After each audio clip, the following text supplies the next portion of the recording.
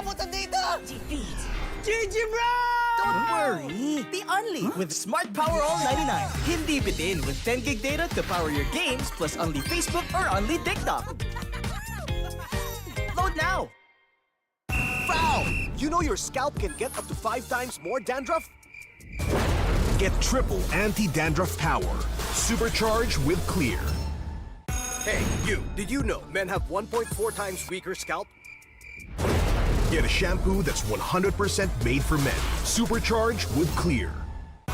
Enemy alert. Your scalp gets 1.5 times greasier, causing dandruff. Get triple anti-dandruff power. Supercharged with Clear. Stop and pull over. Your scalp gets 1.5 times sweatier. For cooling power. Supercharged with Clear. Hey, where's your safe place? A place where ideas ignite, where laughter lingers, where work feels light. This is mine, and I'm not gatekeeping it. A chair isn't just a chair. It carries me through wins, through setbacks, through every step forward. And a desk isn't just a desk. It rises with me, stands tall when I do. Through triumphs, through trials, this space keeps me growing. This is my safe place. Home, playground, grounds where I stand. This is TT Racing Home Grounds. For every dream I chase, every battle I face, TT Racing has my back. So I'll ask again, where's your safe place?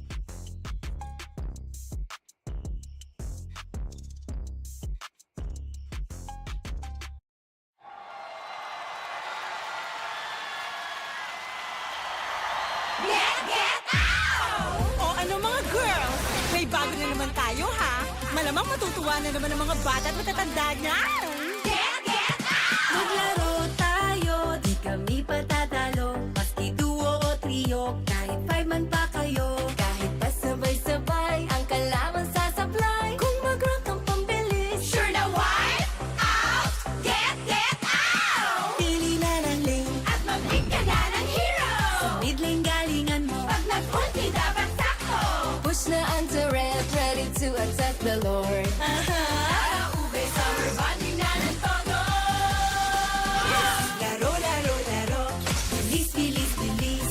GG na sila. Appear, appear, appear. Ay! Natali! Sige, push mo! Laro, laro, laro. Bilis, bilis, bilis. GG na sila. Appear, appear, appear. Ay! Natali! Sige, push mo! O ano, sasali ba kayo? Lahat ay masaya, pwede dito kahit sino. Nasaan ka man, nasa bahay o trabaho, pwede niyong laruin to. Success pag tayo ay panalo! Abilis to be one half, one fourth, one fourth, one half. Disappear, appear. Abilis to be one half, one fourth, one fourth, one half. Disappear, appear. Abilis to be one half, one fourth, one fourth, one half. Disappear, appear. Abilis to be one half, one fourth, one fourth, one half. Disappear, appear. Laro, laro, laro. Bilis, bilis, bilis. GG na sila. Appear, appear, appear. Ay! Natali! Sige, push mo! Laro, laro, laro. Bilis, bilis, bilis. GG na sila. Appear, appear, appear. Ay! Natali! Sige, push mo! Get out!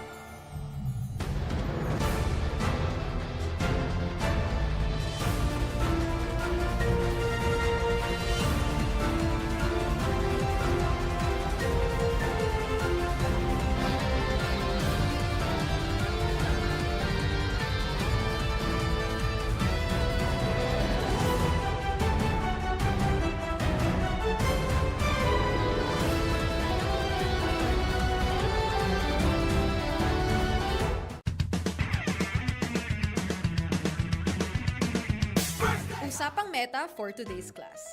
Excited na ako! Meta? May itatagos kaya?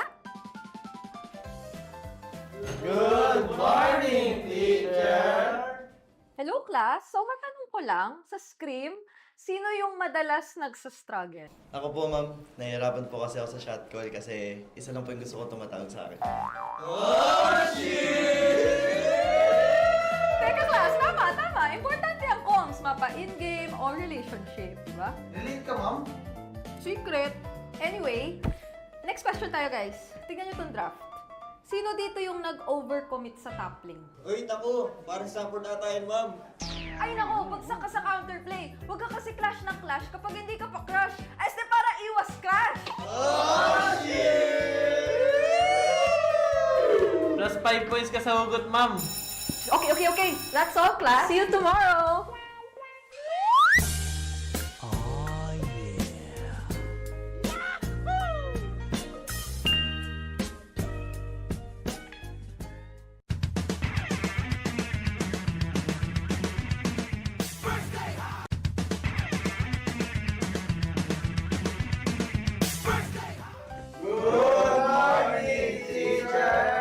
May bagong grading sa loob ng classroom. Sino kaya ang bagsak at sino ang may palag? Okay.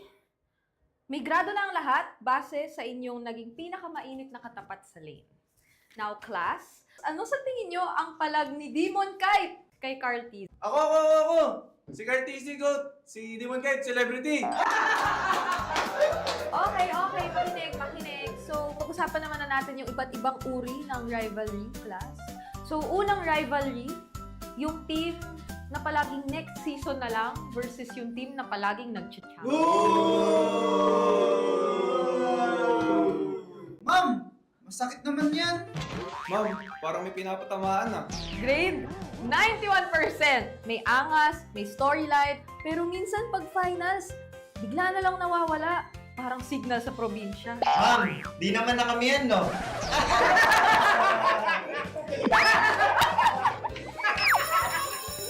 that's all class. Don't forget to study your rivals kasi next week ay graded recitation na sa stage. Goodbye and thank you, teacher!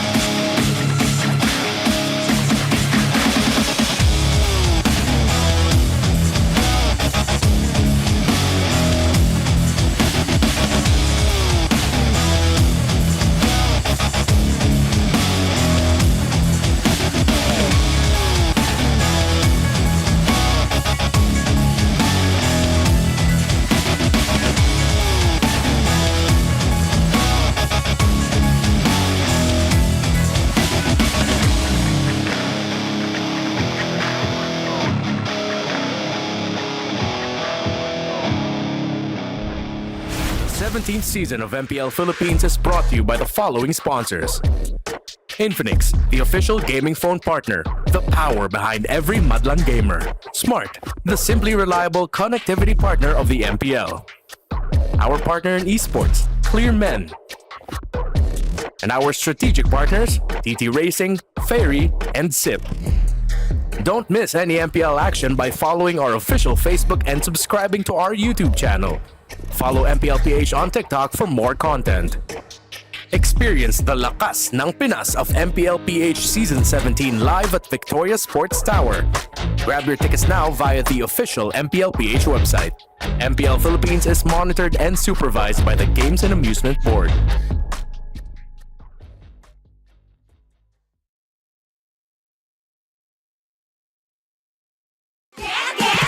Maglaro tayo, di kami patadalo. Maski duo o trio, kahit 5 man pa kayo. Kahit pa sabay-sabay, ang kalaban sasablay. Kung mag-rank ang pambilis, Sure na wipe out, get out! Ay, nadali! Sige, push mo! Get out! Get out! maglaro tayo, di kami patadalo. Maski duo o trio, kahit 5 man pa kayo. Kahit pa sabay-sabay, ang kalaban sasablay. Kung mag-rank ang pambilis, Sure na wipe out, get out! Sabi one hop, one court, one court, one hop, sabi rapid.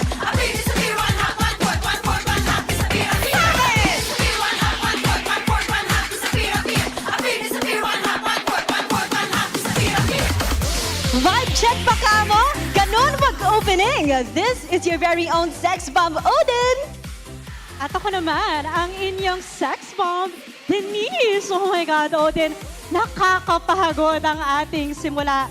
Instant get out for everybody. At saktong-saktong energy na yan dahil meron tayo agad unang match and that is between APBR and Twisted Mind. Kaya naman MPL Superfans, ihanda ang inyong pinakamagagandang sayaw at pinakamalalakas na sigaw dahil today ay Superfan Saturday! Dito lamang yan sa tahanan ng pinakamalalakas. This is MPL Philippines Season 17.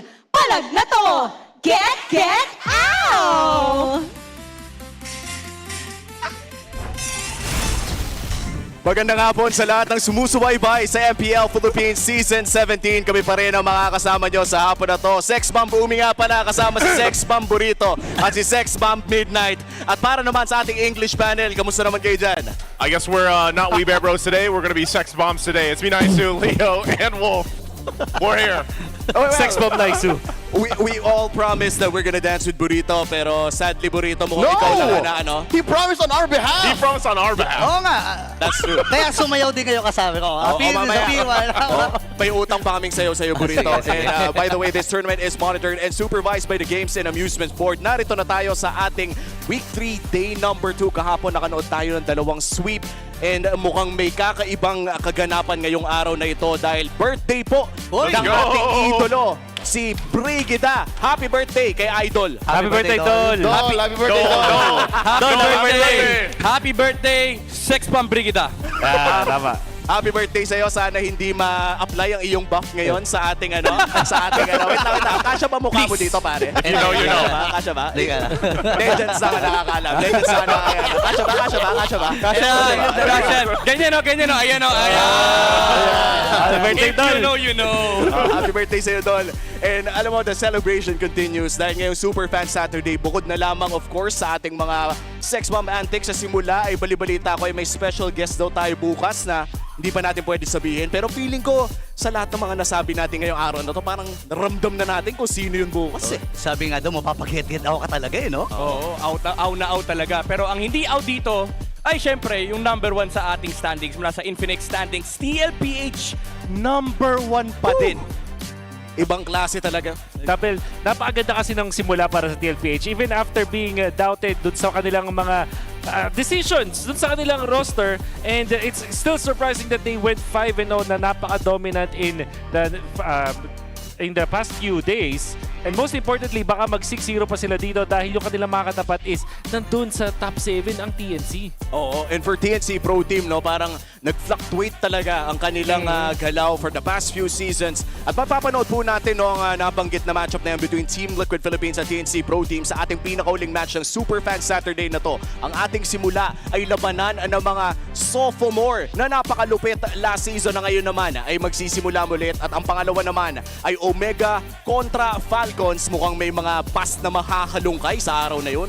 And I can't wait because I was actually watch partying. I was watching the Omega game yesterday, and a lot of my viewers had a lot of interesting things to say about the way they went through that series, and I hope to see them improve today against Team Falcons, and of course later on, that's going to be a banger match. TNC against TLPH. Nagkatingin na kami ni Wolf kasi yung matchup na to, historical to eh. Kasi every time nagtatapat ang TNC at TLPH, kakagaling lang sa talo ng TLPH. So, ang TNC, for 2 seasons, lagi nila nakakalaban yung galit na Liquid. And look, parang napakahirap manalo against galit na Liquid. But mamaya mapapanood natin yan. Ang ating simula ay labanan ng mga general. It's KLVJ versus Lansu. Parehas na captain sa XP lane na hindi ganun kadalas natin nakikita. Yeah, alam natin dito sa side ng the Twisted Minds, usually you would say na si Shonya na matindi or si Nosha, but this time it's going to be Lansu. Apparently ay ang general ng team na to, so since naval sila, siya yung admiral, siya rin naman yung tunay na captain actually. And then he's gonna be up against KLVJ na maganda rin naman ang ipinapakita as of late. Oo, KLVJ from his international stint all the way back here in the Philippines, isa sa mga inaabangan talagang mga manlalaro. Dating child prodigy na ngayon ay tinitignan na bilang isang kapitan para sa APBR. Merong alternative universe na naging karibal ni KLVJ, si Carl TZ. That's true. Ganun kalayo yung narating ng career ng isang The King, KLVJ. Makakarap niya ang isang journeyman din, na minamasahe pa ng kanilang roamer at sino man. Ang dami nila doon. Lansu, who I believe through a conversation earlier before the match, parang kanilang leader nga in-game. Yes. I mean, it's the King versus the Admiral at makikita natin yung mga stats natin dito. When we look at the numbers, ano bang sinasabi ng mga numero sa atin? Alam mo, makikita mo rito si Lansu, talagang admiral na admiral. Ini-embody niya yung kanyang pagiging captain. Most of the time nakikita natin sa Twisted Minds, he is the body shield. Kumbaga, siya yung tumatangke ng lahat ng poproblemahin ng kanyang kakampi, walang problema kasi sasaluhin niya lahat. Shot call siya at susunod lang yung kanyang mga kampi. Kaya feeling ko minamasahe siya ng Twisted Minds. Boss, masakit na ba yung muscle mo? Oo. Ganun din kasi sa in-game, siya din yung minamasahe pag naka-Urano siya, pag nakapag-alis. And then si KLVJ, ang difference naman is, para siya yung setter, para siya yung catch type. At I think mas successful ang AP brand kapag catch type yung heroes ni KLVJ. Yeah, ako mag-agree ako dyan. Kasi again, dun sa mga past performances nila, Sora talaga yung bumuhat. Nakita natin kung gaano kalupit si KLVJ sa paggamit nun. And speaking of KLVJ, nakita din natin kung paano siya maglaro with carry XP laners, yung mga tipong bumabawas talaga. Pero bago natin puntahan itong matchup na to, ay panoorin muna natin ang video na to. Ano nga bang sinasabi nila? Thoughts ko na maglalabang kami ni Lanzo isa na. Parang excited din ako kasi para sa akin yung mga laro ni Lanzo ng mga nakaraan kahit puro sila talo is decent. Like, nagagalingan ako sa kanya.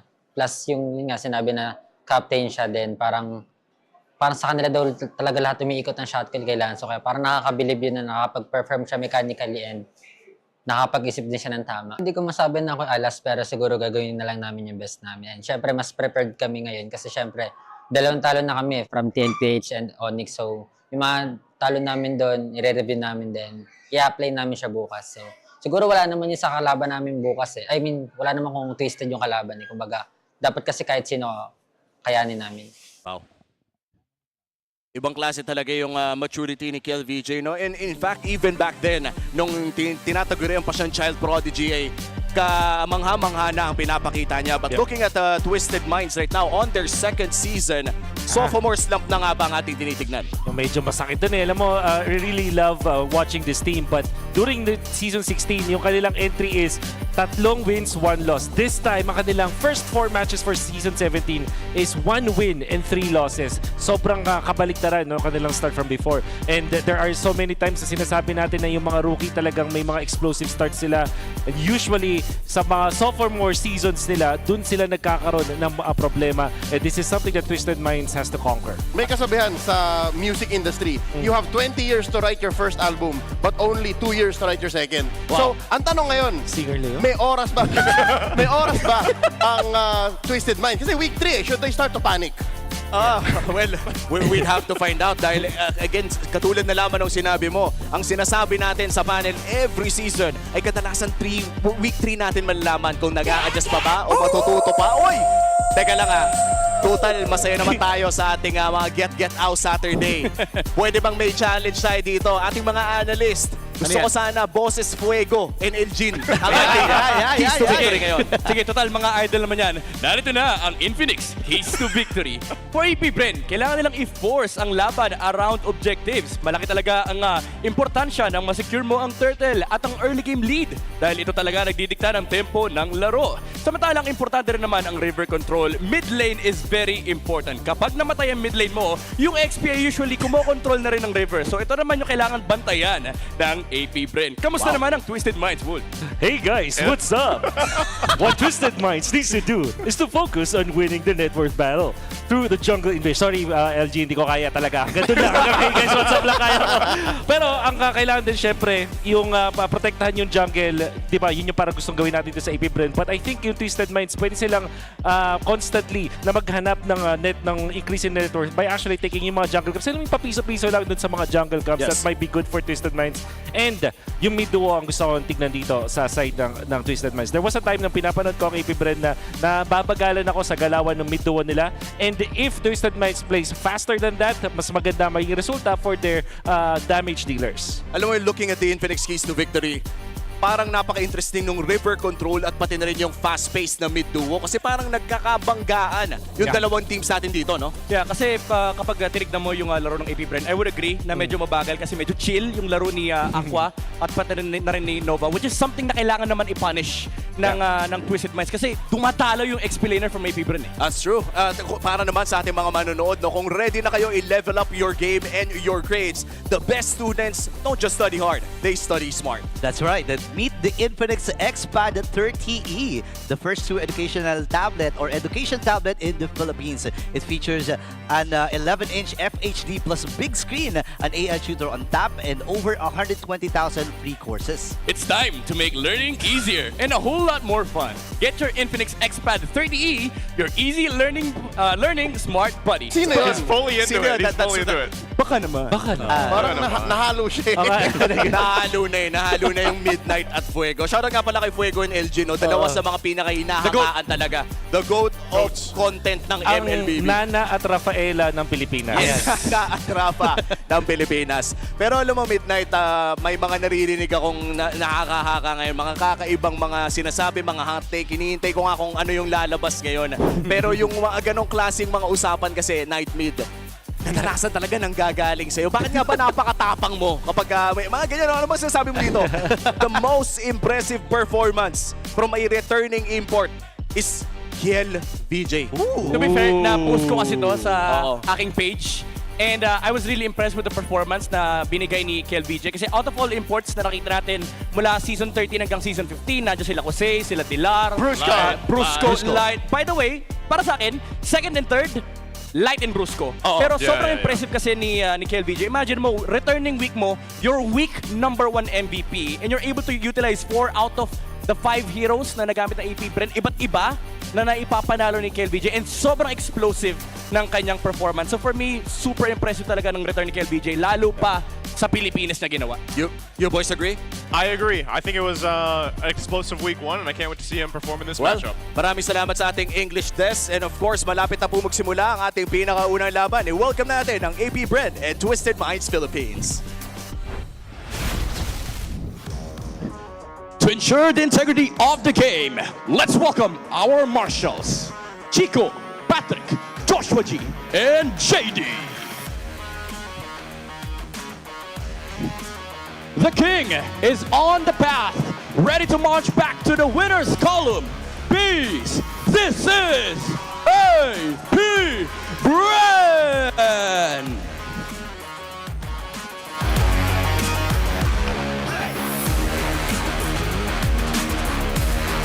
The Admiral is steady and ready to steer his crew back to glory. Minds, make some noise for your Twisted Minds Philippines!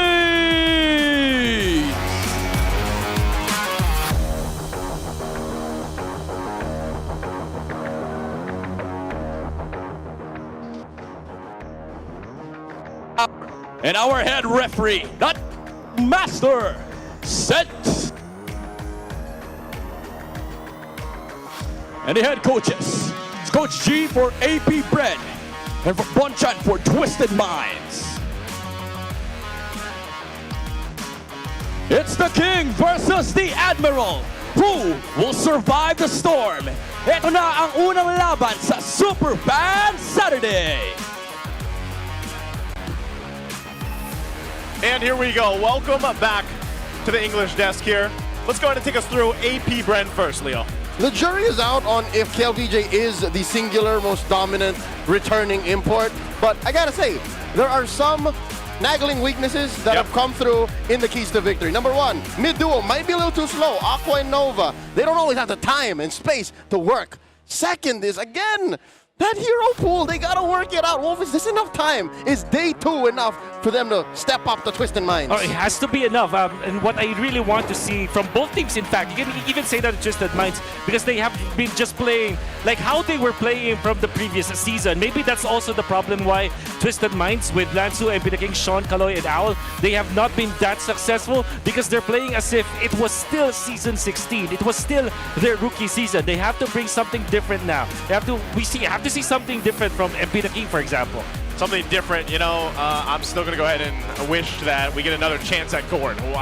They're the team to bring it out. Maybe they bring it out this weekend, but I think one thing specifically, even when you look at the stats, like you guys mentioned, Twisted is having a very different start to the season, especially in this first half than they did in the last one.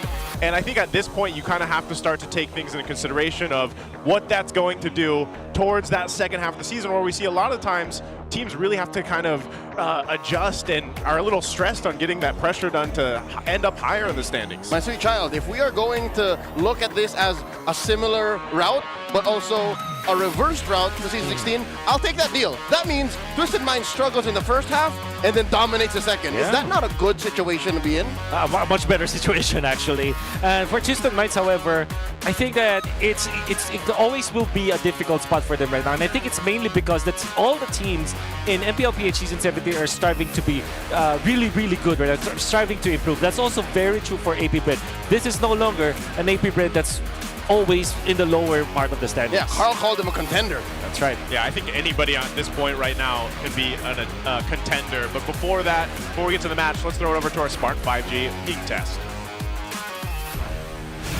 Uy! Mababa sa akin, pre. Alam mo talaga pag hindi kabado yung yung galaw. May pressure ako. Alam mo talaga pag sino kabado sa atin eh. Hoy, mat ako. 90 lang ako. Ganyan talaga pa kasi pagkabado. Awrado kasi kayo kay Nova. Kay Nova. Ayan o. Kalayo, galit na lang kay Nova. Balita ko si Yolak gigil kay Nova eh. MDL pa lang. Pero angas kang watch ha. Yun pre oh. Nag-100 na rin sa akin pre oh. Wala na. Kabado na rin ako. Medyo maangas yung relo talaga. Pili ko may bahala ng mga viewers pag gumawa kami ng mali oh. Ang taas ng heart rate oh. Kabado to. Collab ng Sex Bomb kapon. Nalaman ko na yan kasi sinayaw ni Lanzo yung kapon. Mamaya pag nanalo, sasayaw yan si Lanzo sa stage. Sa interview, sasayaw yan. Magsa-Sex Bomb ba tayo sa stage, pre? Yung BJ, gusto daw ni Kel sumayaw ng get James Frank, ikaw, James Frank, hello? Yari ka boy, level 2 na ako. Okay, I like how that was basically the MP Smart 5G ping test. That's right. A lot to say there. And actually, on that point, let's talk about the heart rate monitors. What do you guys think about that? Because I like what he mentioned about the viewers, because that's what I see. A lot of people are like, oh man, he's so kabado, he's so nervous. Yeah. What do you think? Do we love the heart rate monitor conclusion into this? Yeah. First of all, yeah, I love it. I just really want to know how to make sense of those stats. Making sense, yeah. Because, you know, I think for me personally, because I drink a lot of coffee, my heart rate is always Same. even when I know that I'm mentally okay. So I think there has to be some professional, you know, judgment on this. Maybe we speak to a doctor or someone that can actually explain. Someone mentioned, like yesterday, in yesterday's matches, for example, in the match that the heart rate monitor was showing, they're like, notice the XP laners. They're always like, they're usually the higher heart rate for the teams, and it's like, why the XP lane? I don't think that's a play style situation. I don't think that's because of the role that they're in or the way that they play. I think it's more of a physical thing. Yeah. You know what I'm looking forward to? Physically active players and what their like a resting heart rate is. Yeah, because again, athletes, right? Yeah, that's true. That's true. Physical athletes. So if you're, is it true that if you're an athlete, you're like your resting heart rate is lower? Yeah. The more in shape you are. Okay. And you know, to get there, you need moves, man. So this guy right here, James Banks, the show of the million moves, the man with a million moves. You can see here, this is when he gets to pick, or when Suyo is banned. The results that he has when Suyo is banned. He's one with a box, yeah. He's one with a. He is the box. That's it. He is the Baxia. Hey, he is the box. That's right. Who did I hear saying that anybody can play Baxia? Was this yesterday? This was during our. Oh, this was behind the scenes. This was behind the This scenes. is something to come in the 8G podcast. So a little Can bit of a anybody play preview. Baxia? Oh yeah. Actually, so yeah. There's a group of players who said, "Oh, yo, anybody can play Baxia." Yeah. So what does that mean for James Banks? Oh yeah, this was behind the scenes today. That's right. I mean, it's an episode coming like a week or two from now. Maybe 3 weeks from There now, you go. actually. But yeah, basically that's the idea. Like, not everyone can play the Suyo, but Baxia is not a hero that is, you know, always equal to skill level.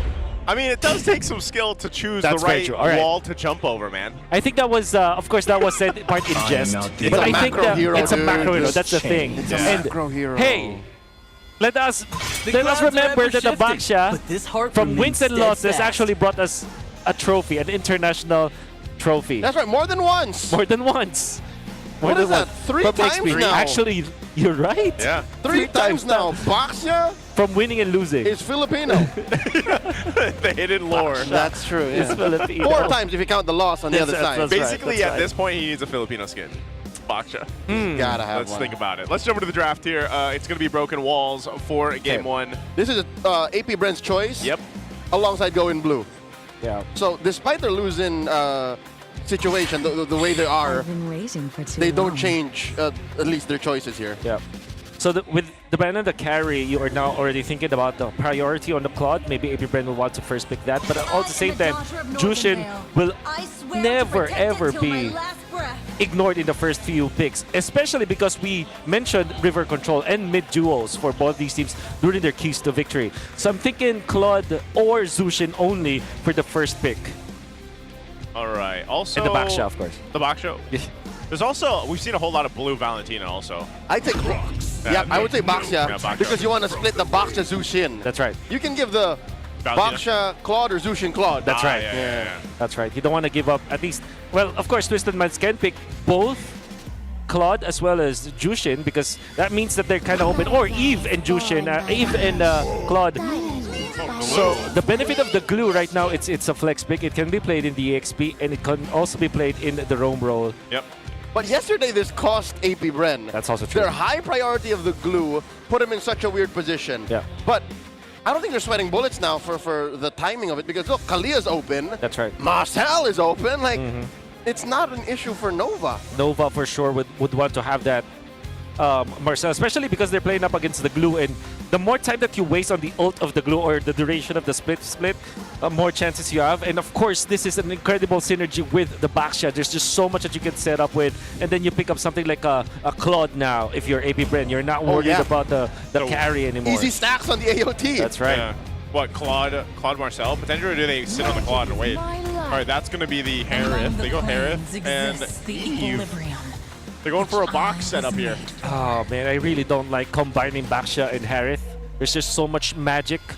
The magic damage, I mean, for so much emphasis. And then you pick at the Eve, it's really good versus the Jushin. And now they give the Claude. And Claude and Jushin going up against the Eve. It's like Eve counters the Jushin.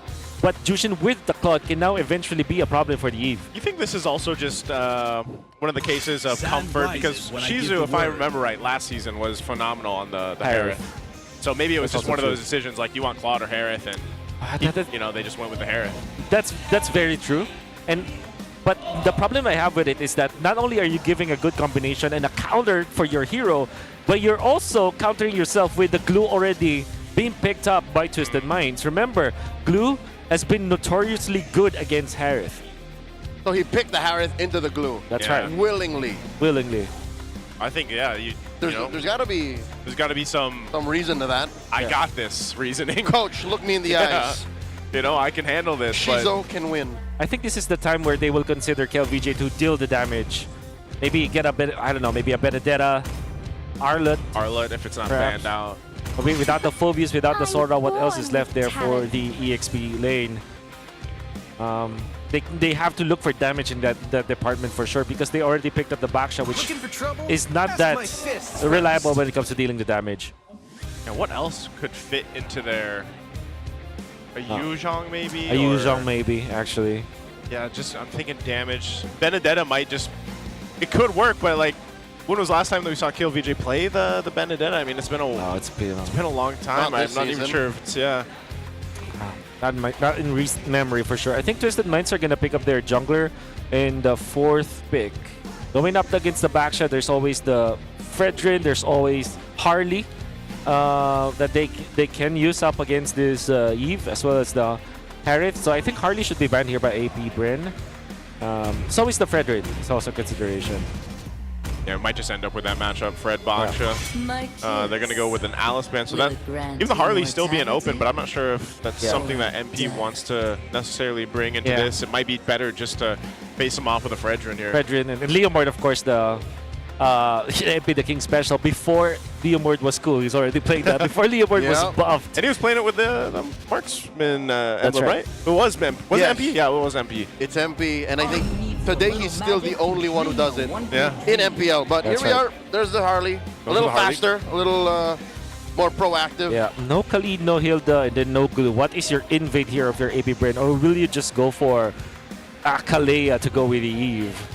But I think I think the Kalea is actually a good option here for APBR. If they want to go defensive, they can always go for the Gatot Kacha, a great hero with a taunt. Yep. And the Grok also makes a lot of sense versus the Claude. So those are the 3 options. And then I really feel like the Arlet for APBR and Yuzhong.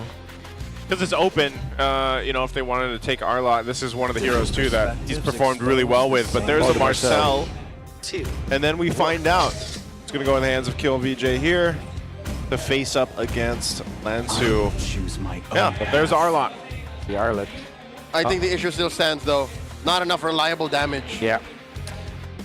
Twisted Minds, they now can put this glue into the roam role and then maybe look for another tanky hero to supplement their front lines. Because Marcel is really hard to deal with if you're just if you're glue from the EXP, so you want to look for maybe a Uranus or a Lapu-Lapu actually makes a lot of sense here. Okay. I feel like I like Twisted Minds' composition more than APBR because of the counters, but this Marcel, the fact that it actually got through, that might be their trump card in this scenario. Well, you guys can let us know what you think, because super fans, you can scan this QR code and correctly predict the match winner to win 1,000 MLBB diamonds. Don't forget to scan there. And also, if you guys don't want to, I'm not sure why you want to miss a chance on 1,000 diamonds. You can let us know in the chat as well who you think is going to win this first matchup of our super. Wow, there's the prediction. Oh, wow. For our super fans right there. 77% leaning towards APBR. Are the mines caught lacking? Because the Hives are standing on business again. They are here in droves. Like we filled half of the stadium with them. Yep. What's going on? Where are the mines at, y'all? Because I'm gonna echo what you just said. I like Twisted Minds lineup. Yeah. It's very proactive. Yeah. They fight when they want to. They're online literally at what, 6-7 minutes? Yeah. Maybe you're doubting 6-7 how dormant the KLVJ fans were. Maybe they're just, they have been very quiet for a long time. And now finally. Yes. Because the King's back. Because the King is back. Oh, they're like Long this, live the king. They're like the silent group of just it's a secret society. The king's back. The loyalists, you know? The loyalists. The king is back. All right, let's jump into the game here. We're in the land of Dawn. Let's take a look at the emblems here, falling into place. Nothing too different. We got Nova running that hybrid over here. This is one of the things I like seeing him. The quantum charge too, like it just allows him to be more annoying on the Marcel. Now I know when we first saw Marcel grab his first couple of wins here in the MPL Philippines, it got back-to-back wins, and so now we get to see it come through in week 3. Was it picked at all yesterday? I don't think Marcel was, right? Did not see a single snapshot yesterday. Oh, MP, very low. KLVJ might get punished. Vengeance through. Wow. Some spell grab, and in comes Nova, the flicker, the takedown. And Lance, who suffers first blood, down goes Kiel. The king has fallen at the hands of MP, the king. For sure, for Twisted Minds, they're going to be happy about that, especially because it was MP the King having a time of his life. So the idea for Twisted Minds is to ban out all of the heroes that can invade the jungle. So they're just left with this Marcel, which will mean that it is not the best when it comes to like dealing damage onto the invasion, and MP the King can just farm it out. Oh, he's gonna go back. Hat-trick, face escape, back in. Kaloi, very low, flickers through, might get taken down here. MP gets a revenge kill on to Nova. Both roamers have fallen. MP gets a double. Aqua, this... That's fancy footwork right there by MP, man. For sure. And there's a reason why this Harley has been so dominant. Now sitting at 3-0 already. You know, you see the strengths of the composition of Twisted Minds, right? They have Kaloi on this glue, a roam glue, that is not going to be as effective as the EXP later, but they put it in the roam. Now it is a good sandbag for MP the King, and also a lot of vision. And if you combo that up with the Jushin, they have so much mid priority. They can clear out the waves so quickly so that they can help MP the King if ever APBR decides to put 3 people in front of this Harley. And that's what Kaloi is doing. Look at this, pushing 4 back into that wide brush. Taken down very low. Can he get the split? Gets the mount! Gets it off. Flickers back. Where they go in? Kiel can't dive in, can't deny the take from MP. He scores a turtle, swiping away Aqua. That's a defensive use of the RWM as Twisted Minds get the big one. Good work by Kaloi. I mean, he just bought so much time and space for Twisted to go ahead and secure the turtle there. Yep. Unfortunate for him to go down, but job done, at least for Twisted. Up, Shizu trading ults with Owl. Blazing duet for the Zaman Force, pushing back the Claude underneath tier 1. Yep. See, this is the reason why you pick up the Harriet, though. Of course, overall, you see that the Claude will be such a good pick for APBR, but the struggle of the Harriet is that it just wins the lane for you.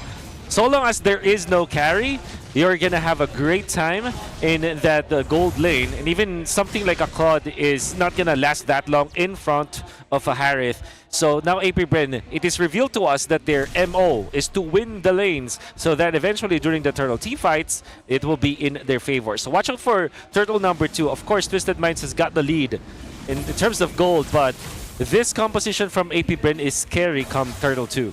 Oof. They know they want to make a play down here, but this is sniffed out by Twisted, so they're here for the counter play. Not sure if this will actually fully commit on either side, so they just kind of stop things, bad things happening to Al there in the gold lane. I think this is what's best for Twisted Minds. Again, I don't know if this is just making sense now, but this makes Teddy's performance all the more impressive. Claude rarely wins the matchup. Yeah, for sure. And it's mainly because it's a pure 1v1 here in the bottom lane. There's really just no help from the members of Twisted Minds into that gold lane. And of course, Harriet will excel at that matchup. matchup. Nova! Put down to a fourth of his health. They commit the Deadly Magics. Massive final slash from Kiel. Taking down MP. No retribution for Twisted Minds. KLVJ taken down by Lansu. 1-for-1 so far. Nova looking for that snapshot. Stopping Kaloi right in its tracks. The split. Saving Twisted Minds roamer. Lansu trying to stop the turtle take away from APBR. Sean underneath. Where's James? There's the retribution. Do they find Sean? Sean gonna get taken down here. The man with a million moves finds him. Oh, just a little bit of disconnect there coming out from Twisted Minds. They did commit onto Nova, I mean. But the fact that Nova was able to run away with this Marcel, again, if you pop your ultimate, or at least you get those snapshots with your passive, you get so much sustain and you're very tanky. And then Twisted Minds got into APBR's zone. KLVJ was just hiding into that bush. not even having to commit the flicker to catch MP the King off guard. And that is what you get from KLVJ when he plays the catch type of heroes. And Sean did not have time to pop the ultimate during the teamfight when MP the King was still alive, and because of that, they just straight up lost that. Sean having to pop the ult far too late meant that they lost so much ground. Oh, Owl here. BMI out as James Banks threatened him, popping that poison. You see that? That sudden final slash? Yeah, I mean, he wanted to use it, but that's what I was wondering. Well, okay, dropping down the Zombie Force just to get the turret. So I think Shizu will be happy with that, and they'll go ahead and rotate across the map. But yeah, this one thing you have to kind of be worried about if you're Twisted is KLVJ's Arlot. We highlighted this even back in week 1. And, you know, he's able to really test the limits, I feel like, with this hero and set things up. And even when we compare the two XP laners, the captains here with both these squads, KLVJ and Lanzo, you're seeing how it's being played out. And even the build that he's going to be going for, he only picked up that little bit of Fury Hammer to have that little bit of extra damage. Yeah. But then he's going to go ahead and build into more of the, a defensive hybrid Arlot. Yeah, I want whatever MP's having. He's spiking at 160. Compared to his roamer and his XP laner at sub 60. Yeah. Look at that, Kaloy's so chill. Yeah, Kaloy is very chill, but I feel like MP the King has always been the most energetic person. And I really love talking to that guy. That's why I always get him on my podcast whenever possible, because it's like as if I'm talking to a shoutcaster. MP's a talker, y'all. He's got a lot to say, man. Yeah. I remember sitting in the audience with him one time, and Sean here put to a third of his health. A fifth, maybe even. Oh. As they catch Shizu! Deadly Magic's enough shields to stop him from popping. He's fine. Turtle here. James Banks on it. Marcel can just tank up so much damage, like Wolf highlighted earlier, especially whether you use the ultimate or not, just the way it works in his kit. So now the fight for this turtle. Does Twisted actually want to do anything here? MP with a sneaky retribution! Space escape out! Just gets out of the RWM as well! Hat-trick again! He's juking 3 members of AP Brand! They try to take him down, but it's not gonna happen. Crimson Beacon by Sean. MP comes back and Lancer in the back line, cutting Aqua off as Nova's next. Flickers on out, catches the Deadly Magics, and that's all she wrote. Twisted Minds, another turtle scored. Oh man, MP the King has not always been on top of your list when you're talking about the top junglers, but this game so far, MP the King has been phenomenal. Despite that one death, a wonderful retribution, and then you see how he juked the members of AP Bren even after the golden hour being committed, as well as the real-world manipulation on just one hero. MP the King making it happen for Twisted Minds. I get why he's such a big star in Cambodia. Yeah. I can hear people watching this now. He's got the moves, man, and it's something that always to look forward to when MP the King is playing. But they've garnered themselves a bit of a lead. Again, Twisted has control so far this early game, but the way this composition works for AP Bren, they can turn it around, especially when we get to the Lord fights. And this is where we start to see also the gold laners come to play here. They've basically been able to just kind of farm up. You see the standings that they have here. They have the items they essentially need to go ahead and contest into this first big objective in about 30 seconds. Nova picking up a little bit of defensiveness here with that winter crown. He's going to need that. Yeah, I think it is expected for AP Bren's members to pop the winter crown just because of the presence of the Harley. And there is also that trick where you go for the golden hour and then you go for regen afterwards. Then you just, you know, spam up your skills, and then when you're in threat again, you go for the winter crown. Of course, not in the golden hour because that's counter to it. I was going to say, you juggle it basically. You stack that's it. Right. Al picks up his golden staff, so he's got that. He's got the Trinity. We're going to take a little bit of a breather here. So just locked in as the Lord comes up as well. So now this is what I was mentioning. You know, they're in good fighting form to contest that first Lord. And the way things have gone, again, I think we're going to see this played out in a way where AP Brand's just like, all right, let's try to get the Deadly Magic out. Let's try to at least get one of those cooldowns down or even survive it like they have. And that's mostly been Nova to survive that. That's why also that Winter Crown can come into an actual big moment for them, because that's one of the main ultimates to deal with. Obviously the Beacon as well with the Jushin across from them. But AP Brand just kind of can rely on that, or it can still be one of those instances where Arlot from KLVJ can set things up with a great final slash. We keep talking about how amazing Nova's performance is, you know, keeping it down, but I think the turnaround, the actual comeback, comes off of Kill. Kill. Yeah. It's gotta be him. It's gotta be a fight that starts with a big final slash, goes long enough, and then another final Yeah, slash. that's right. And that might the in between of those two final slash cooldowns might be the golden hour. Imagine if they initiate and then it goes haywire, they can regen a little bit, go for the golden hour, and then the final slash will be ready thereafter. I'm curious though, did Nova actually pick up the favor or the encourage? Because there are two schools of thought when playing the Marcel. There is that encourage, the people who really like to play the encourage first. They just fight. And then there's the other school of thought, which I am also part of. I like favor onto Marcel. Because you see Marcel, you don't really think about it's like an enchanter or it's like a healer type. But if you pop it in the favor, and then during the mid game, you'll be surprised how much you can help your teammates and yourself, of course. Well, let's see. There's the chop. We're going back in. And like I mentioned, the Lord is up. So what does he have? Let's take a look here. Do we have? Well, we don't have it just yet behind us, but he's got encourage. Phase boots, encourage. He's not in your camp, Wolf. So he's on his way to the Oracle. All right.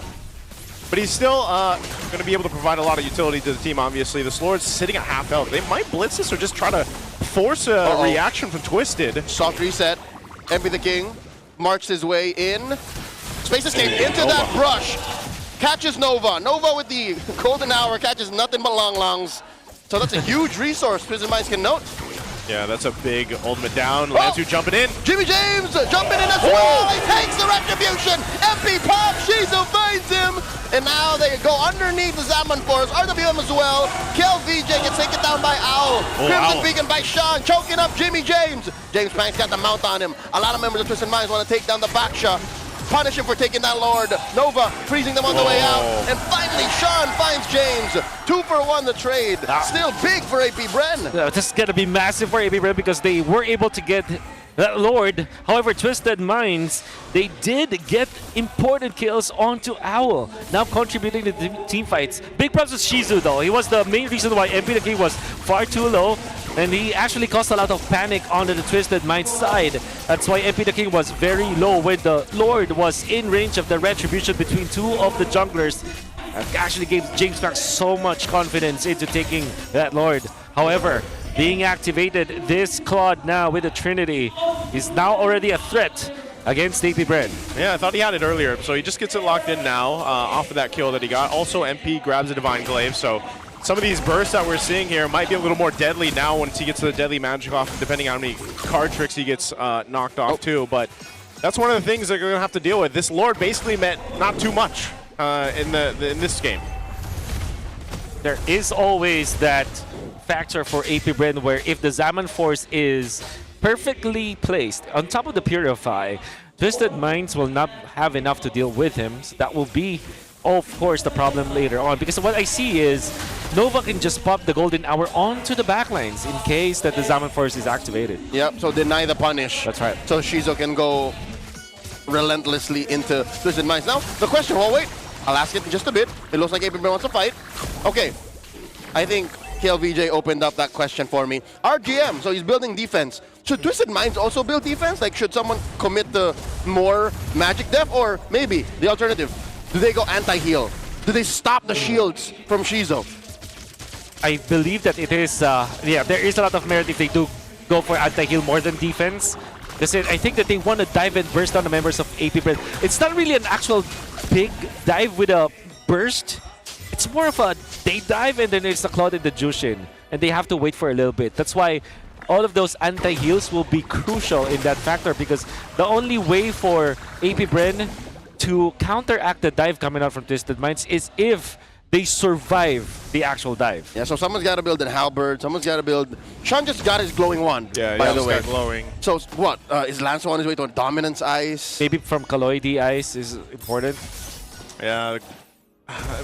Either way, I think it's going to be tough for them to actually convert some of these team fights right now. Nova picking, or no, Aqua picking up the Divine Glaive, so he's got that. I mean, he's got his own glowing wand too, to kind of deal with the sustainability that comes out with Twisted's lineup, especially with a glue for Kaloi. But now this Lord is up. This one could go more or less the same how we saw in the previous one. It's just maybe the positioning will be better from Twisted. James Panks himself picking up a winner crown. So we'll see. He got the retribution off previously. Can they win a fight This time, trying to get in position. Nova spotting things out. Oh, they're from Twisted. Getting some snapshots off, and now Lord less than half. Final slash! Compromise MP the King's positioning! RWM coming up! Aqua takes that Lord! The Zaman Force dropped in. Oh, she's they can't fight. MP gets popped one more time. Brrr, yeah. In comes out with the blazing duet. Sean turns up a kill. Double kill for him as Nova falls. James Bank's gonna be up next. Where you going? There's the freeze, and then the eventual takedown. Triple kill for Sean. And those are stacks for Sean, as we just mentioned a Sky Piercer earlier. Yeah, what a great take coming out from Twisted Minds as they counter-engage against AP Bread. Although, you gotta say, KLVJ is the problem for MP the King. They're also the reason why Shizo eventually was able to take out MP the King. The combination between these two side laners for AP Bread is phenomenal, but Twisted Minds, their mid-duo, that really is the problem. We can see through the replay, Kaloy and Sean not punished by AP Bread because AP Bread were just too focused onto MP the King. And of course, Owl on the other side, making sure that Shizo is always getting damaged by that Blazing Duet, is also out of the fringe. James Max and KLVJ could not reach them. And we are also seeing why Twisted Minds, or why we favor Twisted Minds' composition. You can see this dive from them. It's just too good. I love the veterancy and the ballsiness of Owl to position there when he knows that there's like 2 more members of AP Brent to his left. Yep. I think he's almost in a sense of the safety of having a Jushin, for example, like fighting around that beacon, and then even Kaloy on the glue. The threat that they have in such of like a circular area is so threatening that Twisted has with his composition. And what we're seeing with AP Brent is, they're having difficulty finding that window where they have that opportunity to either get the objective, the Lord, or even win a fight once everything's kind of expended. But it's fighting into a beacon and a Blazing Duet that's so threatening. Yeah. And that's also the reason why I kind of didn't really like the Harith going up against both Jushin and Glue already, because when you do pop your Zaman Force, surely you have your Purify, maybe you'll get the Winter Crown eventually. But the fact that after one set of dashes with the Zaman Force, you're left with nothing, and if Twisted Mind survives, you see how deadly it could be for Twisted Minds. But of course, I think that there is really a fix here for AP Bread. If they go front to back, I feel like, against Twisted Minds, and then take advantage of the golden hour, that is the dream scenario for them. Make sure that Shizu's always going for the -1, and maybe not focus on the objective anymore. Surely they're getting all of these Lords, but they're not winning the team fights because they're not utilizing their composition the way that it was designed. Yeah, part of that fight for the Lord that we've seen now twice, it's going to get tougher for them, especially when we get to evolved Lord territory, where even if they throw themselves to fight Twisted, they're going to just have a bit of a rough time dealing with that circular area. You see Owl picks up his Malefic Gun, concentrated energy for MP the King too, because MP is actually the one, he's basically the squishiest one. He's probably a sacrifice at this point. Yeah, at this point, he's more of a distraction. He needs to stay alive for the Retribution if he can get it off here. So they're starting it up. Yeah, Lanzu has the D-Ice already, by the way. So this is also what we talked about. They got 2 sources of anti-heal. Yep. All right. That ultimate from MP the King will be back up. Energy Magic will be there. James Pank tanked up a lot of that, but it's just the same thing. It's on this side of the map. They're fighting for space to set things up. Aqua, especially on the eve, where he wants to set up his RWM. And Twisted essentially doing the same here. Half health right now on this Lord. Not sure if they're going to push it, but they jump in. Okay, Lord here, down to a quarter. The rest of Twisted Minds, it seems like they want to oblige, and the Lord gets soft reset. Yeah, they're just going to continue to do this. Kaloy also picking up the Immortality, so he's playing a little more zealous here up front, but might just be in trouble. Oh, Kaloy with the flicker, repositioning. Big knockup by the Lord. Shizu with the Zaman Force. KLPJ jumping on Owl. Owl with the Blazing Duet. Into the back line. Down goes Shizu. Golden Hour. Catches a few. A lot of members of Twisted Minds underneath it as well. RWM Nova gets taken down by Kaloy. KLPJ gonna get taken down too. Double kill for Sean. In the back line, it's James with MP the King. Hat trick coming through. Card trick throwing it out. This is already looking bad for AP Bren. On the defense, they do have the Eve. But this is the entirety of Twisted Minds. Lanzu can actually jump onto Aqua. Oh, he does. Bravest Fighter to the face. And they get that inhibitor up top. Mid gonna be up next. 2 lanes penetrated by Twisted. Oh, MP. MP. Oh, nice choke here by Sean. James Banks running away. Pausa Poisans, a little bit of damage reduction. Next up is the base. Waves crashing in.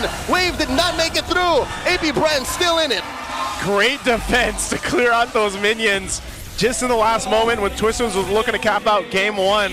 But AP Brand buys themselves some more time. 7,000 gold behind though, and it's the same thing when we saw that fight break out. They lost the battle. The team fight is not in their favor right now for AP Brand. How can they turn these team fights around? Is it all on the whims of Kill VJ to get a final slash or set something up that way? Yeah, first, don't panic when Kaloy is trying to go for the plays. Second, take note of Lansu. Third, go front to back. I think that's the only solution here for AP Brand. All right, they start off again. Same thing as Deja Vu for this Lord. Fighting for positioning. A couple flickers down, though, on both sides. Both teams probably just going to wait for all those to be available as they're crucial battle spells for both these comps. Whoa, whoa, whoa, whoa, whoa. Oh, what is MP going? MP, you're in danger. This is not good. Oh, massive space escape, but does it again. Yeah, he's playing pretty aggressively, pretty up front. He wanted to go for Aqua, but they got to clear the base, so this is an opportunity for them to go ahead and secure this Lord here. That's a clear go. Shizo with the Zaman Force. Lord here at 10 of its health. Lansu, bravest fighter in. The choke by Sean, displacing James Banks. Twist and Mind score their first Lord. All right, Lord secured. And unfortunate for AP Brand as they had to divide all of their members. Of course, it was MP the King's doing, but also the fact that they have pushed the bottom lane naturally and timed their take onto the Lord when there is a fat wave of minions already in the bottom lane. Chubby. Chubby wanted that, and as AP Brand will have to answer that they divided all of their pieces. And Twisted Minds have played so perfectly. They even punished James Banks when James Banks wanted to go for the steal. That is so good coming up from Twisted Minds. And you know what sucked? They lost that turret anyways. That's right. There's no free defense. The flicker in by Kaloy. Who's he looking for? No mount just yet, but James Banks is compromised. James Banks down to a third of his health. Golden hour. Where are we going? She's up to the side lanes of this fight. The box has been depicted, and now Kaloy gets bursted. Aqua 2, James Banks is down, and the base falls. Quick take by Twisted. And unfortunately, real-world manipulation and golden hour. You would think that it has great synergy, but it did not happen in that time. It was the final slash into the golden hour. Also not that good when it comes to how good it could be when it comes to synchronization, you know? I hate shapes. I hate shapes. Squid Game is not gonna work, unfortunately. I see what you did there. There's a hair up there. Synchronization. That's right. That's right. The synchronization. Synchronization. But yeah, what I'm saying is that you want to burst down the members of Twisted Minds with the final slash. I think the real dream scenario for AP Brand is not final slash into golden hour into real world manipulation. It is final slash into real world manipulation, then golden hour the backliners, the punish. Yeah, the golden hour has the potential to really mess up rhythm or flow of a team fight. That's right. And you saw it for a moment there, but then it was almost a little bit too late too, just because of the way the nature of this game went for game 1 and where Twisted was advantage-wise. I mean, if you think of all these team fights we're seeing here, they're majorly going over to Twisted. That's right. Wait, whose backline? Theirs or Twisted? Twisted's. But here's the thing, Twisted's backline is just Sean. You never know where MP is. That's right. Or Owl. But it's worth it to just pop it there into the backlines. I feel like you have to really isolate, because I feel like when they do go for the golden hour into the real world manipulation, it's very exciting. But get out. But this guy, Sean, what he does is that if he gets caught in the middle of the golden hour and the real world manipulation, first of all, he makes sure that he still has the ultimate. Right? So what happens afterwards is you go for the real world manipulation, you think you already caught the Jushin. What he will do is to pop the ultimate, all of a sudden he's out of the zone, he's already stacking up the lantern onto the Eve. Now Eve has to decide, should I still go for this ultimate or should I just accept my death or get out of there? And that's why I think it was so difficult for AP Brand to beat this lineup. It's an anti-box lineup. It doesn't fight the orthodox way. For sure. Yeah. Because there was only really one kind of golden hour for Nova. Yeah. It was the everyone in it. Yep. And this is, as we look at the highlights here too, Sean, I mean, he had the stacks on the Skypiercer. I mean, he went 8-1 here. I think he got 4 of those kills after he had gotten the Skypiercer. But again, it was just such a good approach, and that's what exactly Wolf is mentioning. It's this anti-box composition that works really great, and that's what we were highlighting. You see all these team fights. It was so difficult for APBR to actually fight to these because, as you see, the beacon, the blazing duet, and even if you survive those initial ultimates being used, you can't escape. There's no way for you to really get out of there, especially with a Jushin across from you.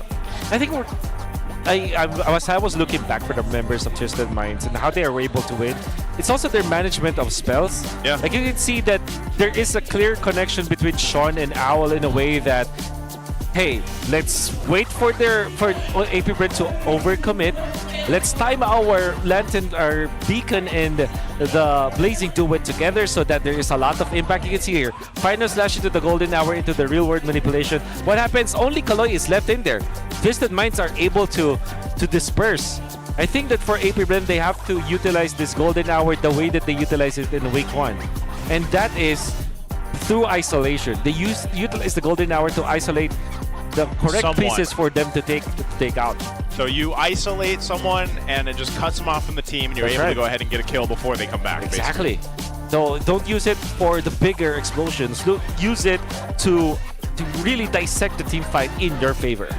I feel like that's why I kept on mentioning that, because I saw that being played by Nova the first time. Yeah. I was actually surprised on how Marcel could actually achieve that kind of gameplay, and it's just so weird to not see APBR do it again in this scenario. But also, the credit goes to Twisted Minds.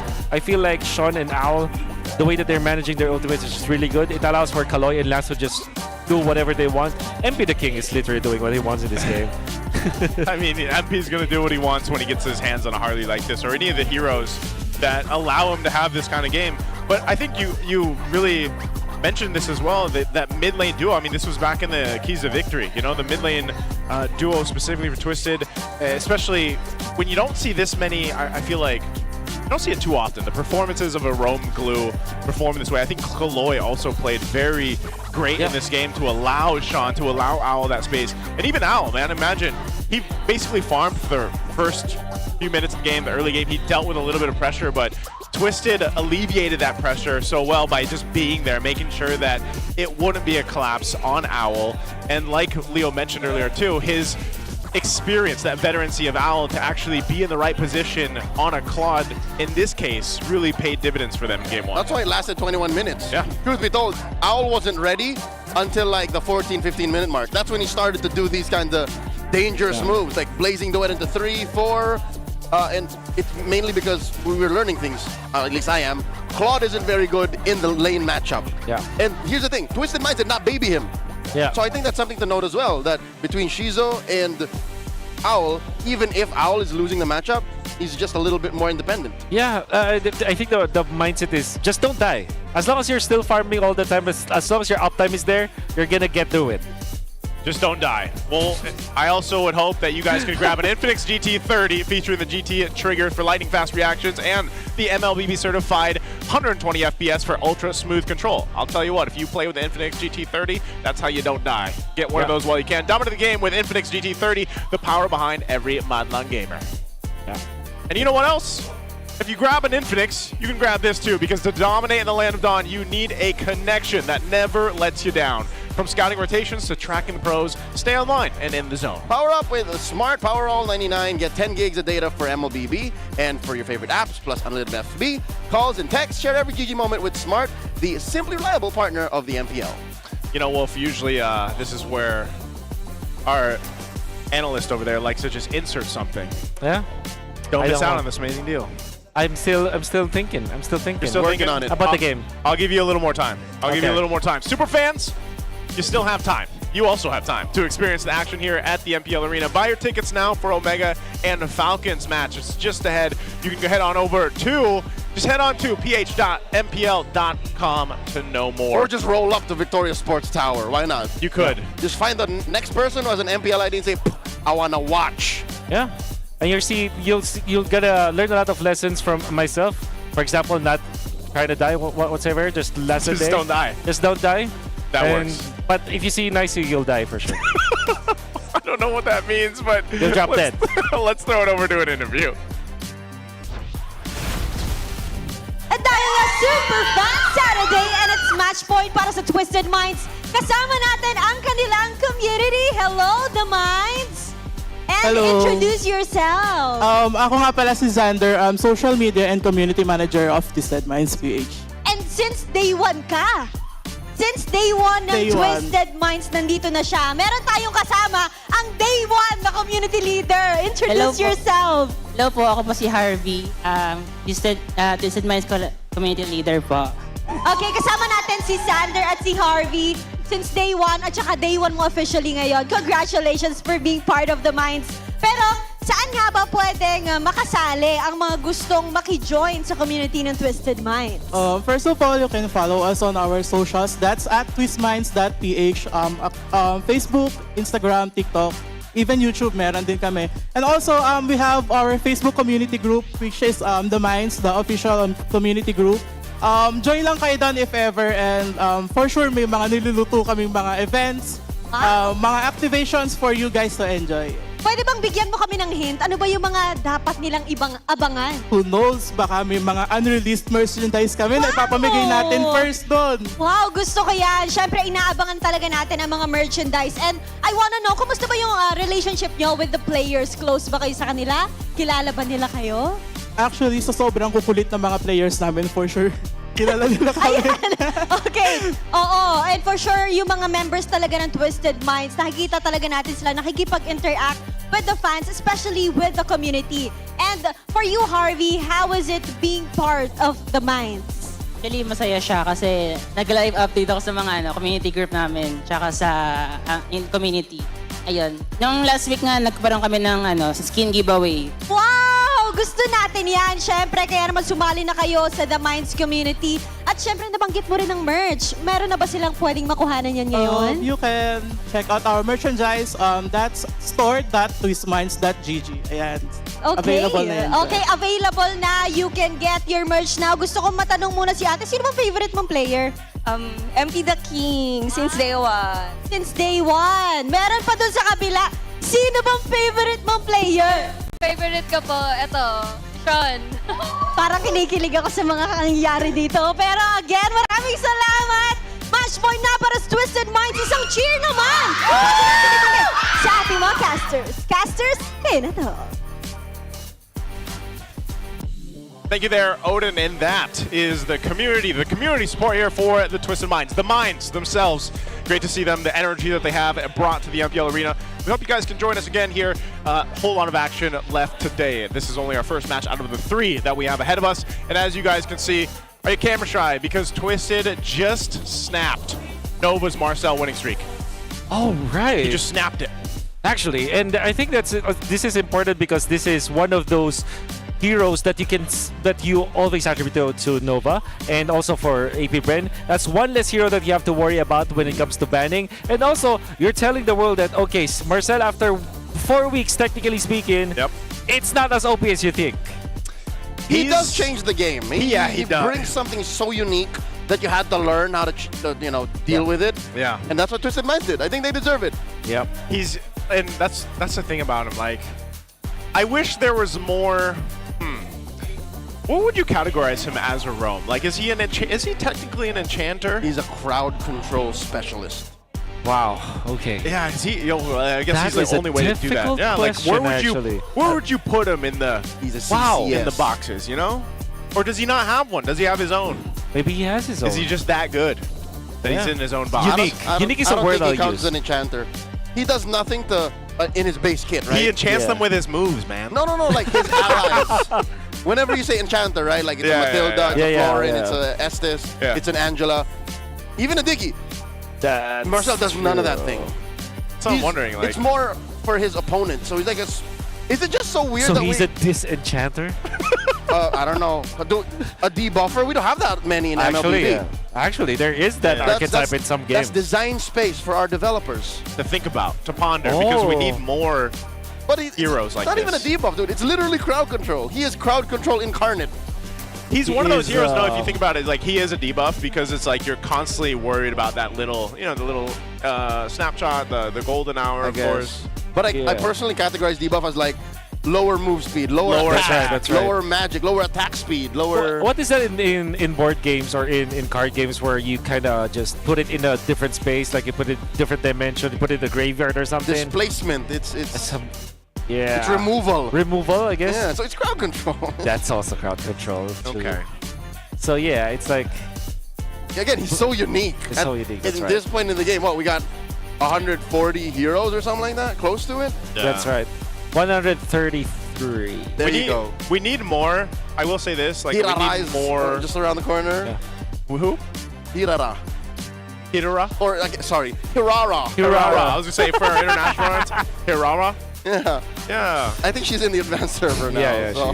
she is. We need more roams anyway. As a roam main. You know what? I agree.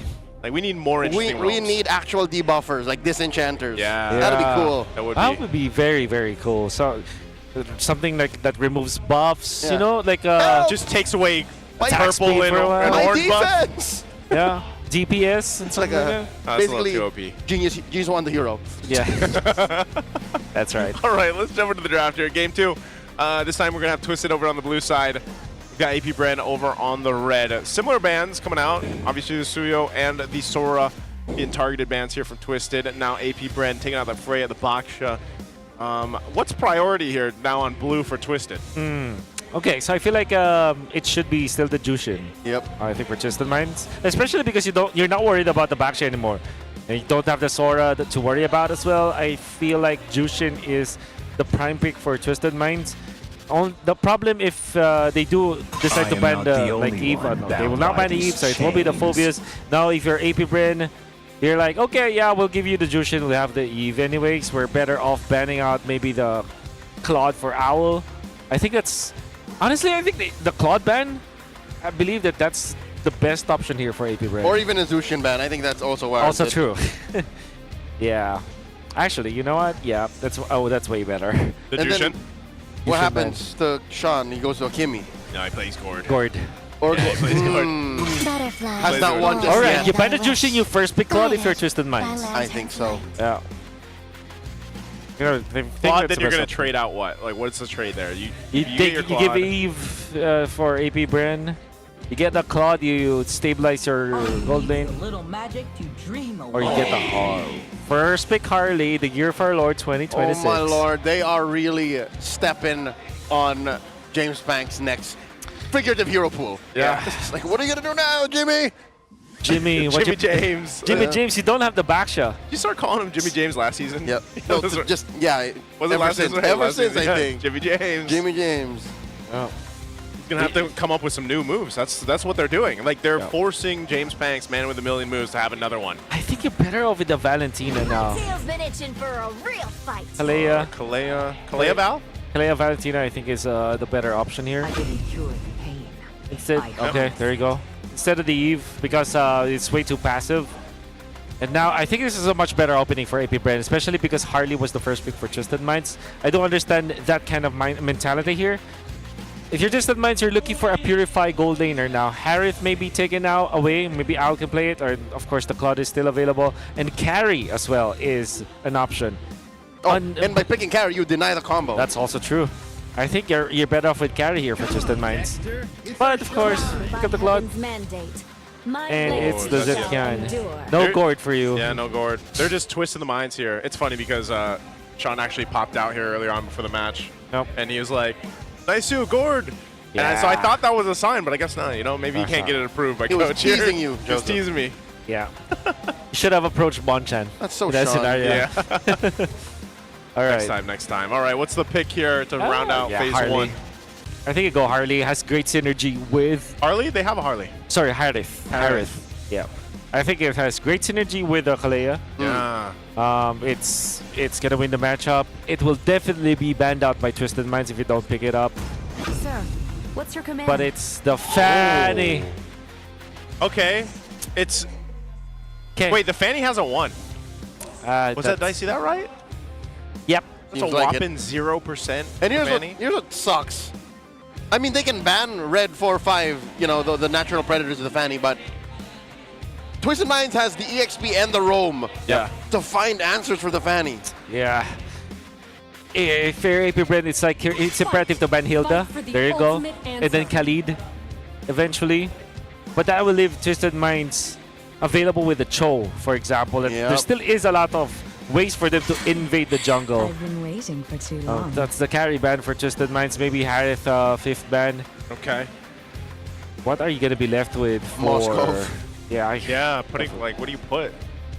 The gold lane there. Moscow, actually.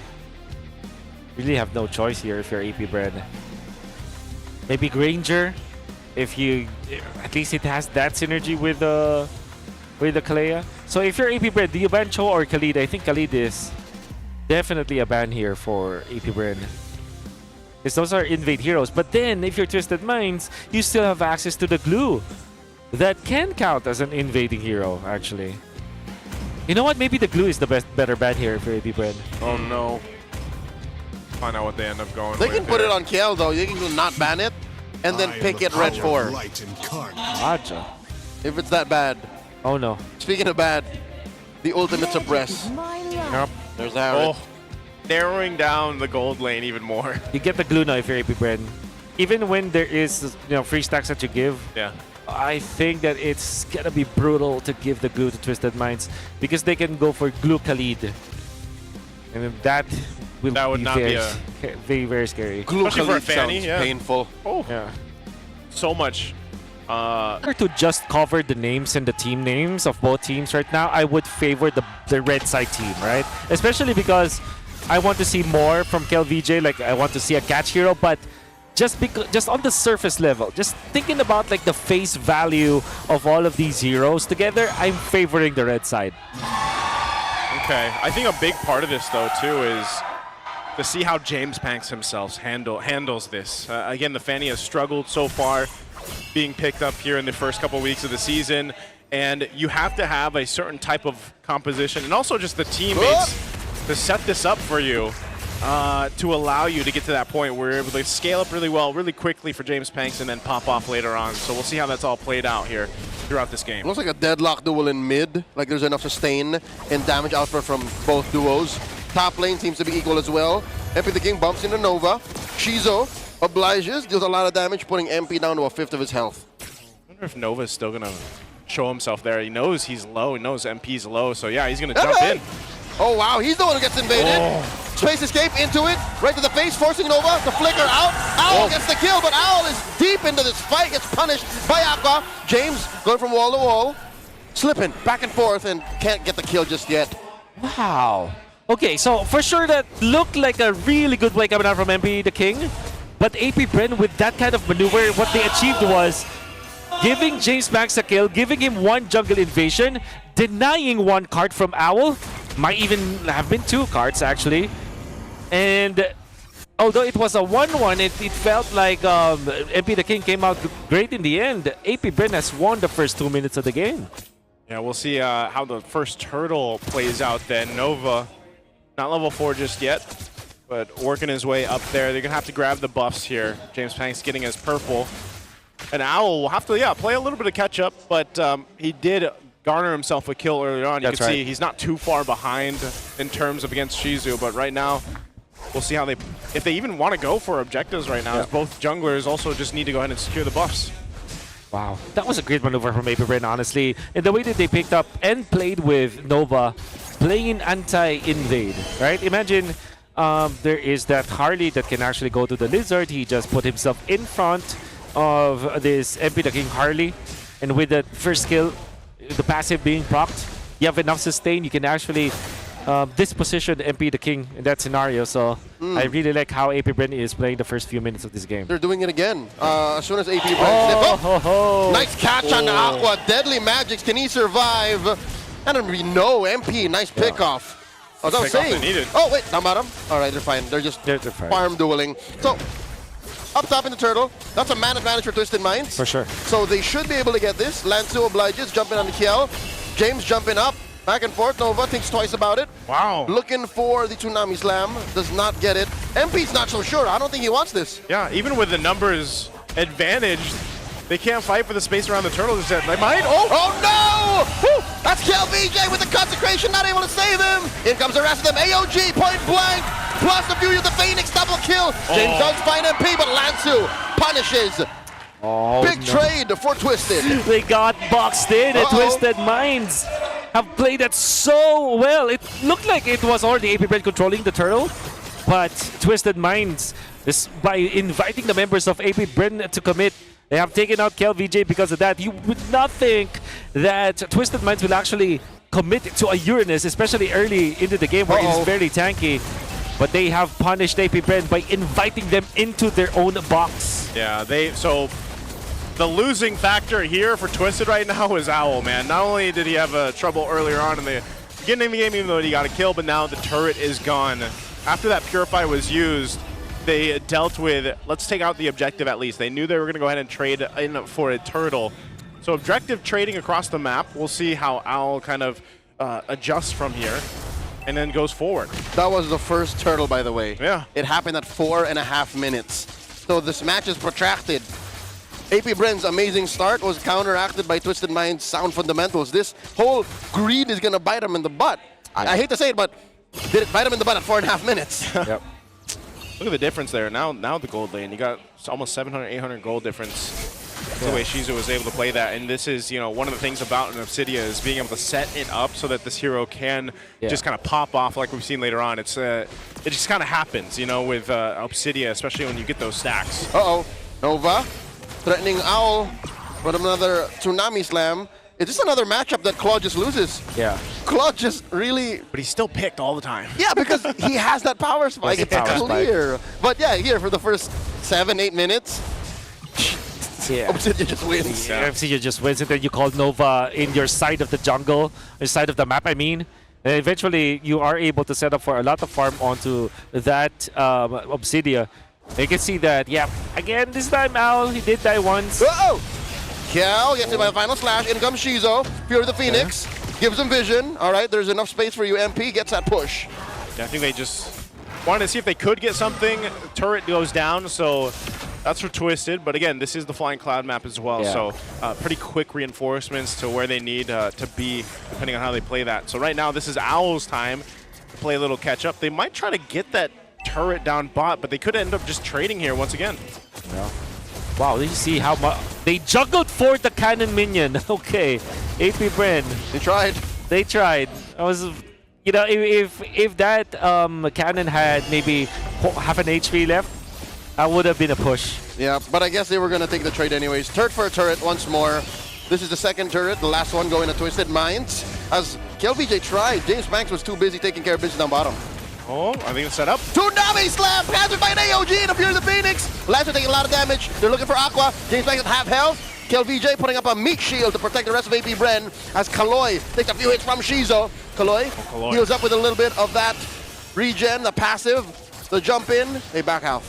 Back out. A whole lot just happened there, but no one died. A little bit of battle spells used, obviously. Lansu with a vengeance and a final flash. No one home. It's a mix-up of a backing off and backing out. Back out. That was actually so much. There's so much promise. You can see from Lansu with that final slash, but APBR was just also prepared for it. The fact that nobody died in there would mean that Twisted Minds will have a little bit of an advantage, especially because Owl is playing catch up into the bottom lane. Still a lot of gold that he needs to get. He's one band down. Yep. The fact though that remains is that James Banks is unable to really take off with this Fanny. Fortunately for him, there is only one death with this Fanny. That means that he is able to farm, but we aren't really seeing any impact at all. Maybe the only thing that really is working well for James Banks is that he is not denied of his own purple buff. So at least there is some comfort and some threat for this Fanny, but there's still really just nothing that you see from this Fanny from James Banks. And I would say that that is important because typically when you see the Fanny, it rises in the early game. Yeah, and then you kind of taper off a little bit towards the late game, but even so, he's got the two items where he's still kind of a threat, right? He's got the Blade and he's got the Malefic Roar, so even if he kind of waits for his timing to enter the fights, especially when we get to the Lords, there is potential for him to just do enough damage and then to allow your Obsidia to go off. And that could be vice versa. Aqua as well on this Valentina, depending on what ultimate he decides to take, could be crucial, because we have seen it before. Valentina taking a Final Slash, for example, could end up taking the Avatar of the Guardian from the Gatakancha, or yes, just the Fury of the Phoenix even. So there's a couple things that Aqua could... Flicker Final Slash! Finds Aqua, did not get to respond! Aqua can't do anything if he's dead. Wow. That's the Fury and Final Slash combo. I'm going back, go back to what Wolf said, just don't die, man. Just don't die. But I think that this is Lansu just understanding that the weak link for AP Brent is the mid lane. Well, Lord, a quarter of the health right now. They're going to commit to this. They get a revitalize out. Kaloi just playing up front. He's fine. Lord secured now for Twisted. Non-starter for AP Brent there. Whew. They have tried to take out Aqua 3 times. I'm talking about Twisted Minds, and they were successful 2 out of the 3 times in the mid lane.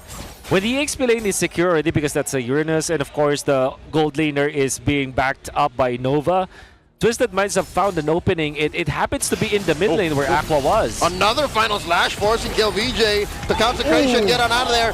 MP the King and Owl have fallen. This is going sideways for Twisted Minds. James Banks finds him. Oh, that's 2 down. Why is Twisted Minds still fighting this? Nova with the passive. Lanzu falls. That's 3 down. Not enough damage. Fury of the Phoenix. Exact. And it comes from the backline. Jimmy James. And it's just Kaloi left. Slipping. Jimmy is online. What does happen? What? I mean, I think they just got themselves in the foot off that one.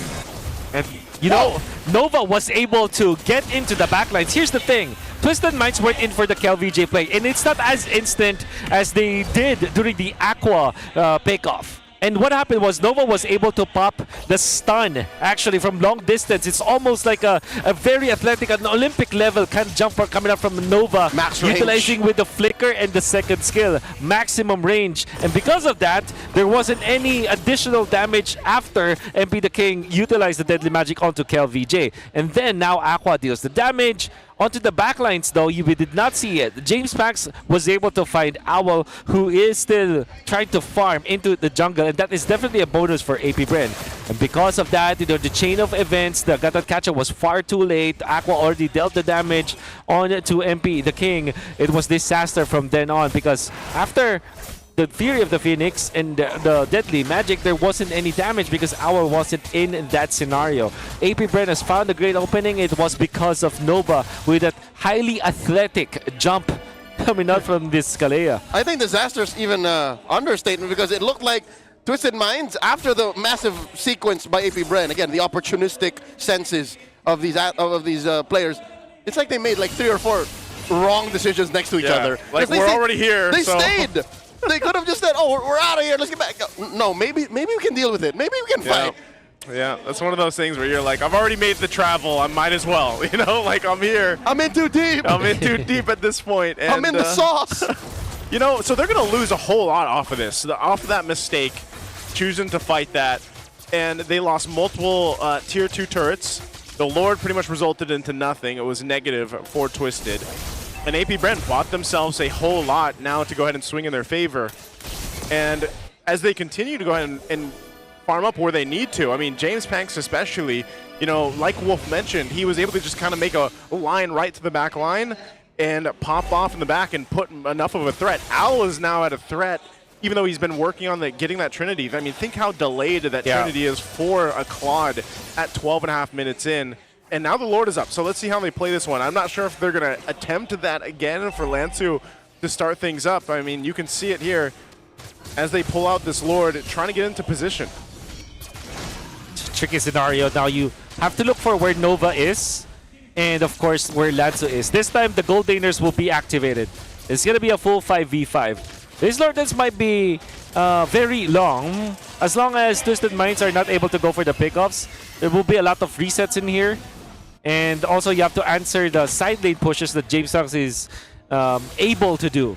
Fortunately for Twisted Minds, they have secured their bot. Their bottom lane is okay for now. Yep, they might even lose that tier 2, but for the price of the Lord, yep, I think Twisted Minds should try and get that trade. Oh, Kalea. Good matchup on Kiel. Nova and James Banks holding this Rogue Brush to the left. No one's checking it. Sean's still holding on to the Fury of the Phoenix. Is he using it for the They're fight? going for the conceal. Oh no, MP at half health. Caught by James! He gets him. That's a man down. Twisted Minds. Did not see that coming. Fury of the Phoenix. They find Nova. One more final slash coming through. Blazing duet from Owl. Can they take down Aqua? The answer is yes. Sean finds him. And now the BMI back on the kill VJ. James Banks, they're juggling him. They're juggling him. And it's Lansu on him right now. Owl as well, compromising Shizo. He can't fight 3. He can't fight 4. Kill. Down goes Sean. They're gonna go for the Lord. Kill. And there's a big Lord steal by Owl. And now Kill gonna be next. Lansu sacrificed himself for the better of his team. Twisted Minds, a Pyrrhic victory in the Lord pit. That was a little messy, but ultimately Twisted ends up with the Lord. What happened in that fight? So many good things happened for AP Brent, but also so many bad things happened for themselves. They went in for the conceal play, and they have found that kill onto the MP, the King, Harley. Great play coming up from James Pax, and of course, Kel VJ was the one who spotted that out. He was the spotter, and he reported to his team. They have eliminated MP, the King. Now, during the team fight, it was a good push and pull coming up from both Twisted Minds and AP Bren. Good tug of war. In fact, the Twisted Minds and AP Bren were able to successfully do. But when James Max went for the Lord, it just so happens that the knockup was ready. AOG plus a Fury on the Shizo, and Shizo gets taken down just like that. The push continues. Turret number 2 in mid goes down. Lord crashes into that inhibitor. There's still a minion wave. Alongside it, Owl wailing away. Owl still holding on the blazing duet. Owl looking for it at the back line. Goes for it, and the Lord is still up. 3 defenders from AP Bren. Down goes Owl. James takes care of business.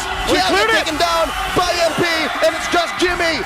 Can Jimmy defend? Man with a million moves. Does he have a million cables? James Panks out of the base, looking to cut that wave. Mid lane has been penetrated. Bottom gonna be up next. They're just gonna go for the turret here. The best they can do is clear this out unless James Banks stops them. Oh, he dodges it. Misses by an inch. Deadly magic's on him. He's alive. Jimmy's fine. Oh, wow. James Banks. What a phenomenal Fanny player. There's so much that he was able to achieve. So many moves that we've seen from him. And actually defended for Twisted Minds. He came out alive in the end. And he kept his turret into the bottom lane intact. He is playing so well in the past few minutes. But there was just one unfortunate thing that happened for him when he was knocked up by the Lord. He would have taken that Lord for himself. But he lost so much tempo. And we can see through the replay how they were able to defend. This is one of my favorite combos ever. Zetian and Gato, the avatar of the Phoenix. You will definitely get a lockdown, and there's a great synergy between the two heroes that we've seen from Sean as well as Kaloy.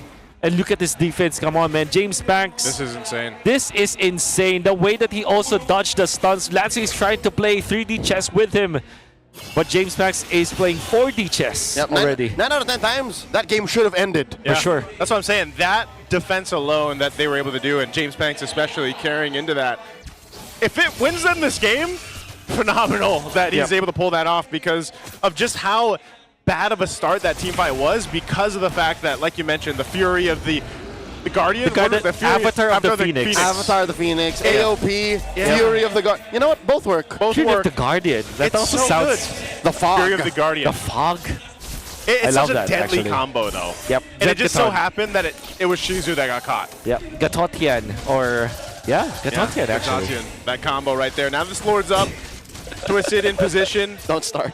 Don't start. Look at the same thing here, guys. Nova with the backstop play with the conceal. Oh, Conceal this again. is light-like maneuvers. That's right. Yep. This is how that M7 World Championship was won. From maneuvers from this angle. The That's Twisted right. Minds, no, again, Sean is holding on for the Fog, the AOP. So he can't just pull the trigger here to expose where Nova is. Oh, he's crossing over, Maneuvers. Like a shinobi. There it is! They're blitzing it. Fury of the Phoenix, MP secures. Maneuvers. In comes Nova, flickering to reposition. Where'd he go? Who'd he find? Final slash already. Owl takes down one. Nova gets his immortality pop. Now Lansu pushing around. They're circling around Owl, protecting him, twisting. The engagement as Kaloy gets trapped between 3 members of AP Bren. Kaloy's still alive. Kaloy gets taken down. Man, Kaloy bought a lot of time there. He was zoning out Shizu, but ultimately they got themselves another Lord for Twisted. Yeah. And as much as Kaloy's plans were really good, you always have to take note that the Fury of the Phoenix reveals all their plans. Still, they managed to get MP the King. He was able to snag MP the King. Now up top, they want to go for this play. Lansu That's difficult. Whoa! Final slash, brushing James Banks out. Gets out the old-fashioned way. Yeah, but they did stop the teleport in the more time that they are able to buy. There is still the Avatar of the Phoenix that will be available soon. They just have to wait for it. It's not in time for the Lord push. Yeah, so I Kalor's think not up. we see another one. Yeah. We might, yeah, because I don't think they can even get a base turret. I don't even think they're going to get the bottom base turret down just because they can't pressure themselves into this base and get a little crazy and then end up turning it all over to AP Brent. Right now, their defense is actually pretty good as well. So Nova will hold them up. Even Kaloya is up. We'll see if they decide to use that combo we've been talking about here, unless they decide to force a fight. Aqua takes the Fury of the Phoenix himself. Oh, Kill VJ. There it is, Fury of the Phoenix responding to that Tsunami Slam. Final slash on. Guess they get that. Yeah, blazing the web by all. Taken down to Nova, and Aqua have fallen. James Banks getting chased down by MP. MP No versus energy. James. James picks up that immortality. That is a predictive space escape. And James gets a sidestep. Not today, MP, not today. Oh, and he stays alive with the immortality too, so he didn't trigger it. He still has it. They can still defend. Final slash on the KLVJ. KLVJ gets bursted down here. Concentration won't save him. Bottom lane getting pushed in by Owl. what the stun. They're inside the base. They're on it. Shizo firing away at these 4 members of Twisted Minds. can they James Banks clear? clearing the waves. Almost gets popped by Owl. Owl still so alive. risky. They're trading. Shizo with the flicker back. Oh, And that's James. But the base is exposed. Twisted Minds with a sweep. Final slash to end it. He timed it well. He was fishing for the Fanny for the entirety of the game. But during that last moment, he was able to secure it. Perfectly timed final slash as the finale for game number 2. What's that saying? It's not how many casts you throw out. It's how many fish you catch or something like that. What a game. What a final slash. The Admiral went far, and he caught a sweep. He caught a sweep. Caught a sweep. He 2-0. was fishing. He was Impressive. fishing. Oh, Aye, man. aye, Captain. I got. You remember, you got to think how many final slashes he wasn't able to catch That's right. the Fanny. But during that last moment, he timed it perfectly well. I think he utilized those minion waves as a bait. And not only did he catch the Fanny, he also caught the Obsidia. Yeah, I caught both. So yeah, Lansu was just way too good. And that stun as well, they were able to connect. There's so many good things, and I think the Admiral Lansu is the MVP of that game. You do played the AP brand though. Again, some slivers of hope. You know, episodes of brilliance here and there. Yeah, This good one. attempt. Look at that athletic jump coming up from Nova. From one end to the other. It's like Yeah, see, look. So here they still decide, maybe we can fight. Yeah, like, oh, maybe we shouldn't. No Yeah. back, no back, no fight. And then they're like, oh no. Yeah. And then this is where James Banks gets to go to the back line too. That's Boom, right. everyone's for the taking. See? Like, what if 5 seconds earlier they decided, yeah, this is not worth it? Yeah. That's right. I want to see the Zetka thought, the FOG later on that actually won the game. The FOG, the Fury of the Guardian. the I think it Fury of the depends. Gatot. I think it depends on what comes first, you know? Like, Yeah. if the Fury starts, Because he then actually it's the fog. jumped. He was mid-air That's right. when it dropped. Then that's the AOP. Yeah. That's actually my combo, because what you do is you guarantee the Guardian connecting. Well, Look at that. we're going to have to go ahead and throw it over on stage for our winning interview with Twisted Minds. Let's see what they have to say. And with a great start this Super Fan Saturday, it's a sweep for Twisted Minds! Welcome back to the winning column for Twisted Minds. Like you said, 2-0 to start our day 2 of week 3. Tanungin ko na agad ang ating team captain Lansu. Natalo kayo ng Aurora week 2, no? Kung babalikan, but you guys are back to the winning column. Ano yung mga kailangan nyong i-address these past few days para makuha itong panalo nyo? Siguro po nag-adjust po kami sa may inassign po kasi kaming team leader eh. Parang ako po yun, parang nag-step up po talaga. Yun lang po. Pero today, saan kayo pinaka na-challenge with this match? Wala po eh. Wala, hindi ka na-challenge. Hindi ko po alam. Hindi niya alam, parang hindi pa rin siya makapaniwala with this win. Pero Lansu, gusto ko lang din ihabol sa tanong, no? Kasi medyo nahirapan din kayo, meron kayo naging struggles in the first few weeks. So masasabi mo ba na itong panalo nyo ngayon ay bulaan or hindi totoo yung sophomore slump na sinasabi nila? Madami rin po kasi nangyari yung nakaraan eh. And ngayon, goods na po. Goods na po. Okay, halata sa smile ni Lansu. Nag-goods na sila. malaki yung ngiti, oo. Oo, pero ngayon gusto ko rin tanungin si MP, the King. MP, ikaw ulit. Oh, kasi kanina nakita namin nung Game 2, inabangan talaga ni James Panks yung Harley mo. Kinabahan ka ba during that moment? Kasi maglo-lord na kayo nun eh. Hindi po. Nagtiwala lang ako sa sarili ko. Nagtiwala ka sa sarili and successfully ay na-push nyo rin naman hanggang dulo na kayo ang manalo. Ako naman, a question for Kaloy. Kaloy. Hello po. Kaloy, kayo yung unang nagbigay ng talo sa Marcel ni Nova. Baka naman pwede mo kaming bigyan ng insights, no? Ano yung mga tips para doon sa pagkatalo na yon? Paano nyo yun ginawa? Siguro po, heads up lang po. Kahit struggle lang po yung mga teams, ganun. Talagang kailangan nilang bumawi sa mga ganong klase ng moments. Pero ngayon, gusto ko rin tanungin si Sean. Sean, nakita ko may buff ka doon kanina. Pero anyway, yung sunod yung laban, familiar yung makakatapat mo, and that is Haji, your former teammate. And ano ba ang masasabi mo sa performance niya ngayon with Team Falcons? Sobrang laki ng in-improve ng Falcons since nung pumasok si Haji. Kaya feel ko, di naman sa upgrade, pero parang nag-fit siya ng sobra sa Falcons. Parang missing piece talaga siya ng Falcons. And if he's watching right now, ano ang mensahe mo kay Haji? Good luck sa bukas. Galingan mo kasi gagalingan ko. Gagalingan niya daw. That's the attitude that we're looking for sa ating mga players. But for now, ngayon, nasilip tayo sa screen. Sino kaya ang MVP natin for this match? Who do you think it is? That is you, Lansu! Lansu, lumalaki na ng lumalaki ngayon ang The Minds. Ano ba ang mensahe mo sa lahat ng sumusuporta sa inyo? Salamat po sa mga sumuporta. Di po namin kayo bibigoin. Okay, halatang halata kay Lansu. Marami siyang mic na gustong pagsalitaan dahil grateful siya sa lahat ng mga sumusuporta sa kanila. And with that, let's give a round of applause to Twisted Minds! Thank you so much, Twisted Minds. Congratulations. You may now take your walk of victory. Magandang pagbabalik para sa Twisted Minds ang ipinakita ng ating mga manlalaro. Medyo kinabahan tayo in that game 2. Pero syempre, titingnan pa natin kung ano mga nangyari doon. At ngayon, balik muna natin sa casters. Casters, pasok. And there we go. Great to hear from Twisted Minds again. Congratulations also to Lansu, match MVP, definitely deserving.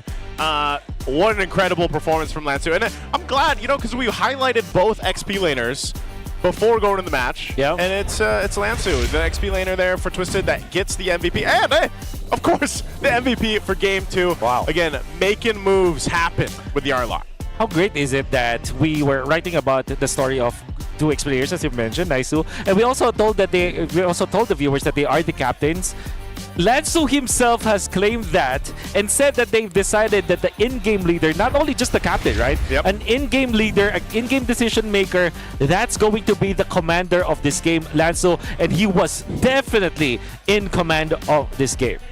And they almost, what I really like about it is that they also identified the weak link into Aqua in the mid lane. They just bear down on him hard. There's another clip of that. Yeah. He runs a tight ship. I like it. Again, with such young talents and the hyperactive energy of MP the King, you need a strong leader like Lansu. So I'm glad to see that in their second season. Yeah. I can't wait Twisted Minds growing like this. I like to see them grow. I like to see Twisted play with the meta again. Because remind you guys, before this match, they were 1-3. Yeah. So they definitely needed this win in terms of points and everything else, and they end up getting a sweep like this. But I like to see them develop, and I like to see Twisted still test the meta here and there. And even with this, I mean, the way that they played, again, give it up to the fact that you have Owl scraping to catch up in this game. The team essentially was able to go ahead and buy him enough time to get to that point, because you win a lot of these highlights towards the end of the game, you see how deadly the Blazing Duets were again. In some of these fights, and they were really scrappy fights. I mean, if you really look at these, even the base defense, again, hats off to commendable by James Panks, really defending the base here before it all ended in the last defense. But you know, still, I think this was an amazing match, and it could have definitely went to 3 games. It was just twisted. I mean, look at that, 20, right on the dot. It's another 20-minute game. Yeah, and there was a time, exactly 20 minutes, and with Lansu, if you were paying attention to the timing of the highlights, we saw there was a 15-minute defense coming from James Banks, and then the last was the 19-minute defense coming from James Banks. He did the same maneuver, and it felt like the Admiral Lansu has learned the telemetry of James Banks in the first during the 15-minute defense. And because it's the same, when he saw that the cable was one of the cable was to his left, he decided that, okay, I've seen this play before, and this time I'm gonna catch you. Now I've caught my fish, and James Banks as well as Shizu was caught for the final slash. I think that's great understanding coming out from Lansu, and the way that this game has played out, it was a lot of troubleshooting from Twisted Minds that eventually they were able to overcome. He saw the trajectory of the bogey. Of the bogey. Yep, he intercepted it with radar precision. Yep. I mean, I'm sure many of our viewers out there have tried to play an R-lot against a Fanny, and you know how difficult it is to get that catch off that we're talking about here. And, you know, again, that's why I said commendable to James Banks. Imagine that he bought the team, APBR, in about 4 minutes off of that defense, and it was just unfortunate that they couldn't continue to make that defense into a potential win. But nonetheless, you know, GG's to APBR. Hopefully they can adjust before their next match.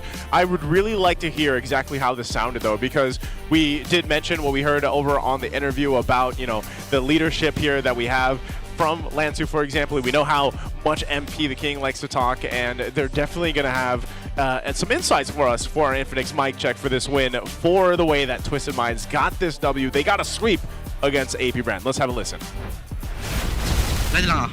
Kaya ako dito. Migalaya dyan. Balen. Patay. Merit dyan. Patay. Tara. Lord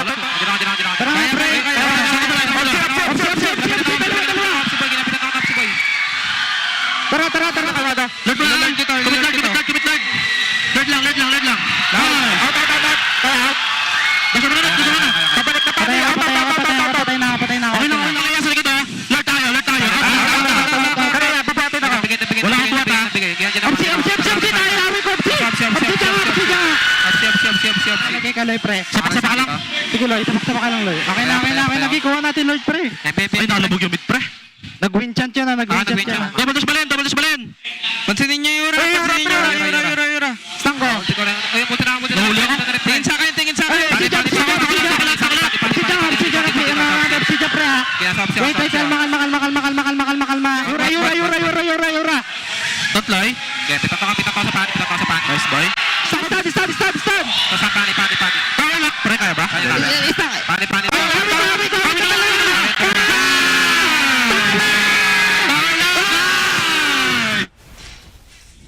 And that's our Infinix mic check. You can really see the excitement when they knew that moment.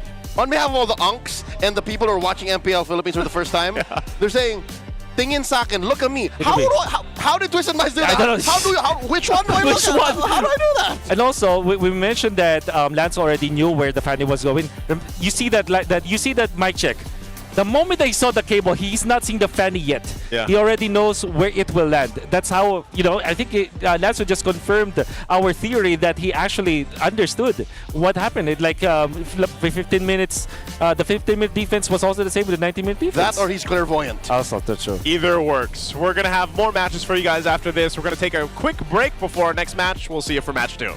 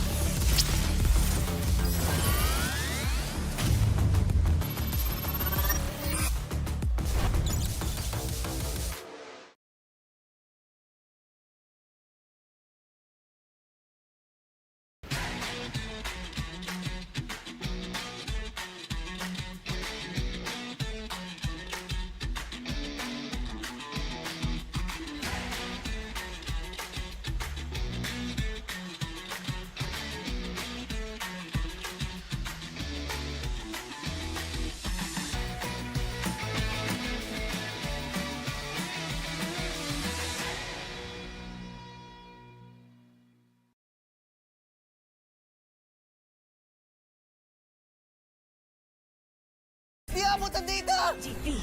GG, bro! Don't worry. Be only with Smart Power All 99. Hindi bitin with 10 gig data to power your games plus only Facebook or only TikTok. Load now! Foul! You know your scalp can get up to 5 times more dandruff? Get triple anti-dandruff power. Supercharge with Clear. Hey, you, did you know men have 1.4 times weaker scalp? Get a shampoo that's 100% made for men. Supercharge with Clear. Enemy alert. Your scalp gets 1.5 times greasier, causing dandruff. Get triple anti-dandruff power. Supercharge with Clear. Stop and pull over. Your scalp gets 1.5 times sweatier. For cooling power, supercharge with Clear. Hey, where's your safe place? A place where ideas ignite, where laughter lingers, where work feels light. This is mine, and I'm not gatekeeping it. A chair isn't just a chair. It carries me through wins, through setbacks, through every step forward. And a desk isn't just a desk. It rises with me, stands tall when I do. Through triumphs, through trials, this space keeps me growing. This is my safe place. Home, playground, grounds where I stand. This is TT Racing Home Grounds. For every dream I chase, every battle I face, TT Racing has my back. So I'll ask again, where's your safe place?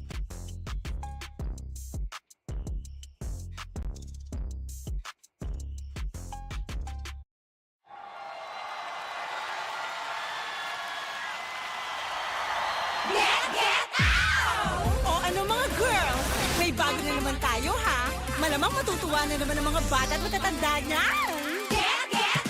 Maglaro tayo, di kami patatalo. Maski duo o trio, kahit 5 man pa kayo. Kahit pa sabay-sabay, ang kalaman sasablay. Kung mag-rank ang pambilis, sure na wipe out! Get out! Pili na ng lane at mag-pick ka na ng hero. Sa mid lane galingan mo, pag nag-ulti dapat sakto. Push na ang turret, ready to attack the Lord. Ube, summer bonding na ng todo. Laro, laro, laro. Bilis, bilis, bilis. GG na sila. Appear, appear, appear. Ay! Natali! Sige, push mo! Laro, laro, laro. Bilis, bilis, bilis. GG na sila. Appear, appear, appear. Ay! Natali! Sige, push mo! O ano, sasali ba kayo? Lahat ay masaya, pwede dito kahit sino. Nasaan ka man, nasa bahay o trabaho, pwede niyong laruin to. Sex pag tayo ay panalo. Abilis sa beer, one hop, one court, one court, one hop. Sa beer, appear. Abilis sa beer, one hop, one court, one court, one hop. Sa beer, appear. Abilis sa beer, one hop, one court, one court, one hop. Sa beer, appear. Abilis sa beer, one hop, one court, one court, one hop. Sa beer, appear. Laro, laro, laro. Bilis, bilis, bilis. GG na sila. Appear, appear, appear. Ay! Natali! Sige, push mo! Laro, laro, laro. Bilis, bilis, bilis. GG na sila. Appear, appear, appear. Ay! Natali! Sige, push mo! Get out!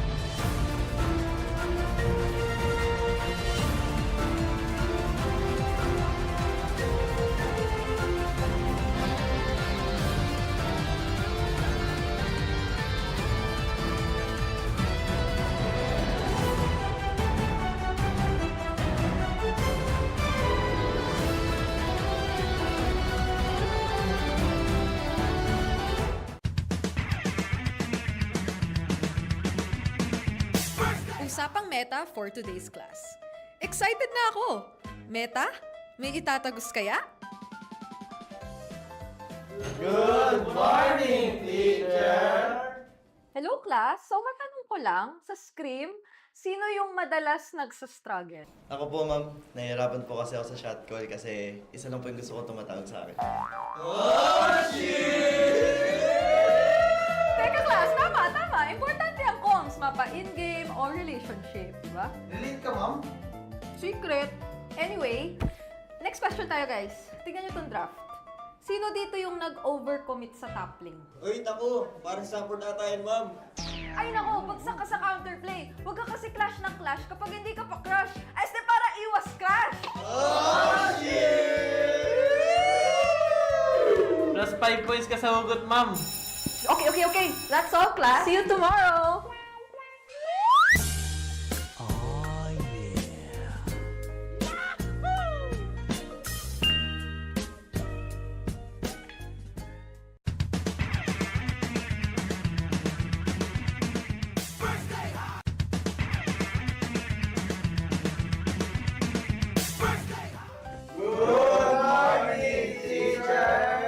May bagong grading sa loob ng classroom. Sino kaya ang bagsak at sino ang may palag? Okay. May grado na ang lahat base sa inyong naging pinakamainit na katapat sa lane. Now, class, ano sa tingin nyo ang palag ni Demon Kite kay Carl T? Ako! Si Carl T. Goat! Si Demon Kite, celebrity! Okay. Makinig. So, pag-usapan naman na natin yung iba't ibang uri ng rivalry, class. So, unang rivalry, yung team na palaging next season na lang versus yung team na palaging nag-champion. Ma'am! Masakit naman yan! Ma'am, parang may pinapatamaan ah. Grade 91%. May angas, may storyline, pero minsan pag finals, bigla na lang nawawala. Parang signal sa probinsya. Ma'am, di naman na kami yan, no? Okay,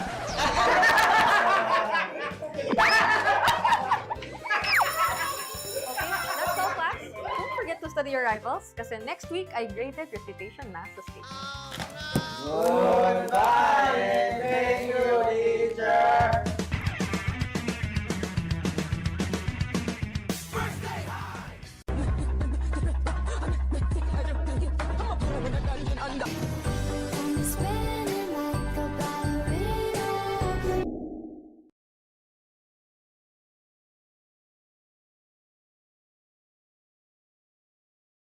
Uy!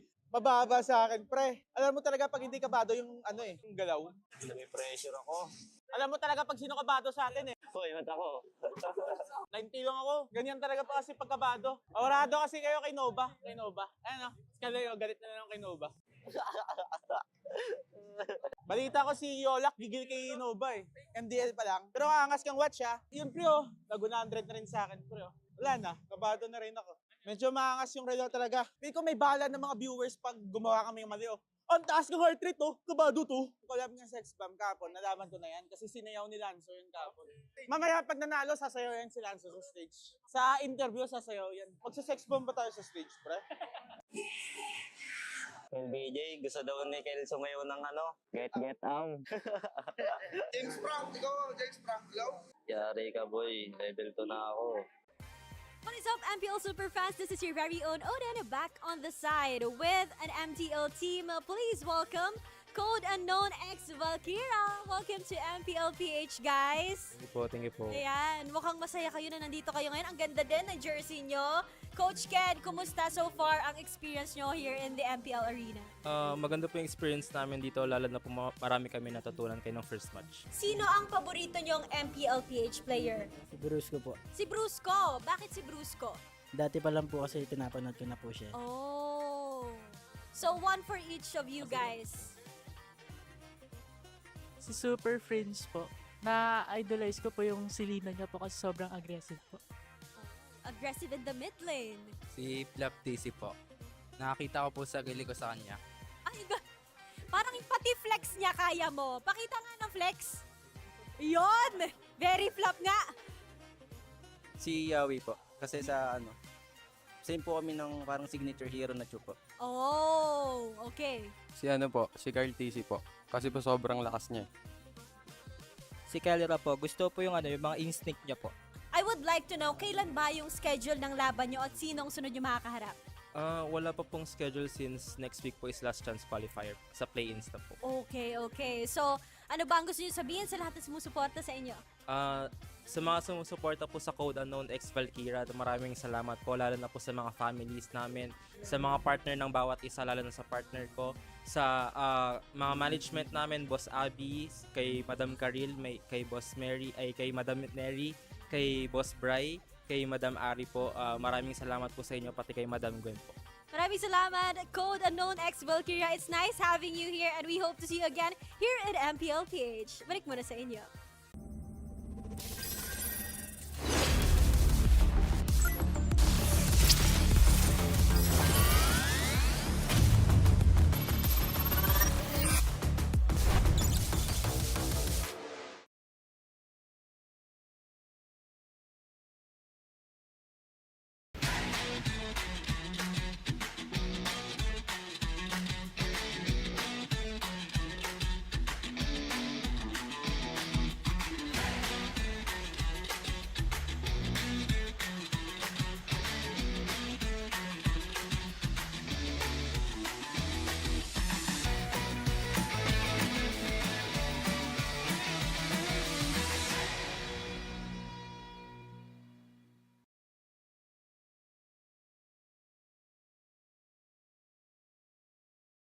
Di abutan dito!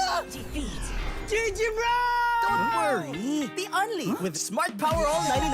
Hindi bitin with 10 gig data to power your games plus only Facebook or only TikTok. Load now! Foul! You know your scalp can get up to 5 times more dandruff? Get triple anti-dandruff power. Supercharged with Clear.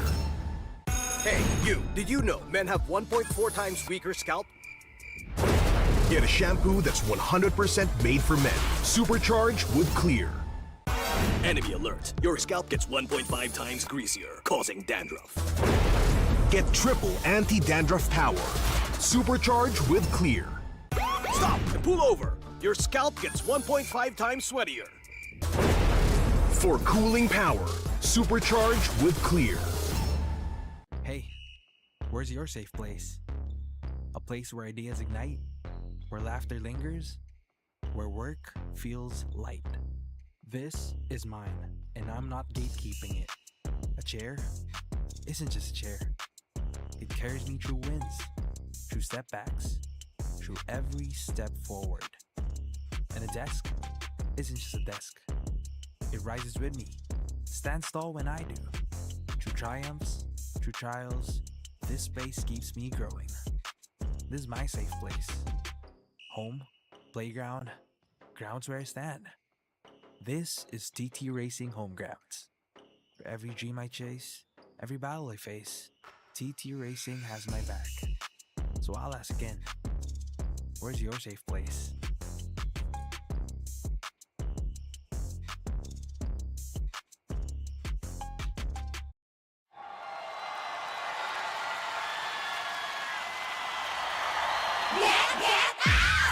O ano mga girls, may bago na naman tayo ha. Malamang matutuwa na naman ang mga bata at matatanda niyan. Maglaro tayo, di kami patatalo. Maski duo o trio, kahit 5 man pa kayo. Kahit pa sabay-sabay, ang kalaban sasablay. Kung mag-rank ang pambilis, sure na wipe out! Get out! Pili na ng lane at mag-pick ka na ng hero. Sa mid lane galingan mo, pag nag-ulti dapat sakto. Push na ang turret, ready to attack the Lord. Ube, summer bonding na ng todo. Laro, laro, laro. Bilis, bilis, bilis. GG na sila. Appear, appear, appear. Ay, nadali. Sige, push mo. Laro, laro, laro. Bilis, bilis, bilis. GG na sila. Appear, appear, appear.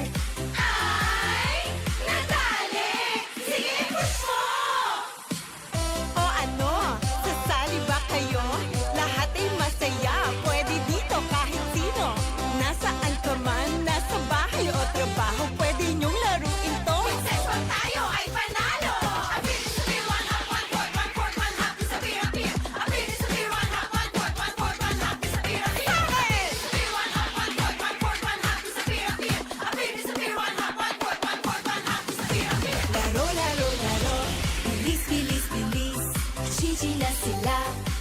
appear. Ay, nadali! Sige, push mo! Laro, laro, laro. Bilis, bilis, bilis. Gigi na sila. Appear. Ay, nadali! Sige, push mo! Get out!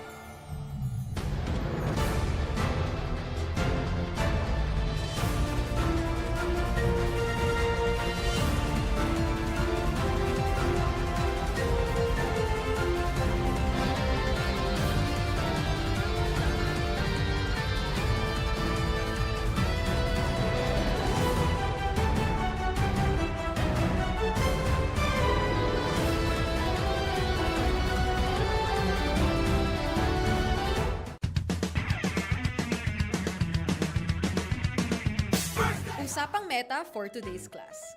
Excited na ako! Meta? May itatagos kaya? Good morning, teacher!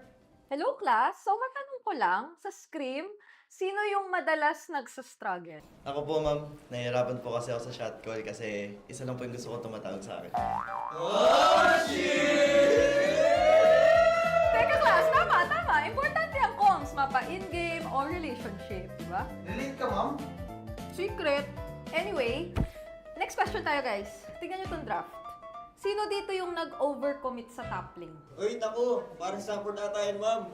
Ay nako, bagsak ka sa counterplay. Huwag ka kasi clash ng clash kapag hindi ka pa crush. Ay, para iwas crush! Oh, shit! Plus 5 points ka sa hugot, ma'am. Okay. That's all, class. See you tomorrow!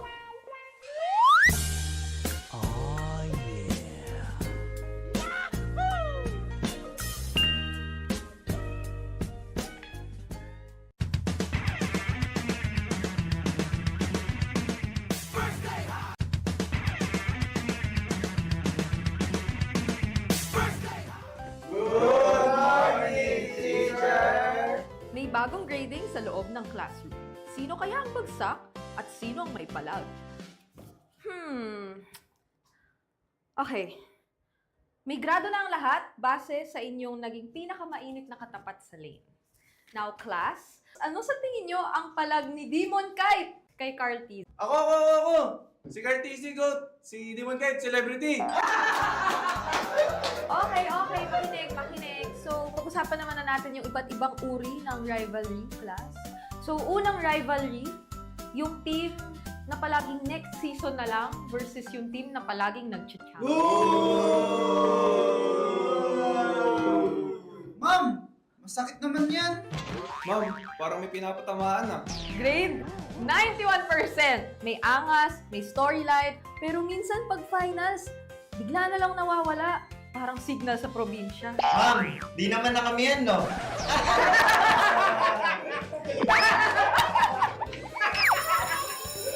that's all, class. Don't forget to study your rivals kasi next week ay graded recitation math sa stage. Goodbye and thank you, teacher!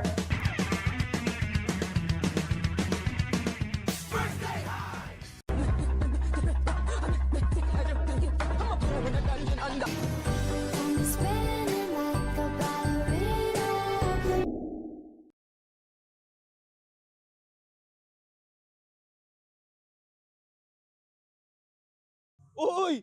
Mababa sa akin, pre. Alam mo talaga pag hindi kabado yung yung galaw. May pressure ako. Alam mo talaga pag sino kabado sa atin eh. Hoy, ba't ako? 90 lang ako. Ganyan talaga pa kasi pagkabado. Awrado kasi kayo kay Nova. Kay Nova. Ano? Kalayo, galit na lang kay Nova. Balita ko si Yolak gigil kay Nova eh. MDL pa lang. Pero angas kang watch ha. Yun pre oh. Nag 100 na rin sa akin pre oh. Wala na. Kabado na rin ako. Medyo maangas yung relo talaga. Hindi ko may bala ng mga viewers pag gumawa kami ng mali oh. Ang taas ng heart rate oh. Kabado to. Collab ng sex bomb kapon. Nalaman ko na yan kasi sinayaw ni Lanzo yung kapon. Mamaya pag nanalo, sasayaw yan si Lanzo sa stage. Sa interview, sasayaw yan. Magsa-sex bomb ba tayo sa stage, pre? Well, BJ, gusto daw ni Kel sumayaw ng ano, get James Frank, ikaw, James Frank, ikaw? Yari ka boy, level 2 na ako. What is up, MPL Superfans? This is your very own Oden back on the side with an MTL team. Please welcome Code Unknown X Valkyra. Welcome to MPL PH, guys. Thank you po. Ayan, mukhang masaya kayo na nandito kayo ngayon. Ang ganda din ng jersey nyo. Coach Ken, kumusta so far ang experience nyo here in the MPL arena? Maganda po yung experience namin dito, lalo na po marami kami natutunan kayo ng first match. Sino ang paborito nyong MPL PH player? Si Brusco po. Si Brusco. Bakit si Brusco? Dati pa lang po kasi pinapanood ko na po siya. Oh. So one for each of you guys. Si Super Friends po. Na-idolize ko po yung silina niya po kasi sobrang aggressive po. Aggressive in the mid lane. Si Flap TC po. Nakakita ko po sa gili ko sa kanya. Ay, parang pati flex niya kaya mo. Pakita nga ng flex. Yon! Very flop nga. Si Yawi po. Kasi sa same po kami ng parang signature hero na Chu po. Oh, okay. Si Carl TC po. Kasi po sobrang lakas niya. Si Kellyra po, gusto po yung yung mga instinct niya po.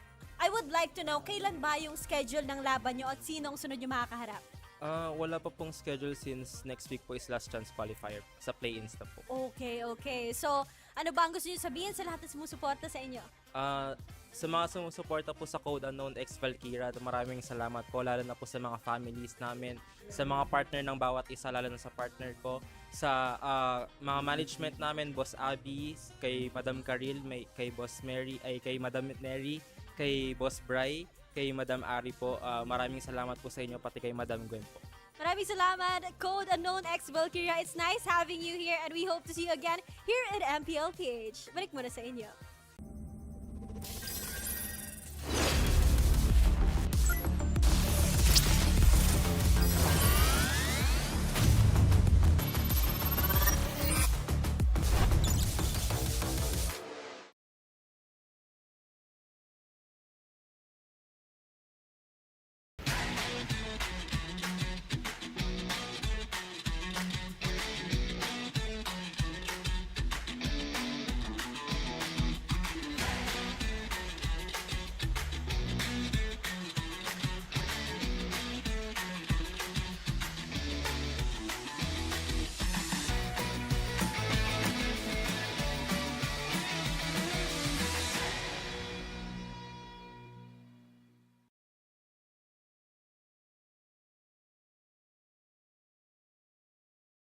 Di abutan dito!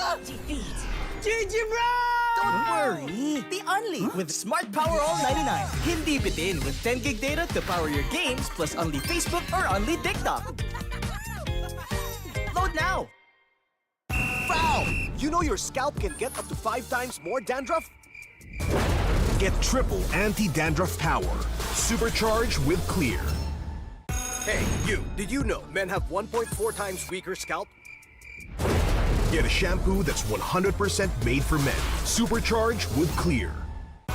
Enemy alert. Your scalp gets 1.5 times greasier, causing dandruff. Get triple anti-dandruff power. Supercharged with Clear.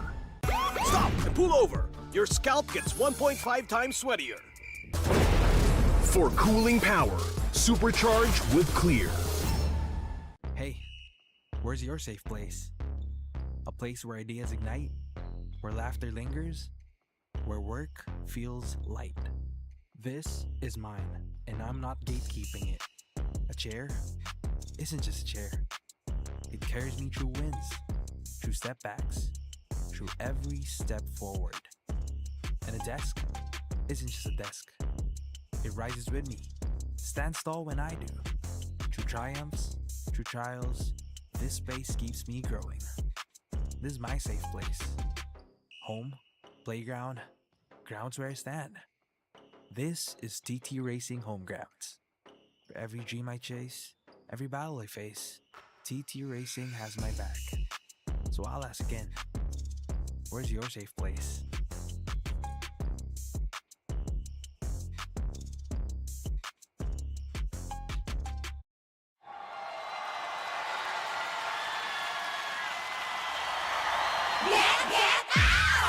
O ano mga girls, may bago na naman tayo ha.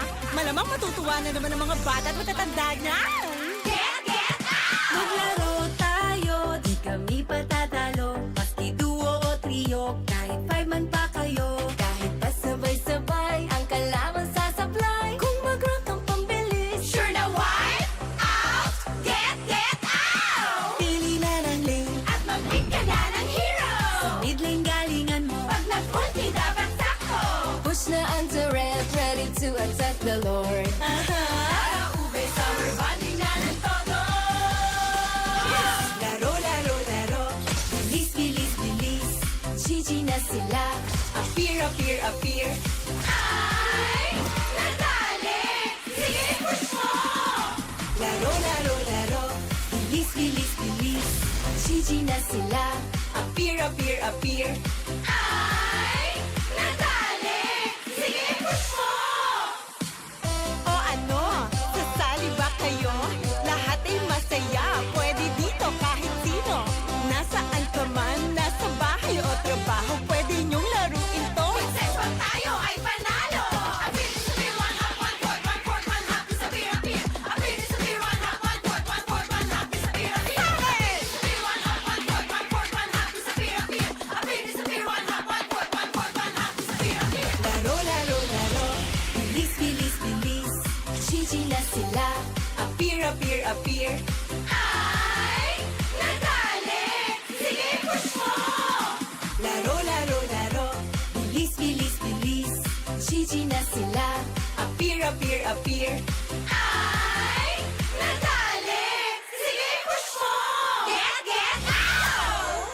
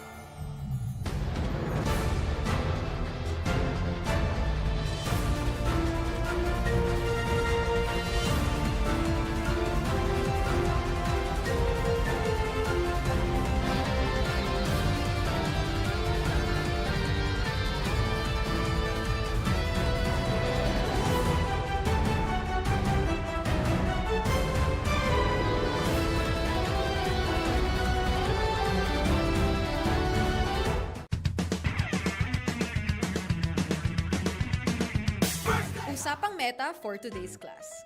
Excited na ako! Meta? May itatagos kaya? Good morning, teacher! Hello class, so matanong ko lang, sa Scream, sino yung madalas nagsastruggle? Ako po, ma'am. Nahihirapan po kasi ako sa shot call kasi isa lang po yung gusto ko tumatawag sa akin. Oh, shit! Teka class, tama. Importante ang comms, mapa in-game o relationship, di ba? Relate ka, ma'am? Secret. Anyway, next question tayo guys. Tingnan nyo tong draft. Sino dito yung nag-overcommit sa top lane? Uy, naku! Parang support ata yan, ma'am. Ay nako, bagsak ka sa counterplay. Huwag ka kasi clash ng clash kapag hindi ka pa crush. Ay, para iwas crush! Oh, shit! Plus 5 points ka sa hugot, ma'am. Okay. That's all, class. See you tomorrow.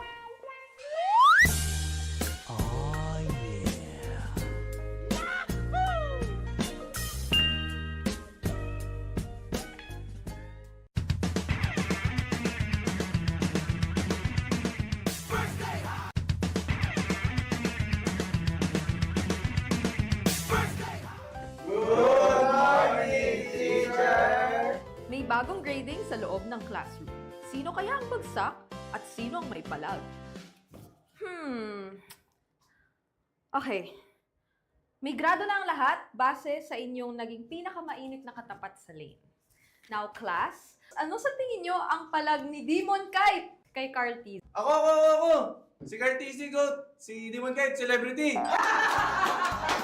Okay, makinig. So, pag-usapan naman na natin yung iba't ibang uri ng rivalry, class. So, unang rivalry, yung team na palaging next season na lang versus yung team na palaging nag-champion. Ma'am! Masakit naman yan! Ma'am, parang may pinapatamaan ah. Grade 91%! May angas, may storyline, pero minsan pag finals, bigla na lang nawawala. Parang signal sa probinsya. Ma'am, di naman na kami yan, no?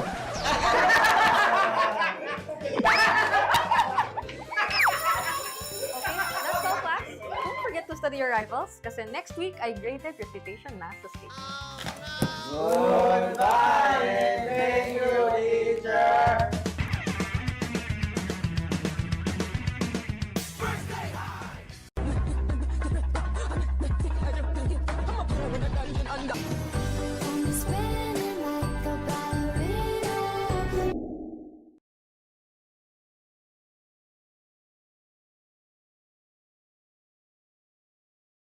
Uy! Mababa sa akin, pre. Alam mo talaga pag hindi kabado yung yung galaw.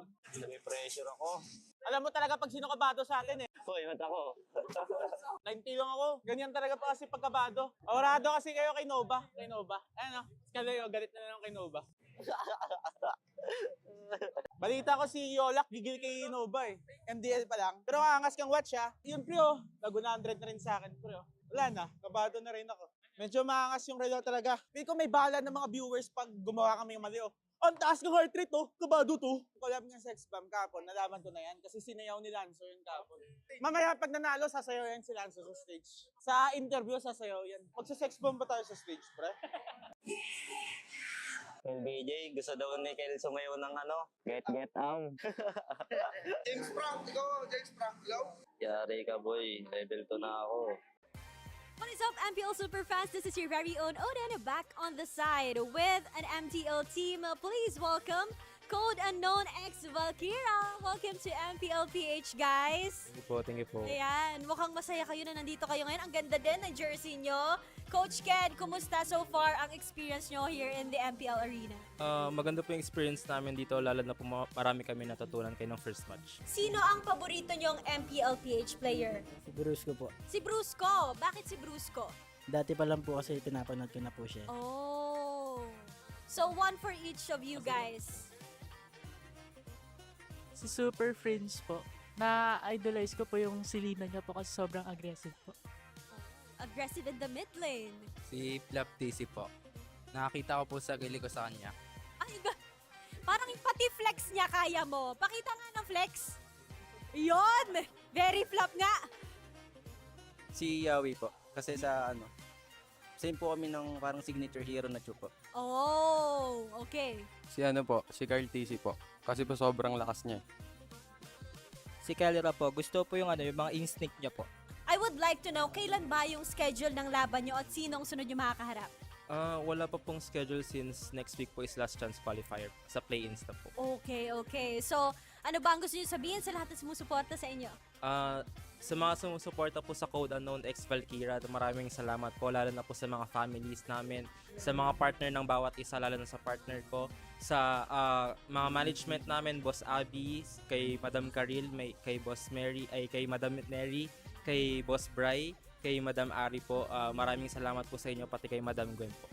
Maraming salamat, Code Unknown X Valkyria. It's nice having you here and we hope to see you again here at MPL PH. Balik muna sa inyo.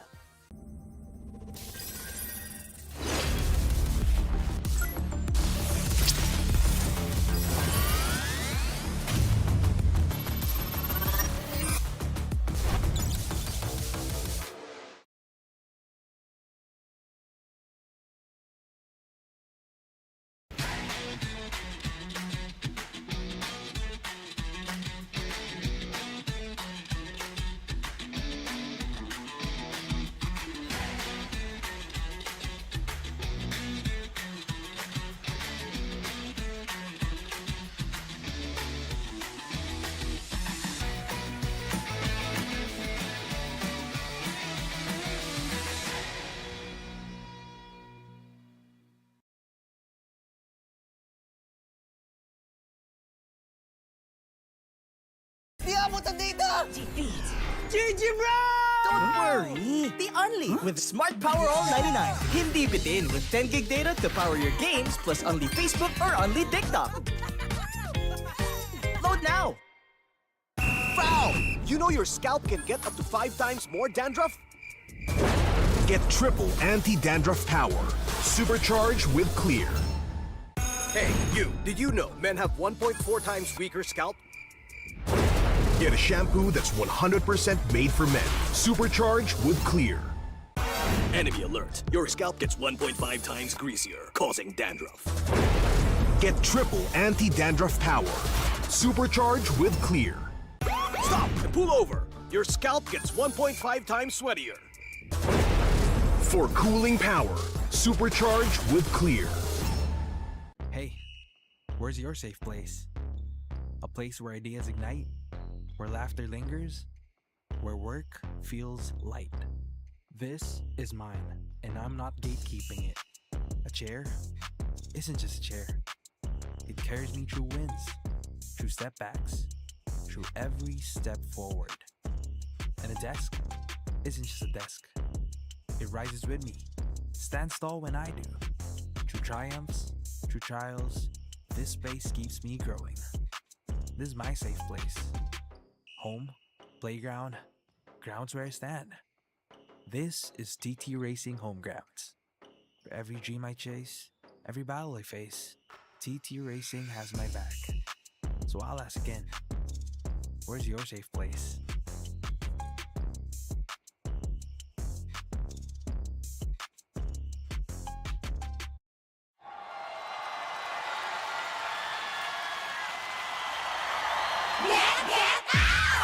O ano mga girls, may bago na naman tayo ha. Malamang matutuwa na naman ang mga bata at matatanda niyan.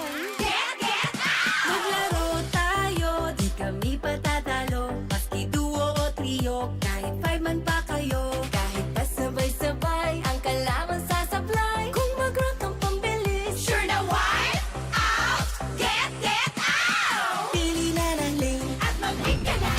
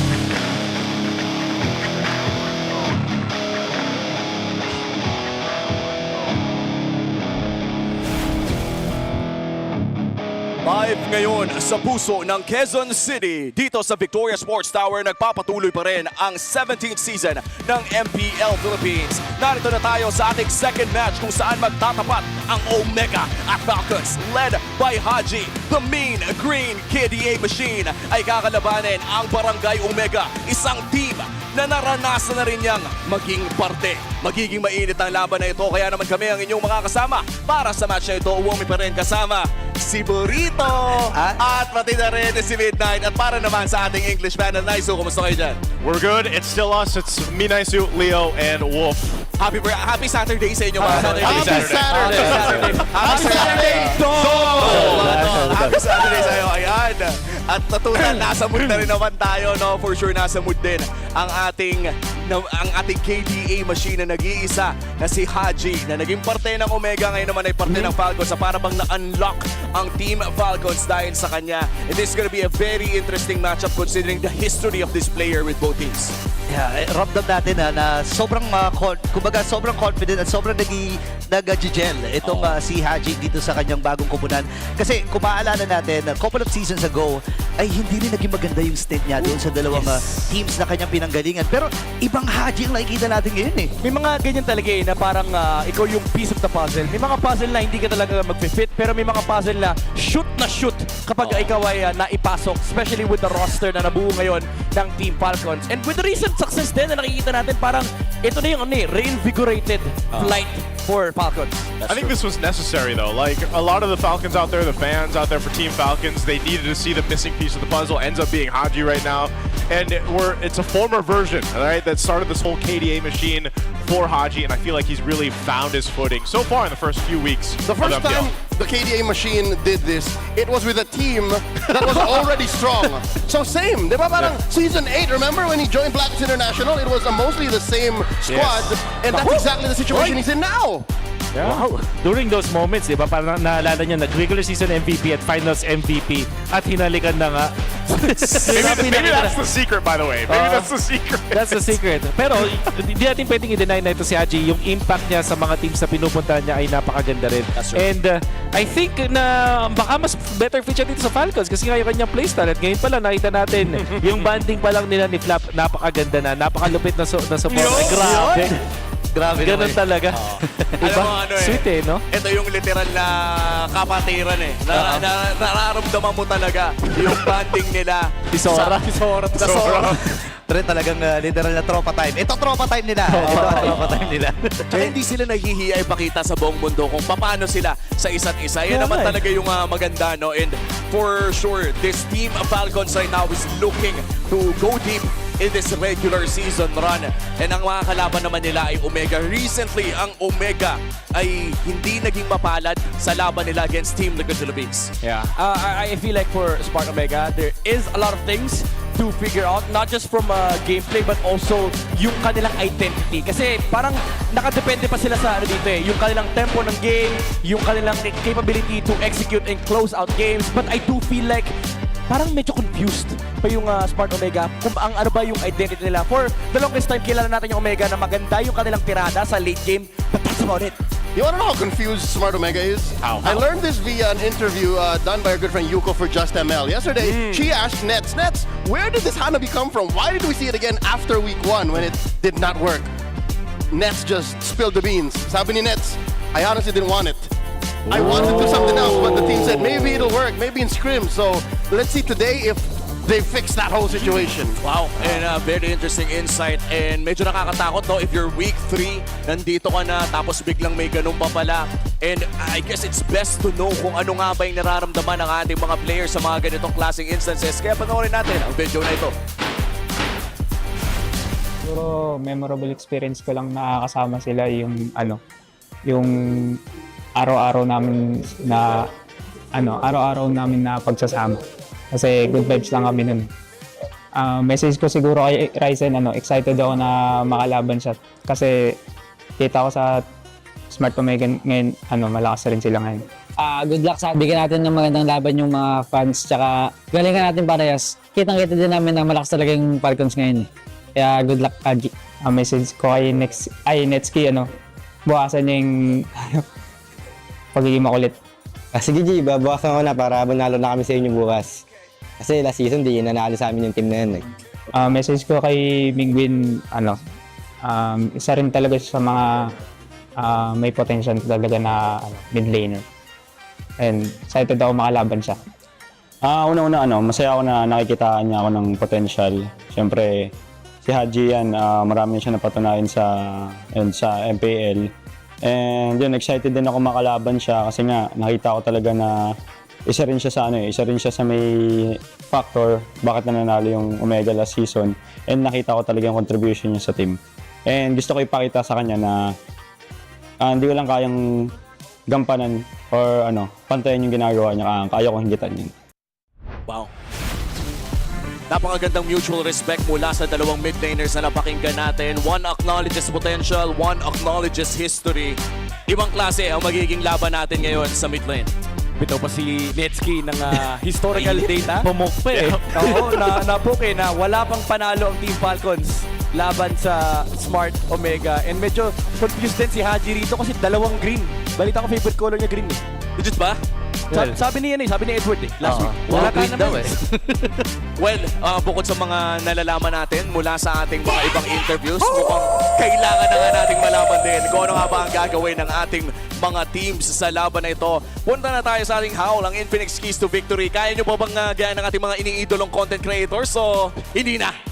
Kaya ba naman, kaibigang Umi? For Smart Omega, kailangan nilang alagaan ang kanilang mga jungle camps. Dahil sobrang importante ngayon na tignan mo yung river control dahil usually ay ang galaw talaga ng mga teams ay nag-i-invade. And isa rin ang kailangan nilang titigan dito ay ang kanilang draft na hindi ka pwedeng pumili ng hindi S-tier or A-tier heroes dahil napakataas ng punish potential lalo pa kapag mabagal lang inyong mga clear at pati na rin yung fast tempo heroes na nakikita natin sa meta ngayon. Kamusta naman ang Team Falcons, Bull? Hey guys, what's up? There it is. All they have to do is to watch out for forced fights around the objectives. Kaya ba? Di na, hanggang doon na lang talaga. Wala talaga. Next week. All right. But we also know na yung mga objective team fights na kailangan i-watch out dito ng Team Falcons kasi to be fair, Omega, kapag nahanap naman nila yung mga fights around those neutral objectives, they are actually being successful. You still have to respect that despite yung Omega having this record in the MPL. And lastly, yung early game victory. Tingin ko lahat ng teams na nananalo sa Omega sa early game ay sobra-sobra yung success. They can really put a dent dun sa mentality ng side ng Omega. I feel ko na nahihirapan ng sobra, parang nanenerf ang Omega kapag nalugi na sila sa early game. Kahit 1,000 gold league lang, manakawan lang sila ng konti, dire-diretso yung pagbagsak ng Omega. Yeah. And I think early game will be the key here sa laban na ito considering how snowbally the game could get. Nakita natin yan sa ating match number 1 at now sa match number 2. Real quick lang boys bago tayo magkahiwalay again. Sa tingin nyo ba ay down to 3 games to o 2 games na ulit? Sulitin na natin, 3 na natin.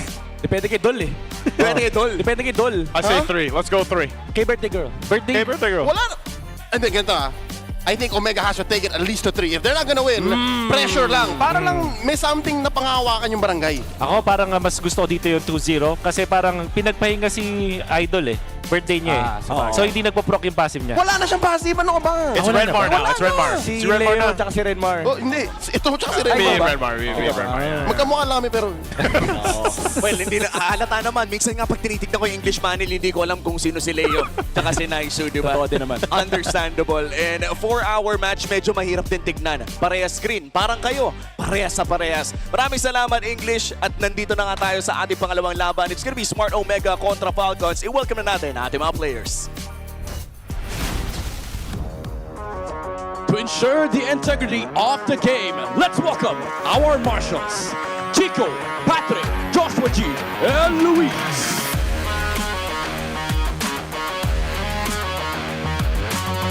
Back to square one and refusing to back down.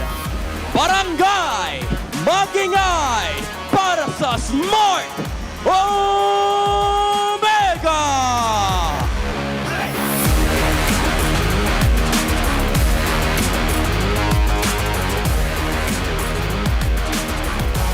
Fresh off toppling the world champions, they're ready to let their KDA machine take flight once more. Give it up for Team Falcon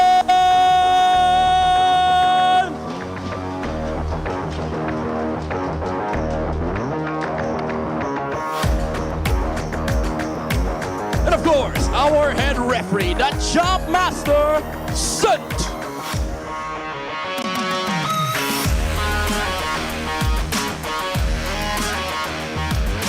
The head coach for Smart Omega, Coach Pura, and Coach Falcon. Team Falcons, Coach Brent.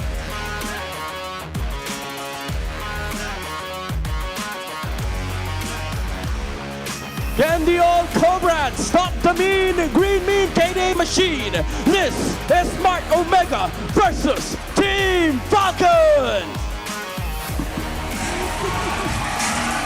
And here we go. It is electric in the MPL arena right now. Let's take us through Smart Omega, Leo.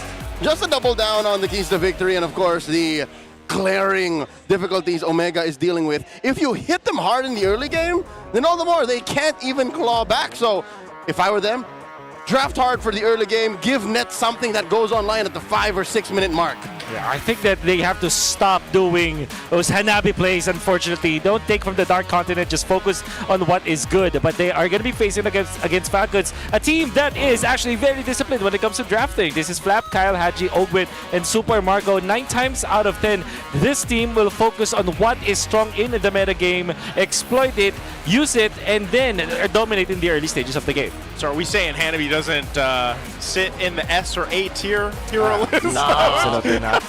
So, Tier H. Tier H. Well, by the way, random that I just saw this before this matchup, I think Hanabi did get a win in the hands of Innocent today. That's true, that's true. So, but we'll see. We'll see what ends up happening here, but I do have to agree that, especially against Team Falcons, a team that really likes to go ahead and play around the objectives, secure a lot of things, also even play. They have so many ways to play into different members of the team of Team Falcons, and this is what has made them, over the course of their history, a tight-end team to go against. And you know, imagine this, like Smart Omega win against TLPH yesterday, now they got to go against Team Falcons. They got the reps in yesterday. And even when I was watching that, I was like, there's a lot of potential here for Smart Omega. I feel like I've been saying that for seasons though.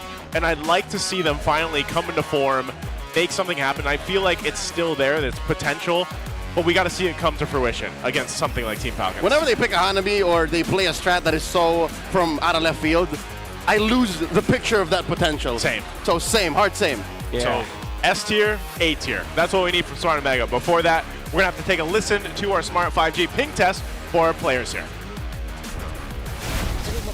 Hello. Ay, ang galing! Ganto pala yun. Ganto kayo nagkakarinigan dito. Kalmado ka naman today. Ano namang nafe-feel mo heading to your first game after Holy Week? Okay naman ako. Heart rate ko ngayon, 90 lang. 90. Hindi, Super. Hindi nakakasta. Ayun, ang hilig ko ngayon talaga gawin, workout. Ganun. Work. And then sa gym, ganong ka-active si James? Sobrang active ako eh. Di naman, may rest day ako pero almost everyday talaga. Almost every day. More on strength training. Heart rate check, 100. Flap, kinakabahan ka ba? Normal yan, normal yan. Normal lang to ah. Hidden talent, singing o dancing? Both eh. Wow! Saan ka mas malakas magbuhat? Sa ML o sa gym? Both din. Wow! Sino nagpapautang sa'yo? Si Owen? Dad, may 1M ka. O sige, ito. Parang barya lang. Parang barya lang. Kung birthday ng crush mo, paano mo siya babatiin? Happy birthday, Dol. I didn't catch the ending there. What did he say? Happy birthday, doll. Happy birthday. Hey, son, happy birthday, doll too. Everybody is a part of happy birthday, doll. It is. You know, happy birthday, doll. By the way, I like that we have a little bit of a mix-up with our ping test that we have here because it's nice to see. Also, by the way, is it also Haji's birthday? Yeah, I think that's what he meant.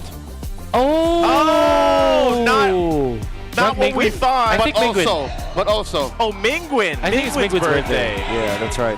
Happy birthday, Mingwin. Mid laner who wears green, it's the same. Yeah, they're both green. Both won medals for their company. I've for seen the country. double now. Yeah. So I'm okay. confused. All right. Well, you know what? Happy birthday, boys.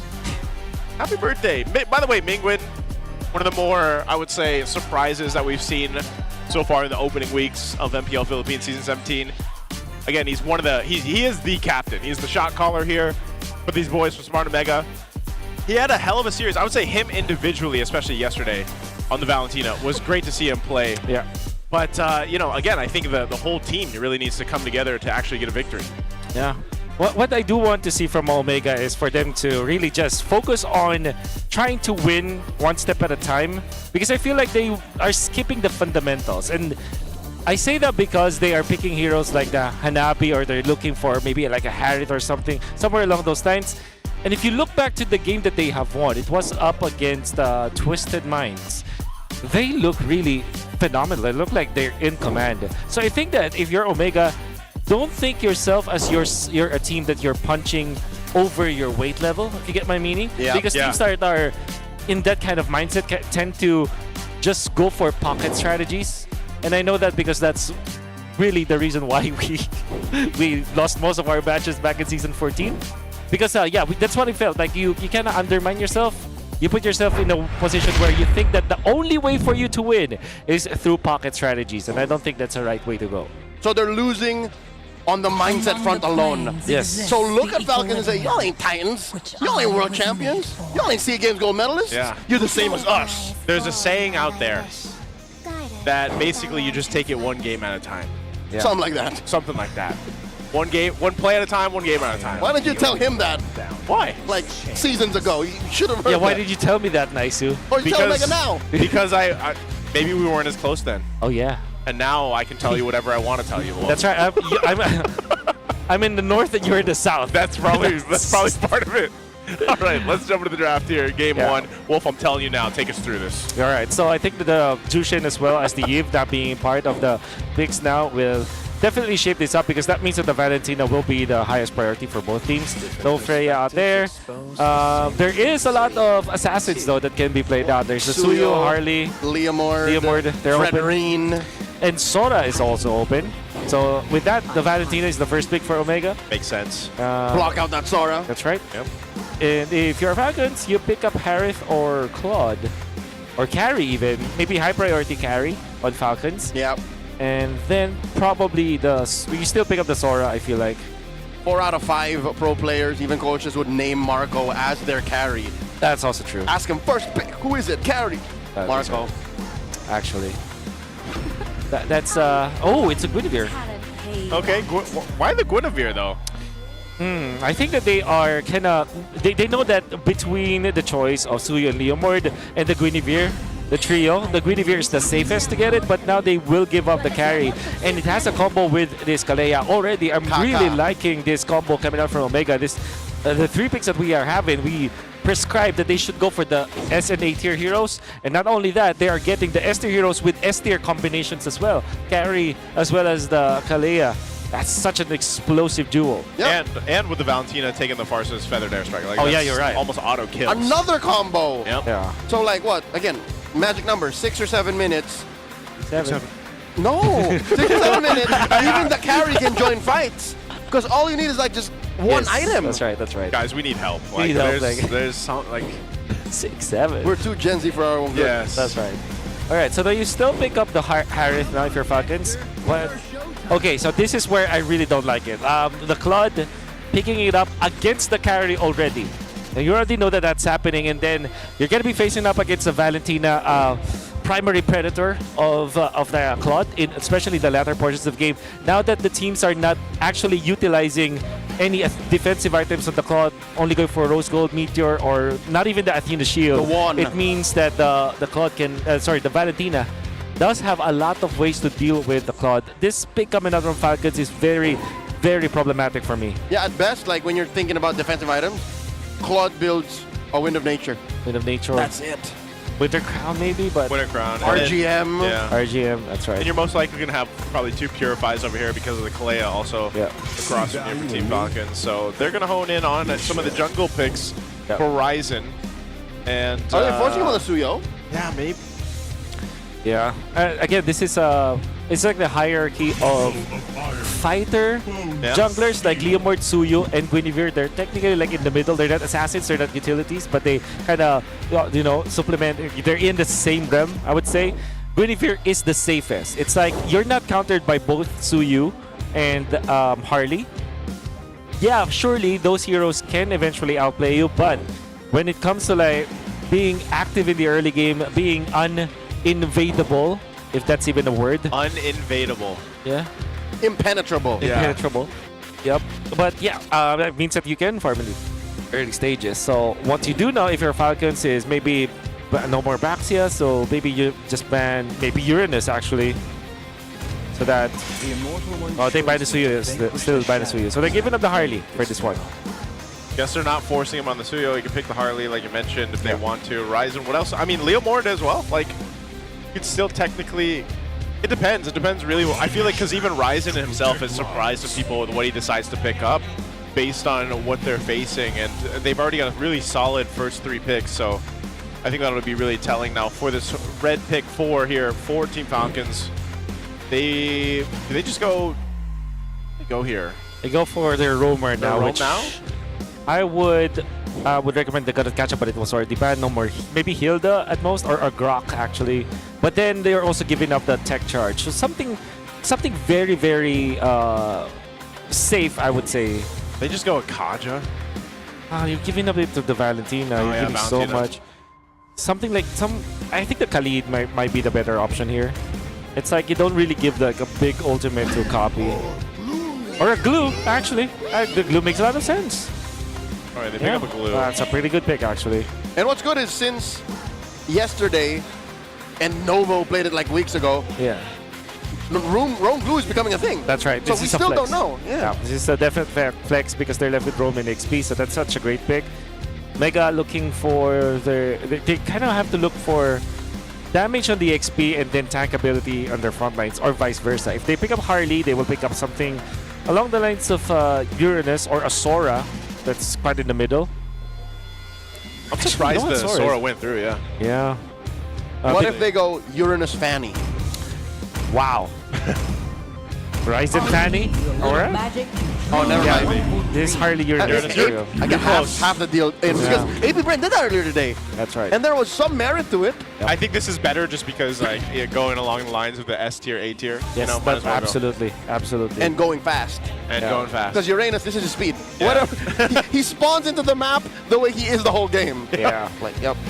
Doesn't change, man. So actually, Arlet now for Falcons is not really a bad thing. I think I really like it for Falcons. But there's also the Alice that you would give a lot of frontline. Like you have 3 beefy dudes that can dive. But yeah, Arlet is such a, as expected, Flap will pick it up. Now, I think Omega have chosen the more balanced route, and I really commend their lineup for it. If we are, again, just about to cover both of the team's names and the player names, I would still go for Omega on this one. Maybe the trump card for the side of Team Falcons is that they have both the Guinevere as well as the Arlott, which will have so much win conditions in the end, right? Even if they don't have the better quote-unquote lineup, because of the fact that they can have explosive plays on these heroes, maybe they can overload the stuns and eventually dominate Omega in this one. We'll see if that comes to fruition here. Don't forget, Superfans, you can scan that QR code that you saw earlier on. Scroll away. Scroll back a bit. Scan it. Predict. You get a chance to win 1,000 MLBB diamonds. That happens every match. So stay on top of it. You saw the prediction. It's heavily in favored for Team Falcons here with this one. Almost 80, was it 84%? Something like that, close to 90. Yeah, close to 90%. Let's see exactly what happens here as we jump into Land of Dawn. It's our second match of the day for Superfan Saturday here. We'll find out if we get to extend to a 3-game series or we end up in a sweep. Again, Smart Omega looking at everything we talked about in the draft here, and what Wolf broke down for us is going to be the test, I would say. A lot of poking happening on Perksiva. He's a Kalea, so he's fine. Yeah, he's gonna be fine. I think you really have to respect this glue roam now.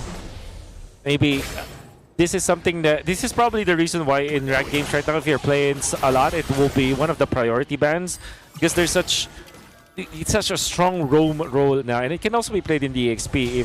Such a great first pick or priority pick for anyone because of how much it can impact the draft. Yeah, it's not as much of a confirmed -1 as a Kaja, but it has the sustainability. Yeah. Oh, you're seeing there again how weak a Claude is in the early. I played this matchup earlier today. It's pretty miserable. It is miserable. You can see what... Oh! Perksiva with the flicker! Taking down Haji! First blood served up to Ryzen! That was the aggression that needs to happen here for Smart Omega in the early game. Yeah, that's what they needed. And now rarely you rarely go to the gold lane now, right? If you are the jungler and if you're the roamer, you generally want to just defend your XP lane and just, you know, far from that part, because you know that you can get to the turtle much easier. But Omega decided to go for the gold lane play, which is giving them so much. Oh, they force a flicker out of Flap just like that. Yeah, he didn't want to get deadly magic there, so he flickers out. Not level 4 just yet. Oh! Massive Requiem by Kyle, finding Ryzen, serving up a kill to Flap. Man down for Omega. Falcons go for the turtle. No flicker needed. Can they get this turtle? They should be able to secure it. There's not much, that Omega's going to be able to do off of that. Great pick. Great response. Next on the docket are the green camps. We're talking about how you should be out farming Falcons if you're Omega by taking over the jungle invasion, but it seems like Omega are just losing so much of their momentum just because of one pick of coming up from Kyle. Ogwyn coming in, the flicker, threatening the mount. Something about that Patrick skin glue just standing around is sinister. It's literally just... I don't know if it's just like a hidden passive buff. It's just... I agree. That works. Or what we were talking about earlier, a debuff. It's literally like a debuff skin. Some mental debuff. Yeah. Final slash by Flap, putting James underneath tier 1. Deadly magics. Flap catches all of that. Still survives using that damage reduction underneath. And that is Retribution, also used by Ryzen. Obviously, the turtle is too far away, but I think during these moments where the turtle is in downtime, you have two reasons why you want to use this Retribution. Of course, you want to speed up your farm, but also you want to get kills. The fact that they didn't get any onto the bottom lane, that's going to be a lot of head scratches now for Ryzen. Fortunately, they have a plan for it. While they were making a play onto the bottom lane, Penguin already put the purple buff low. That's why he will not need the Retribution during that time. So Omega are still crossing their teeth and dotting their eyes, but they really need to be careful now, especially on Ryzen's part. Yeah, I think they'll just kind of set things up. If they can't make a play like that, like they just attempted on Flap, then we'll have to see them kind of set things up better around the objectives. Right now, Flap, pretty comfortable. I know he already got his boots, level 2 boots locked in, and then he went the Fury Hammer. We'll see pretty much a similar build, I assume, that we saw from Lansu earlier in the previous match to deal with this, because, yeah, there's a whole lot of front that this lineup from Team Falcons can give. Oh, they jump James. He's fine. Purifies it away, yep. And then Consecrations. Not going to be as useful in this turtle fight coming up 5 seconds from now. Yeah, and there's really not much that Falcons had to commit for that one. No battle spell, no ultimate, in fact. And now they will have that kind of lead. James will not be as brave in the front lines anymore. But there are 5 members of Omega in here. Let's get activated. Yep, Marco's coming up too, clearing that wave in mid. AOT full stats. The rest of them crash in. Requiem plus double. Feathered airstrike. Kyle still gets a supreme retribution. Blazing to it by Marco. Underneath as Flap finds it with a vengeance. Double kill for the Filipino cannon. The rest of Falcons collapse on to Mingwin. Happy birthday, but Marco dies off cam. Wow, Flap is locked in, man, and I mean, he's able to go ahead and just capitalize with this R-Lot and make plays happen. And you can see now the effect of some of the plays that they are doing into that river. Committing 3 of their people in that L bush down the bottom lane, able to force the Purify, made sure that James will not be able to stay in front of that turtle. And the fact that the Falcons have called in Super Marco for that fight, mirroring what Netsky was doing, and they were much faster. They are clamping Omega in that spot, and then once Omega tried to go for the turtle steal, they were met by just the havoc of Flap going in for the final slash as well as the stuns, then eventually following up with that flicker play to kill Netsky. Picks himself up and Oracles too, and it looks like Team Falcons is ready to go ahead and punch down into this top base turret of Smart Omega, so they'll go ahead and capitalize on that, and they've got control of this game already. 5 minutes in, and I can smell an MVP performance from Flap already. He's playing this R-Lot like it's 2023. Yeah, it feels like it, man. I mean, it's season 12 all over again. Season 12. I remember the R-Lot there. That was picked up almost all the time. Yeah. That was him. That was him. There was even a time during the Empire World Championship where he chose the different emblem, like a wrong emblem, and they still won the game. Still won. That's just how good he's with it. One of those heroes, it favors Flap's playstyle so well, so you know when he gets a hero like this, he's able to go ahead and capitalize on it, but it's also just the way that the synergy between having an Arlot, for example, and Kyle being able to play this Guinevere. I know we shared some of the thoughts in the draft about it coming through, but so far it's been working pretty well for Kyle. And now Team Falcons starting up this turtle. Third one of the game. Tsunami Slam. Slam starting it up. Catches open. Feather Dare strike by Haji. The KDA machine goes ahead and blasts away. Smart Omega, the Barangay loses their captain. Pertiva might be up next. Down he goes. Serpent of a kill to Ogwin. Off cam. The rest of Falcons are working on this turtle. Clean take. The final one goes over to the nest. What a bad decision to go for the glue. Ogwin is probably the worst target to go for. I do understand though. I think at what, maybe 10 minutes, no. it's gonna be a valid take, but now Netsky. He just stands there and takes it.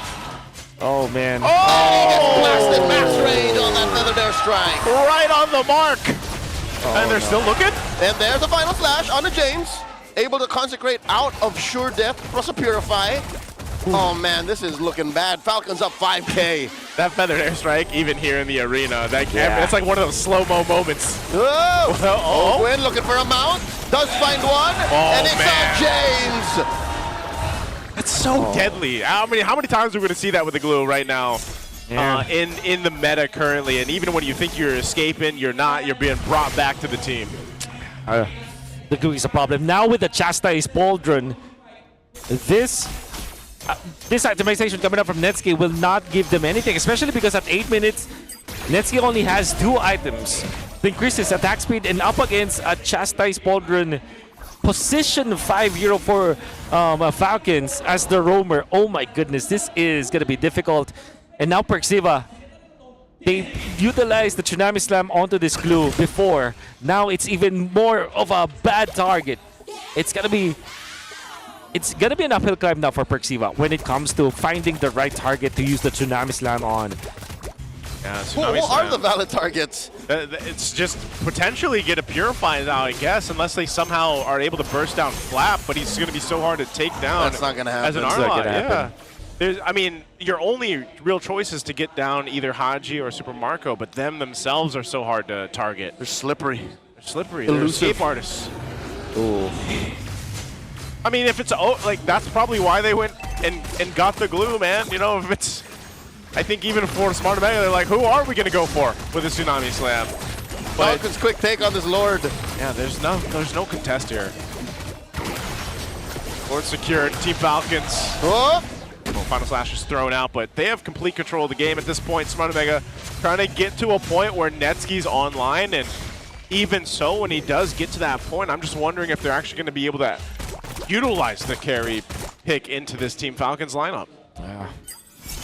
Honestly, Omega's lineup, it should not look this way, and it all started with their demise at the bottom lane, especially when Ryzen was first taken out. All of their momentum just, went down the drain. Deflated. And I think it's also big props to their fourth pick glue, as well as this Guinevere priority, instead of focusing and relying on a Harley or maybe a Leomord or even the Suyu. They just chose to go for the Guinevere, which is such a strong early game composition. Yeah, with this, they've been strong all game. Team Falcons 6,000 ahead. Lord coming up on top. And they're taking the tier 2s now. The bottom still stands, but mid's going to go down. They'll take everything they want. Flap throwing out a Final Slash just to check the bush, just to see what's there. And then they'll get ready for this push into the base. I mean, the shields are still up, and this is only that first Lord, so ultimately Smart Omega should be fine. Unless for some reason there's a force fight that comes through from Team Falcons that ends up into a devastating wipeout. Yep. Should be fine being relative. Like, they should not lose just yet. Yeah. But they are far from fine. Because Falcons are crashing into this turret. They're inside the base. And the clock is ticking. The Barangay knows it. This is crunch time. By the way, you can see Ogwin transition into that conceal very early on. Typically, you would choose to go for selling your encourage and or canceling encourage and going for the conceal maybe 18 minutes, but this is the 10-minute conceal now for Falcons. He wants to end it quick. Yeah. James barely survives, dashing through. Keeps it purified though. Kyle tracks onto him. Kyle taking a lot of damage. Gets hit with the Tsunami Slam. Kyle does a freeze up. Requiem just to survive. Gets shut down by James. Falcons get punished. Yeah, that was a little... Oh no. Barks! Close call, there survives with just a sliver of HP. Joseph, you were saying? Yeah, it was a little messy of a team fight the way that it was handled. Good thing they cleared out the wave. They still maintained that middle turret, but yeah, Team Falcons clearly still in the lead. Smart Omega buying time, and this is what we always talk about with Smart Omega. Like, late game potential isn't there this time. Yeah. Ryzen invasion. Actually giving them significant amount of gold, but clearly not enough. They need the fourth item on to Netsky for sure, and maybe another item for this Uranus. Who opted to go for the Radiant Armor with the Oracle. But definitely need some Kiras coming up from Omega, maybe coming up from Persiva or obviously James. They need it. I can see at least for Omega, they're trying to minimize this lead. They're trying to make the plays happen. Oh, James spots a Lord take. For sure, Falcons are not going to allow him to get away scot-free. The rest of the map is being cleared out by Omega, so there's some room to breathe. But they're not crossing the river just yet. I think Falcons take this again for free. Oh, they're going to get... Kyle gets it. They jump onto James. James looks to Purify, gets hit with a Feather Airstrike, and Super Mario Code clean it out. Still a bit. I think that their idea was to go for James just scouting out where the Lord was, but it's really just not gonna be it. I think that Omega are not giving up so much free kills for Falcons, and they even had to pop the Purify for that one onto James. So when James gets back to the fight, he's not gonna have the Purify for 60 more seconds, and this might be the way for Falcons to really break this base down. Yep. It's not like their wave clear is amazing. Yeah, it's tough. This Lord's in. Can Smart Omega defend this? Open with the conceal, the flicker in! He repositions, finds a mount! Feather Airstrike coming through! Flap takes down Ryzen! Exploring into the jungle, blazing the wet by Marco! It's just a matter of time! Marco! Next up is the base, Marco getting blasted down by Mingwin, but Falcons take it swiftly. Game 1! Great idea coming out from Omega for the defense, but that is again them punching from behind.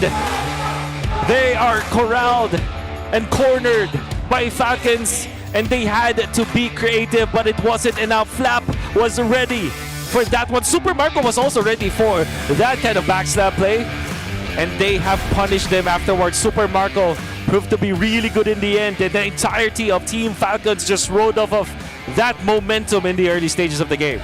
He knew. He was like, I'm just going to lock onto the base. We got this.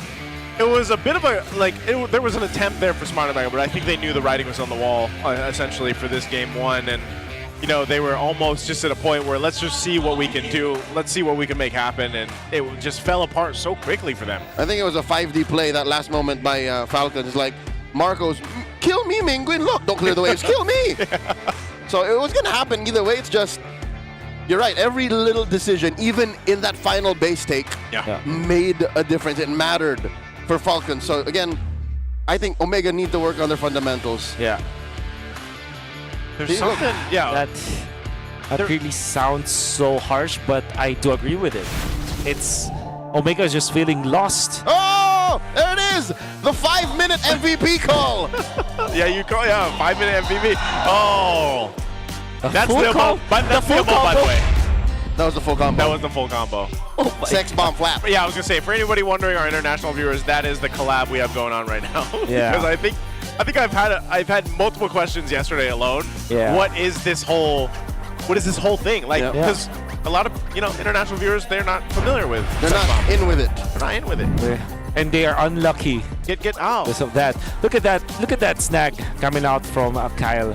But you can also see that Falcons, they're moving as a unit, even with their pickoffs, even with them finding James and Ryzen onto this bottom part of the map from the Y bush, or from the L bush, or whatever that bush is called. They are still making sure that there's at least 3 members, so that no matter what happens, they will be a threat. They will force the Purify, they will go for the -1, and it will be more than enough for them to win the team fights thereafter.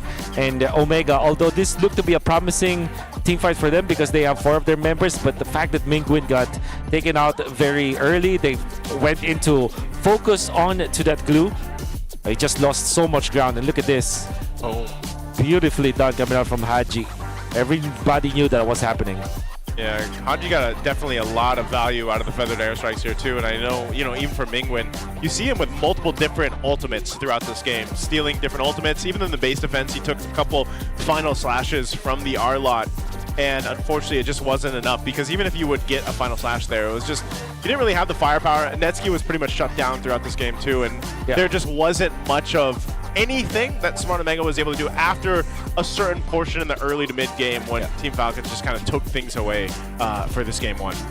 I would still look back into this game, and I think that it's more than winnable for Omega. I think their lineup is really good. Their composition is solid.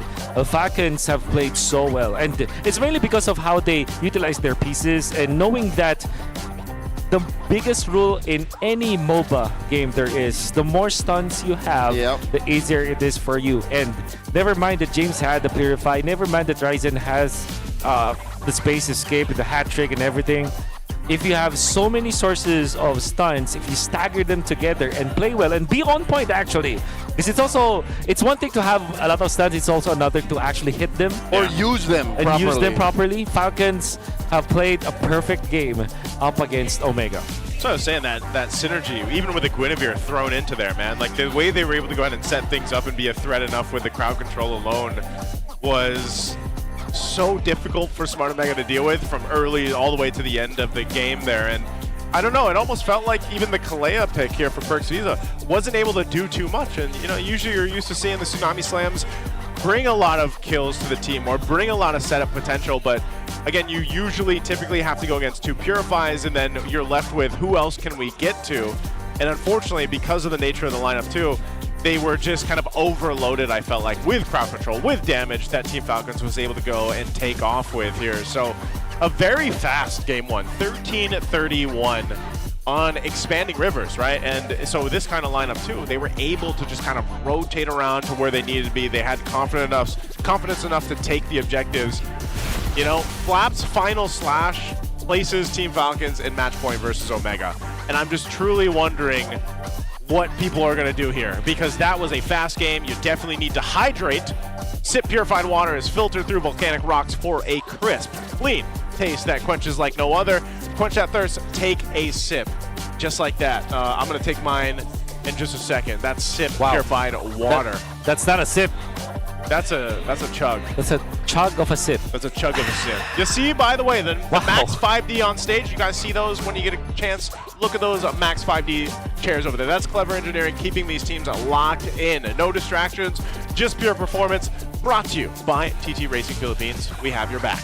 Yeah. And if you already used that code, you can use my code. What's TT your code? Wolf, for the best discount in the website. Look it up. There it is. Use Wolf's code, or just grab yourself a Max 5D. But right now, we need the power pose. This is probably one of the better power poses for Smart that we've seen. Can we get some Smart power poses out there? Note the lip bite. Note the lip bite. Got to do the lip bite. You have to. The lip bite is a key part of this pose. Okay. Flap's got to approve. Lip bite, lip bite. No, we need a lip bite. There you go. It's a clear winner. It's a clear winner. They knew. They're like, he's got the lip bite. This guy's about to bite his lip off.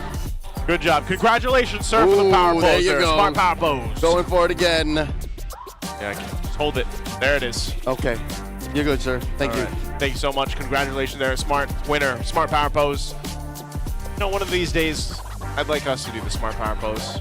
Get a chance to win too. But right now, super fans. Oh, here we go. Did you know men are 5 times more prone to dandruff? Don't let flakes ruin your focus. Power up with Clear Men. Its triple cooling power gives you 100% dandruff-free hair. That ultimate fresh feeling. Get it now. Supercharge with Clear. Will I be as beautiful as James Banks? Cannot guarantee that. But you will be dandruff and flake free. Yep. And that's good enough. And that's good enough. That's the close first you step. can get to, being as fresh as James Banks. Yeah. Yeah. Definitely. Jimmy James.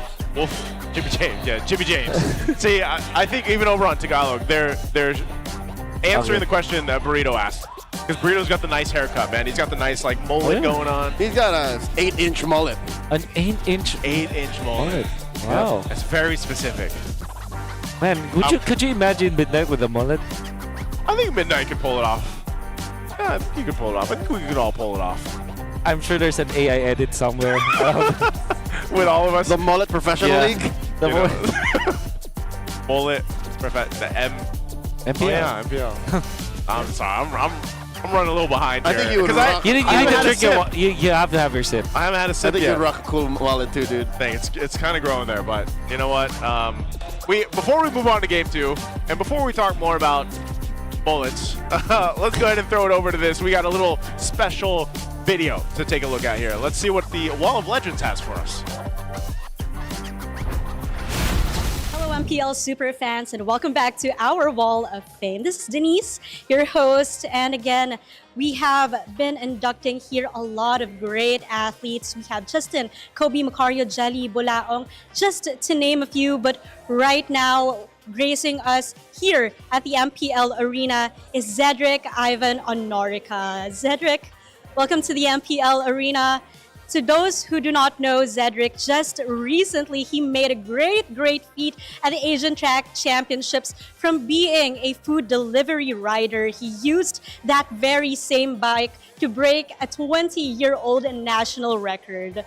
Nakapaniwala ka ba? Nag-sink in na ba sa'yo na you did that, Zedric? Nung time po talaga na yun, sobrang nagulat lang din po talaga ako nung time na yan. And then, ayun po, nung nalaman po namin na nabit namin yung record, and ayun po, masaya po kami. He clocked 10.865 Yes, seconds. And 2 decades, Yes, po. yung nasira mong world national record. Welcome here to the MPL Arena Victoria Sports Tower. Kamusta naman? First impressions? Nakakagulat din po kasi nung time po ng bago pa lang po ako mag-start dun sa Tagaytay, nasa bucket list ko na po talaga na pumunta sa MPL po. Manood po talaga ng live. So we have here a cyclist and an MPL fan. Kamustahin lang natin yung journey mo, like I mentioned, from being a food delivery rider. Very heroic. People have been talking about this because you used that same bike. Anong kwento nito? Yung kwento po nung bike na to is sobrang napakabilis ng kwento and sobrang meaningful din po para sa akin. So nagugulat din po ako sa mga sobrang bilis na ng pangyayari. And then ayun po, masaya naman po ako sa mga nangyari. Kunento mo pa sa akin no, na inaya ka lang Yes po, ng yes friends po. mo and Yes you've been competing right now. Yes po. Anong kwento nito?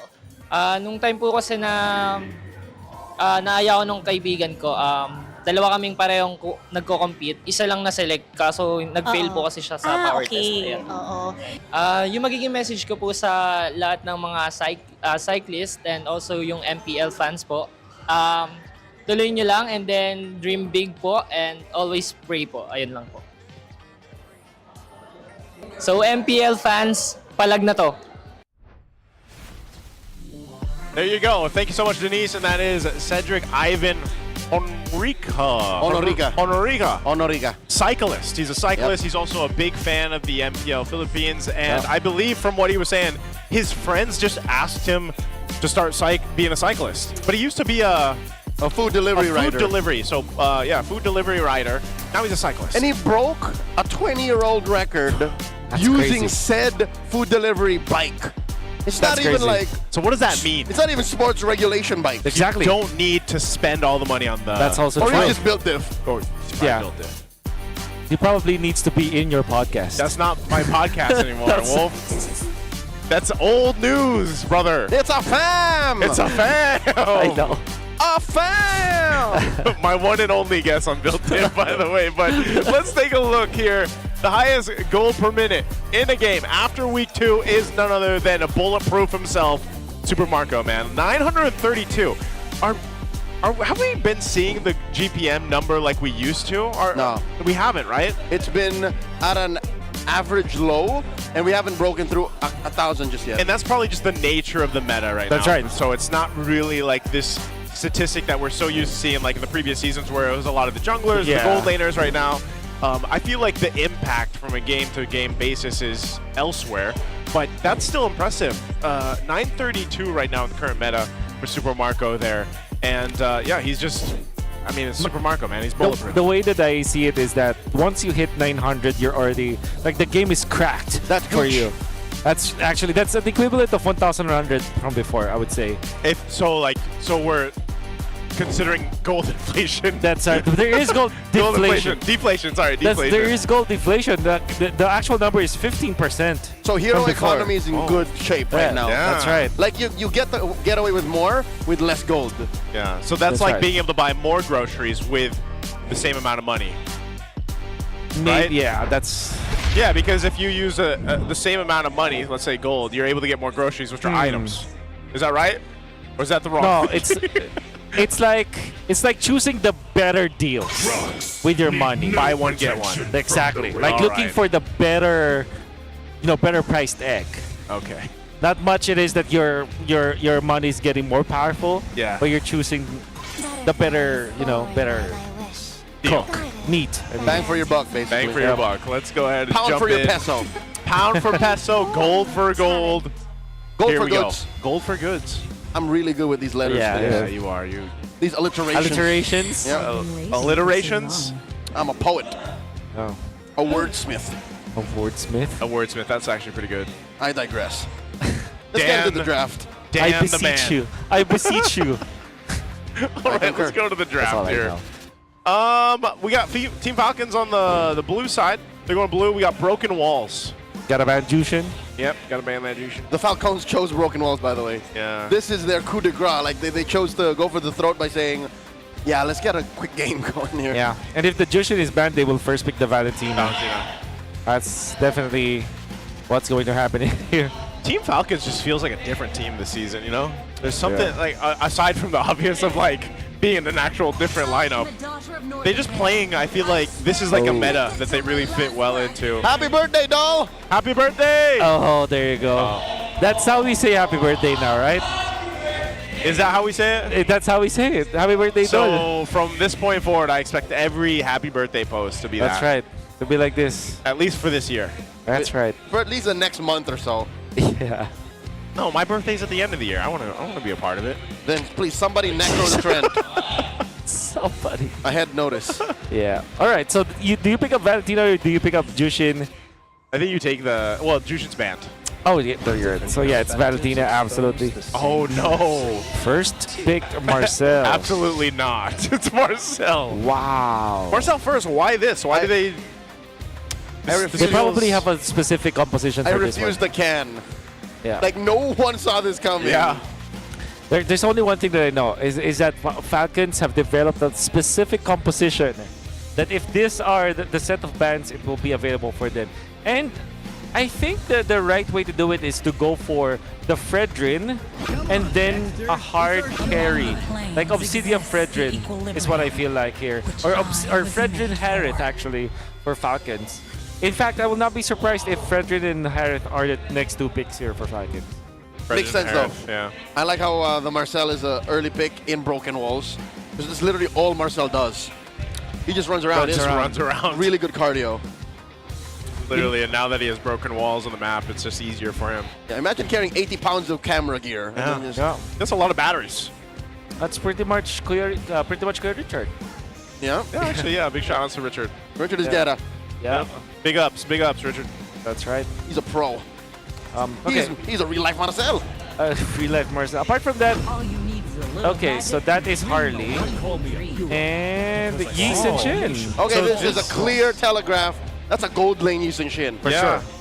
This is not the first three heroes I was expecting to come through. from Team Absolutely Falcons. not. And if you're Omega, you still look for the Kalea, I feel like.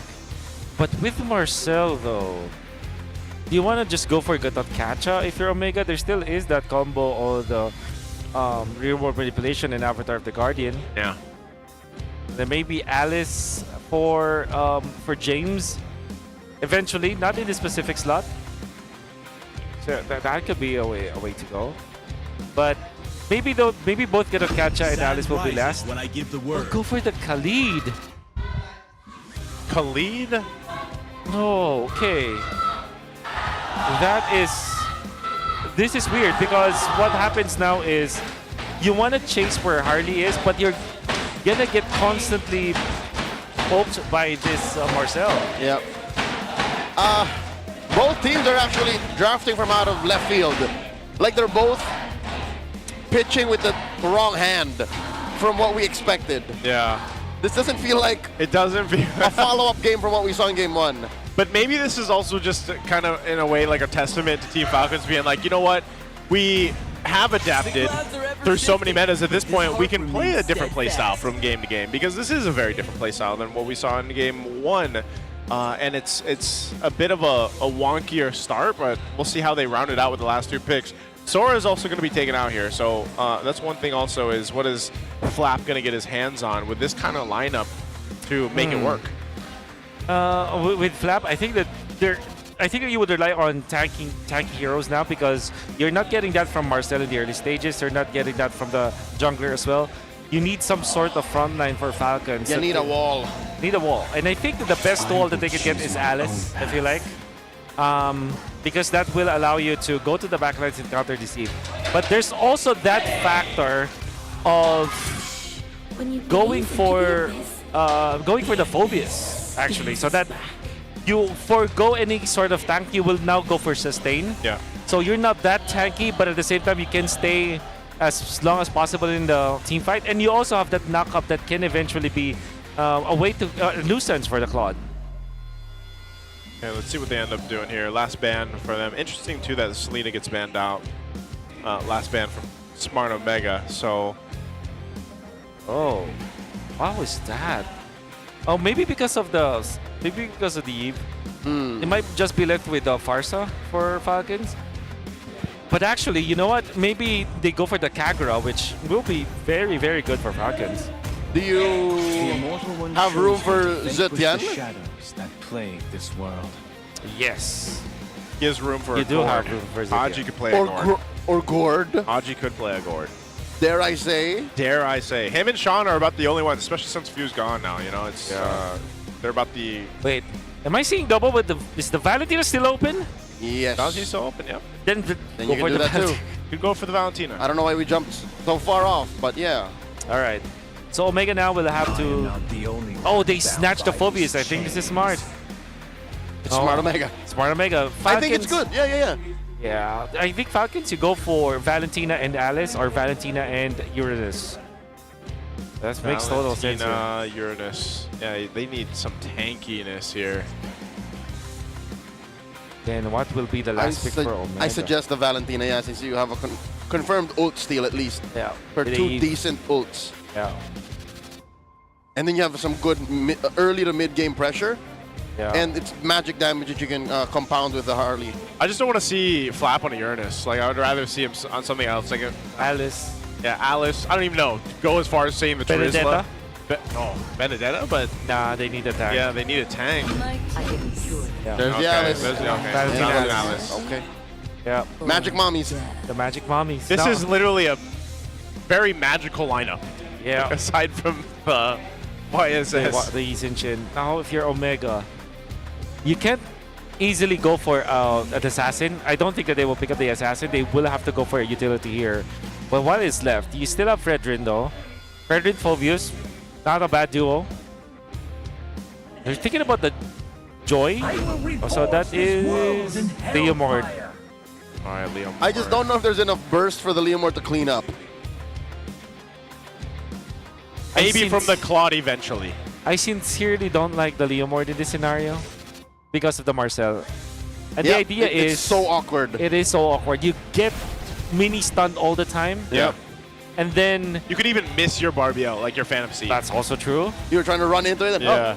And if you already are mounted, I will just pop the golden now where I waste time in your ult. Yeah.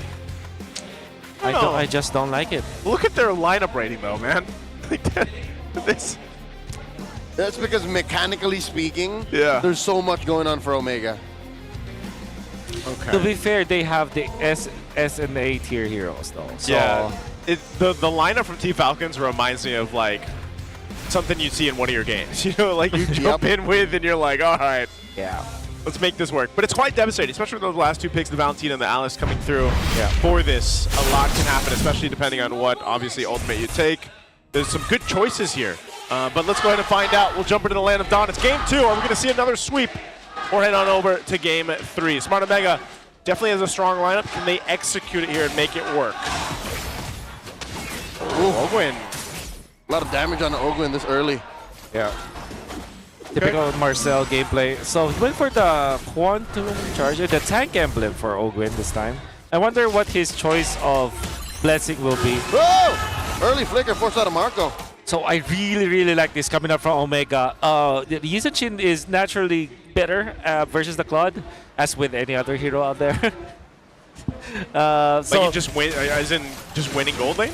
Yeah, like Claude just does not win the gold Oh lane. yeah, Oh no! Perks here, put down to an 1/8 of his health. Yeah. Quick sand guard in the face, he's fine. Yeah, but the fact that they called in the Claude, they called in Perxiva to go for the Claude and force the flicker, I think that's really a good idea. Now Ogwin wants to return the favor, and he's not going to be denied of one card.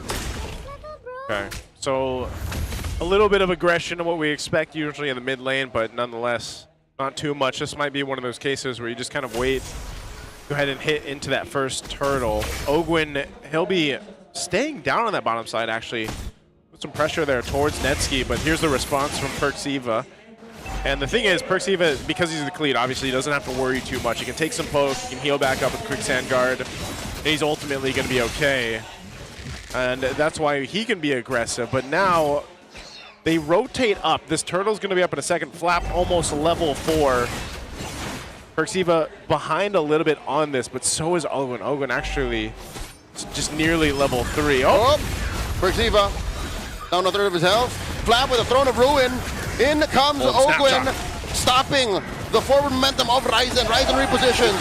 Down goes Ogwin. James finds him. Going James over the ram by Mingwin. Ryzen secures the turtle. Already looking good for the barangay. As Haji with a stolen. Barbiel gets taken down. Falcons may have overcooked. Wow, for sure. That is such a weird ult to copy in the first minute. I really thought that was the RWM that they stole. That's gay. He's fine. He's fine. Yeah, I don't know if he just grabbed the Phantom Seed just because like it was a the panic closest. like a panic moment. Like one of those, just it's the closest thing that I can grab. I just hit level 4. We got to turn this around type things or what? Sure. But not the one he definitely wanted to take value-wise. Yeah. Still, 1,000 gold lead for Omega. This is more than enough. I think that if they keep this kind of momentum and just make sure that Perxiva is eyeing where Kyle is, as well as this Marcel, it means that Netsky will have a much better time into this bottom lane. Yeah, Ogwin still waiting to hit that level 4. You know, nearly almost a whole level behind Perxiva right now, but he's just about to hit it. Oh, blazing to it by Netsky. Starting it up. Golden Hour. Ogwin planning the retreat for Marco, but he dives into it. Mount Shocker into Traceless to the face as Perxiva catches it all with so much gusto, and Netsky gets taken down. Deadly Magics was Marco's basics. Oh no. Overstayed there. They could have run away. Yeah. And they did not expect that eventually Kyle will be there for the finish. And the cost of this for Netsky is 1 cart, a minion at that, might even be more. That's a lot of gold that will be in favor of Super Marco, now at 2.5k. He almost got a double there. Like, it was very close. He even got the flicker out from Perxiva. So setting himself up to have a better time in the lane at least. This is more of a Falcons recovering than them getting into a leading position. Because you look, Omega's still up 500. Omega's still first to rotate into the turtle pit. Flap holding onto it, slight pull. Ogwin bumping into James. Still a massive threat. He's the one who drew first blood. Yeah, so they'll fight for space around the turtle. With it being broken walls too, they'll play around that opposite end. Perxiva trying to keep Ogwin at bay here, but now Flap jumping in too. Should just get out? Ryzen calls in Barbiel. That's 4 members of the barangay. Look at down bottom. Golden Hour here by Ogwin. RWM is stolen ult in the hands of Haji.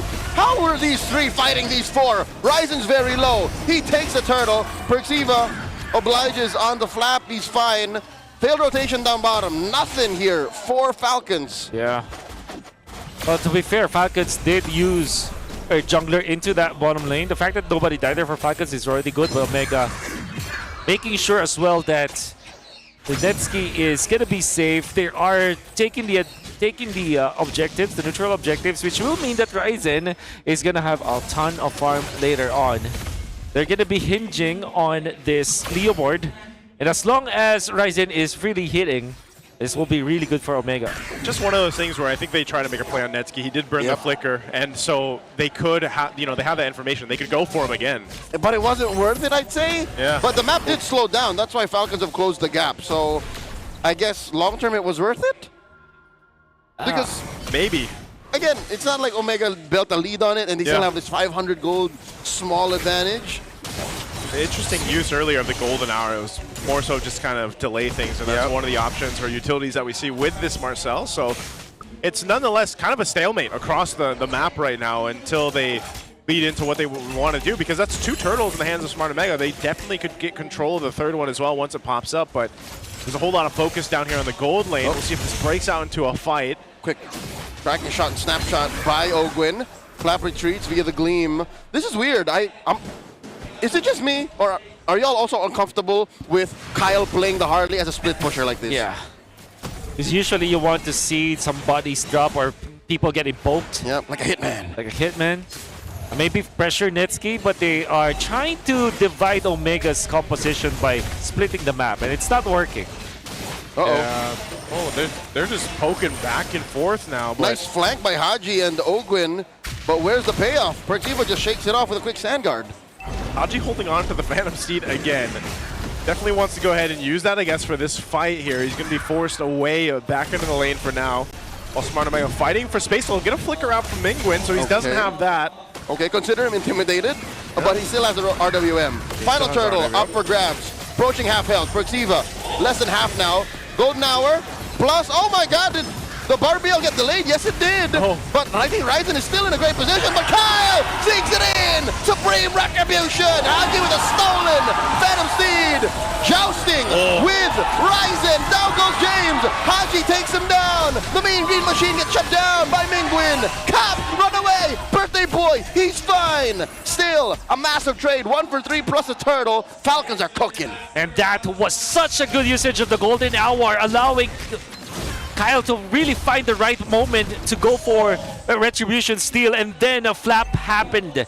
On to Omega with a Throne of Ruin, catching the members of Omega to the backside. It's the flappening. It's the flappening. It's the flappening. This is what he was looking for before that big slump last year. For sure. They tried to win with an Alice. Oh, I remember it. It was picked up a couple times. Tough time to be a Falcons fan. Yeah. Well, now it's not. And this is an interesting thing, too. Off of that one fight that was kind of awkward. I mean, the fight felt kind of awkward, too, even with the delayed Barbiel, with the Phantom Steed and everything else. But imagine that one fight now ballooning the lead for them. Almost 4,000 gold for Team Falcons off of that.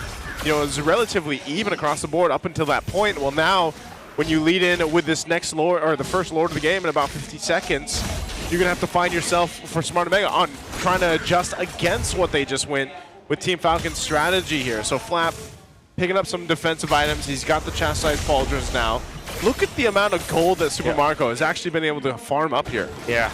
And if you recall from the previous series, we also saw the Eve with the Golden Hour. This time, of course, Haji is not playing the Eve, but he does play the Valentina, which is still an Eve. About it. And the reason why this is more successful than before is because Falcons is staggering their ultimates. From before, it was the Golden Hour into the RWM almost instantly. This time, Falcons are waiting and are utilizing one ult after the other to force some of the resources to Omega that eventually leads into the Throne of Ruin, catching 3 or 4 members of Omega. So I like this a lot coming out from Falcons. They're staggering their ults so that they will have maximum amount of crowd control. Yeah, they're going to start up this Lord here. Oh, Magic. James very low. Mount Shocker by Marco, exposing all the members of Omega. That is a delayed Phantom Steed by Ryzen. He does get the Barbiel eventually, but they already lost the Roamer. RWM by Mingwin, blazing duet by Netsky. Hunting down Haji, running away. Look at the back line. Flap finds James. Netsky going hunting as well. Bulletproof Marco, no longer bulletproof, and Mingwin finds him. Ogwin traded out for Ryzen. Netsky catches a face full of deadly magics. Currently 2 for 1 here. Falcons make that a 3 for 1. Falcons wins. Yeah, they win that fight. You see what I'm saying, though? These fights are so awkward. Like the way that they're holding on to some of their spells, like you mentioned, Wolf, but also the way delayed the the way the fight kind of is delayed because of the golden hour. But all this resulted in Team Falcons just losing one. That was Super Marco, but they got themselves the Lord. Ogwin woke up today, and his mission is to make sure that Ryzen will not be able to play the game. Literally. Because in the middle of the team fight where everything matters, the initial salvo of all of those spells, especially with the ultimate of the Stampede coming out from this Leomord, the way that they're doing it is they're popping the golden hour onto just the Leomord. Like, how many times have Ryzen been stopped by the golden hour? Oh, Raging Sandstorm just kind of thrown out there for Tiva. Should be fine. Yeah, and it's one of those things, man. Ryzen's probably like, man, just let me play. It's so annoying. This is literally what happened in my first introduction to Marcel. I played a Leomord, and it's James here gets taken down by Cal.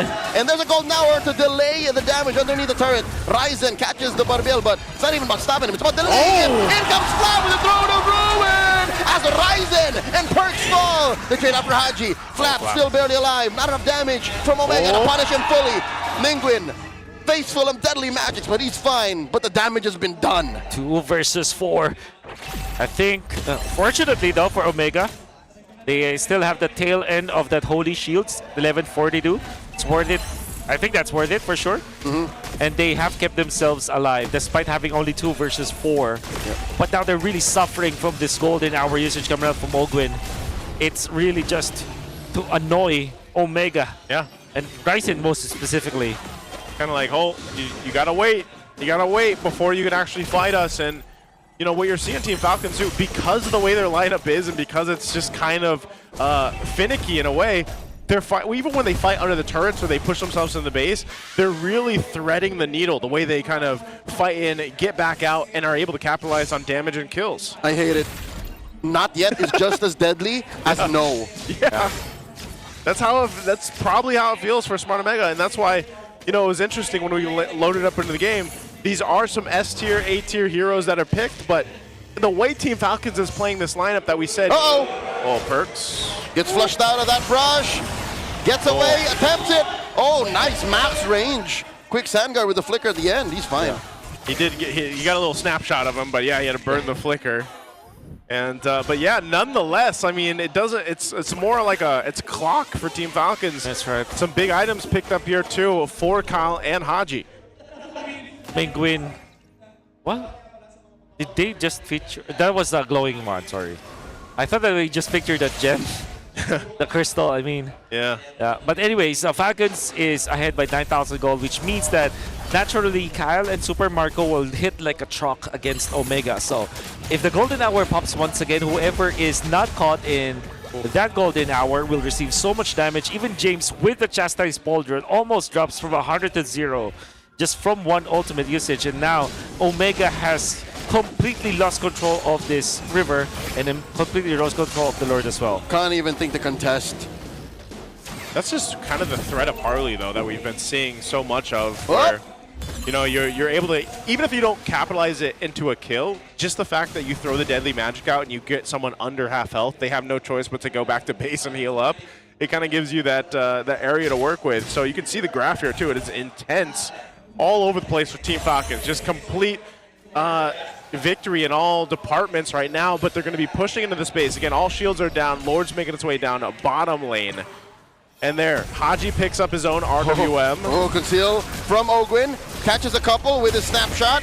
Persiva jumping in. Omega don't want to give up any inhibitors. They stand their ground. Gonna stand it for now. Lord slowly making its way up here. So we'll see. They have the options they can. There's pretty good clear, though, it seems, for Smart Omega, but this is where they punch it in. Haji with a stolen RWM. Starting a fight from out of range for Omega. Mingwin answers back. That's the golden hour. Stopping them. Ryzen with a Phantom Steed from off range. Does not get delayed this time, but they lose 2 inhibitors. Wow. Such a great usage of the golden hour just for them to be able to push cleanly. No casualties for Falcons. They also utilize the RWM in combination with the Throne of Ruin, which is great. However, Falcons, now they still have a fighting chance to go for this top lane play. Try to get the turret down. That's probably all we're going to see them do. Take down the turret. Whoa, James with the flicker to try and engage on a Marco. Marco does the same backwards. And now the collapse on Omega. In comes Kyle. The Throne of Ruin finds all of them. Mingwin Parks and Ryzen. That's 3 for 1 again. A massive trade. Where's Nets gonna go here? The end is nigh. Writing is on the wall. James just doing his darndest to clear this cart minion with a wave down bot. They're going for the base. He doesn't find Marco. Haji and Flap inside. Kyle following up. Can these two members of the barangay defend? Oh, no, Deadly Netsky! Magic on Netsky! Netsky, life stealing away, survives. What? Omega are still in this. Oh, Flap's still alive. He's so tanky, though. But he's not going to be able to escape. Oh, they find him. Netsky gets one. What a great usage of the rose gold meteor coming out from Netsky. Only reason he survives there. Say what you will about Netsky, but his command of the Claude is impeccable. The only time that he died was during that moment in the bottom lane where they overstayed up against members of Falcons. But Netsky being a threat against Kyle and then eventually against Flap. Now with the RGM and the full item with the Malefic gun now. He is now online. How can Omega take advantage of this? They can take advantage of this by taking this and contesting the Lord, I would assume. You know, the past two ones went freely pretty much for Team Falcons, and with that, you are going to see them rotate towards this. Netsky doesn't have a flicker for 30 seconds. James is waiting for his as well, so they might just try to take down a tier 1 turret unless Team Falcons doesn't give them the opportunity to breathe here. Deadly Magic thrown out on James once again. We'll see if he decides to go heal up, and they just try to stall this out, but it looks like they might not have a choice and just forced to fight this against Team Falcons here. Half health on the Lord. Now to a third. Quick knock-up. Netsky repositions. Soft reset. Haji has a stolen Phantom Steed. James another half health. Another! Ult thrown out. Gets caught with a snapshot. And he falls. Golden Hour delaying once again. Ryzen's Phantom Steed and Tortigo jumping into it. Mingwin taking down Super Marco. Alwyn finds Netsky.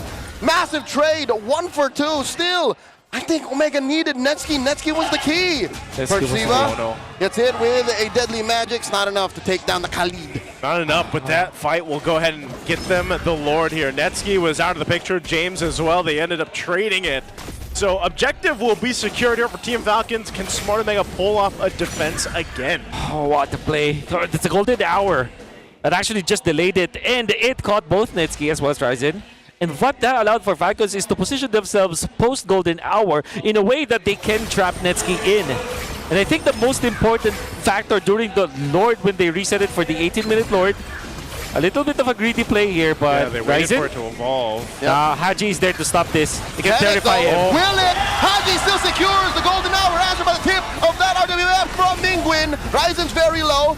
They force out a winner crown from Flap. Flap gets flattened by James. Perciva backing on out of here. Ogwin holding through. Blazing Duet serves up a kill to James. 2 for none. For the first time in a while, Omega get a winning trade. So they took a bit of a risk there, waiting for the Lord to evolve. Ends up happening, but then they lose 2 members for Team Falcons. Yeah. So Smart Omega, if they wanted to buy some more time into this game, they've got the numbers advantage now. Yeah. And this is definitely gonna make sure that Falcons will not be able to push. Nope. Having only 3 of their members, no initiator. And Kyle being spotted by Perks.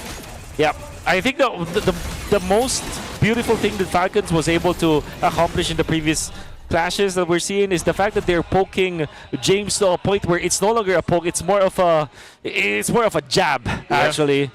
From Falcons. It's a gut check. It's a gut check. There you go. It's a leg kick that could at any time break his foundation. Yes, that's right. I love it. Picking up the winner crown too. That's going to be very valuable for him against this because of what we're seeing in these team fights. And we'll take a look at the replay how that broke out again.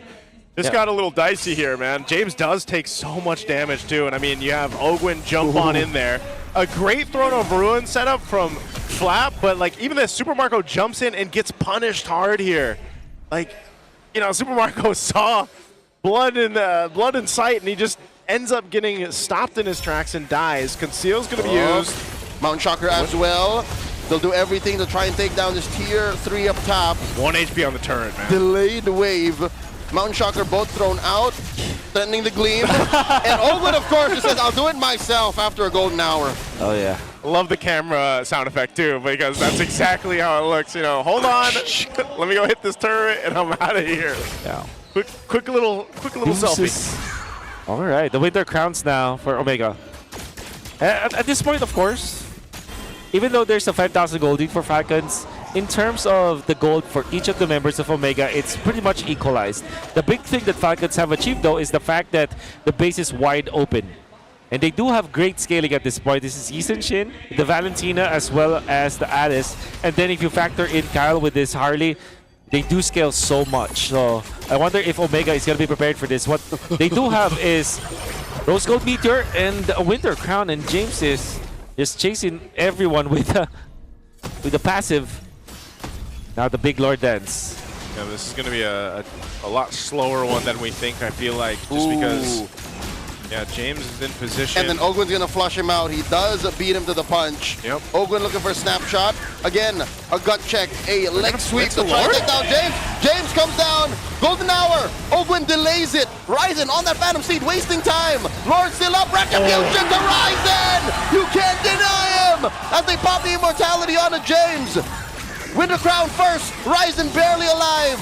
Down one. Omega have to go ahead and make use of this Lord, but can they? Will they? Perxiva so chunky through that wall. Gets the immortality pop this time. He's not going to survive this. The dog pile coming in from Falcons as Netsky still alive. Has an immortality. Ryzen looking for kill. In the middle of all of those members of the barangay. Ryzen coming through. Gets the immortality pop. Netsky thinking if he should fight. Oh, and they actually get the kill on Ryzen too! But Haji Foes, Mingwin keeping the pressure. Thrown up ruin by Flab, and Mingwin gets hit by a deadly magic. Oh, that's good. Can he survive? Down goes Mingwin. Another golden hour. A wave coming through. Oh, Netsky, it's all him alone! 3 versus 1. Netsky! Looking to take down Ogwin. Does not do it. Not yet, but he is going to have to deal with the Lord. Parching through blood. The barangay are thanking their lucky stars. Oh, big win. A sigh of relief from the birthday boy. But the net standard, the Cloud, the Prince, the best gold laner there is. Netsky keeps Omega's dreams alive. For the second time in this game. Oh my God. Oh, let's take a look at the replay here. This was an amazing way to defend from Smart Omega. And, you know, a whole lot was thrown out here. Even the golden hour, the way that it was used, and then the reinitiation, Ryzen going in, it gets terrified here, able to capitalize a kill, and staying alive long enough to even get another, at least the immortality before his juggled in, it pops itself. But that all alone, that interaction all alone allowed this time to happen for Smart Omega to stay in the game. It's all equal now, but again, lanes of minions in favor of Falcons naturally. But this time, Netsky is feeling it. Netsky is a threat. And I love the fact that Omega, despite them being down so much, the way that they are utilizing James with Perxiva, as you saw that, they were able to jump onto Super Marco. And remember, this is Super Marco with the flicker. And he is the main damage dealer of Team Falcons. Yep. And they are able to catch him.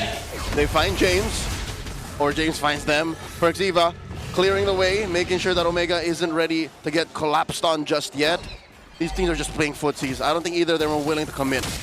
Yeah, they're fighting across the map aside from the Lord here. Yep. They're setting up for the long lane for Omega because they have to make sure that when they do go for the Lord Dance, at least the bottom lane is equalized. And it will never be equal it will never be in their favor. That's what I'm saying, because of the natural push from the super minions in the bottom lane, in all lanes in fact. But if they do clear it out, at least they set it up. Oh, that's a conceal from Perks. Proactive now is the barangay, and they collapse on James! James here, gonna get taken down! Oh, James. That Phantom Steed won't do anything, Ryzen. They lose. Oh, no. One of their front liners, he had to spin the flicker too. Massive so loss for Omega here. Can they even contest? Oh, I don't know if they want to. They're gonna force a fight anyway in the jungle. No more Barbiel. Lord's going to be worked on. Frontliners. The Barbiel should be up in about 5 or 6 seconds from now. Ogwin. Lord at a fifth of its health. Marco and Kyle are wailing away. Ogwin looking for a snapshot. Finds Perxiva. Golden hour. Kyle secures. Ryzen here. Terrorized and taken down. Marco secures. 3 defenders for the barangay. Oh, they're on the run. Wolfie did exactly what you mentioned in the previous match. He exactly. cut off the team, and Ryzen was left alone while everyone was stunned in the golden hour. That's how you play the Marcel. It's just surprising that Nova wasn't able to do it, but Ogwin has been phenomenal with this one. Now Netsky! Oh no! To expect to survive a 3-man gank as Perxiva here are just trying to delay the inevitable. They're inside the base. They're on the crystal. Team Falcons sweep Smart Omega. Netsky put on the cape. Was the hero for Omega for many times, but in the end, they were caught off. Ogwin with that backstab play. The fact that they have taken out James as well with Kyle leading the charge on this Harley. A perfect game for Falcons, but Omega also showed a lot of heart. The heroics of Netsky is not going to be enough, as well as Ryzen's retribution. It's going to be the Falcons to soar over Omega and spoil Mingwin's birthday. Man, what an interesting game Game 2 was. From lineups to the way the execution happened here, but you can see, again, Team Falcons really come together, playing as a team, making things happening. I'm surprised that we even saw just how quick James was taken care of before that all broke out, and then they decided to go ahead and fight it out. So, yeah, birthday buff not going to be enough for Mingwin anyway, but still, man, it was a great series, I feel like, even though it ended in a sweep. For a high-concept draft, like Falcons demonstrated here, going 25, almost 30 minutes, that's respectable. It's respectable. Smart Omega, a formidable team in the MPL. I think they're still looking for their footing, but all we can say for them is GG well played. That's it for their week in week 3. Yeah, they've had to go against 2 Titans this week in week 3 after the break that we had last week, and you know, tough ones, but I feel like they probably learned a lot from these 2 matches that they had this week specifically. There was a lot of promise here, obviously, with what they had, and again, Team Falcons, I think they're really showcasing what they're capable of. Again, 2 very different lineups from Game 1 to Game 2. And they executed this because this is a lineup, like I said, that you have to make work. Like, this has to be lined up perfectly, almost in a sense, for you to make this work. And again, it's just hats off to Team Falcons to making the adjustments they needed to going in strong against this. Let's go ahead and throw it over on stage to hear from Team Falcons. Another 2-0 sweep. The Falcons are soaring higher. Give it up for your winners! Odin, pinakabata yung lahat ng match-up na to, but if anything, Team Falcons persisted. And if anyone who persisted, we have here our Game 1 MVP. Isang flex naman dyan. Wow, parang lalabanan mo raw yan, Delise. Ayoko. Nag-hesitate. But kidding aside, Flap, Game 1 MVP, you used Arlot before this game. 2 beses lang yung nagamit. And then it was you and Lance who, this time in the meta, what changed with this choice of hero? Ano po, kaya ko rin siya pinili kasi lagi ko rin napapractice, kaya ayun, nilabas ko ngayon. And anong special dito sa hero na to? Sobrang ligalig niya sa mapa, sa Clash. Parang sobrang dami niyang pwedeng gawin. Yes. Bagay sa personality mo. Maraming pwedeng gawin. Sakto. Ang banner. Okay. Pero syempre, meron din ako napansin, especially nung Game 1, at Ogwen, napansin namin all throughout the game. Stable yung heartbeat mo. Hindi ka ba kinakabahan dito sa match na to? Mostly, kinakabahan lang ako sa interview. Sa interview? Pero Tsaka siguro sa kay Super Marco kasi nag-Superman siya. Okay. Basta na lang tumatalon. Pero Ogwen, napansin namin yung glue mo kanina. Kasi hindi siya masyadong nagagamit successfully in the roam. Ano ba yung tips mo sa paggamit ng glue in the roam? Tingin ko, wag lang mag-pick ng kalaban ng counter sa kanya, yung mga big sana para miss. Yun lang. So talagang iiwasan lang. It's all about the job for Ogwen. Me naman si Haji. Haji, ikaw naman. Hello! Ang pinag-usapan natin kanina. Yes, everybody's been talking about you, Haji. Your next game, Twisted, your former team. And Sean mentioned a lot of good things about you. But this time, anong pinagkaiba ng Haji from the past and Haji now? Siguro lang, pinagkaiba lang talaga nung last season na Haji, Tapos ngayon, siguro mas confident lang talaga ako ngayon. Nakatulong ba yung pag-gym nyo together sa pagiging confident mo ngayon?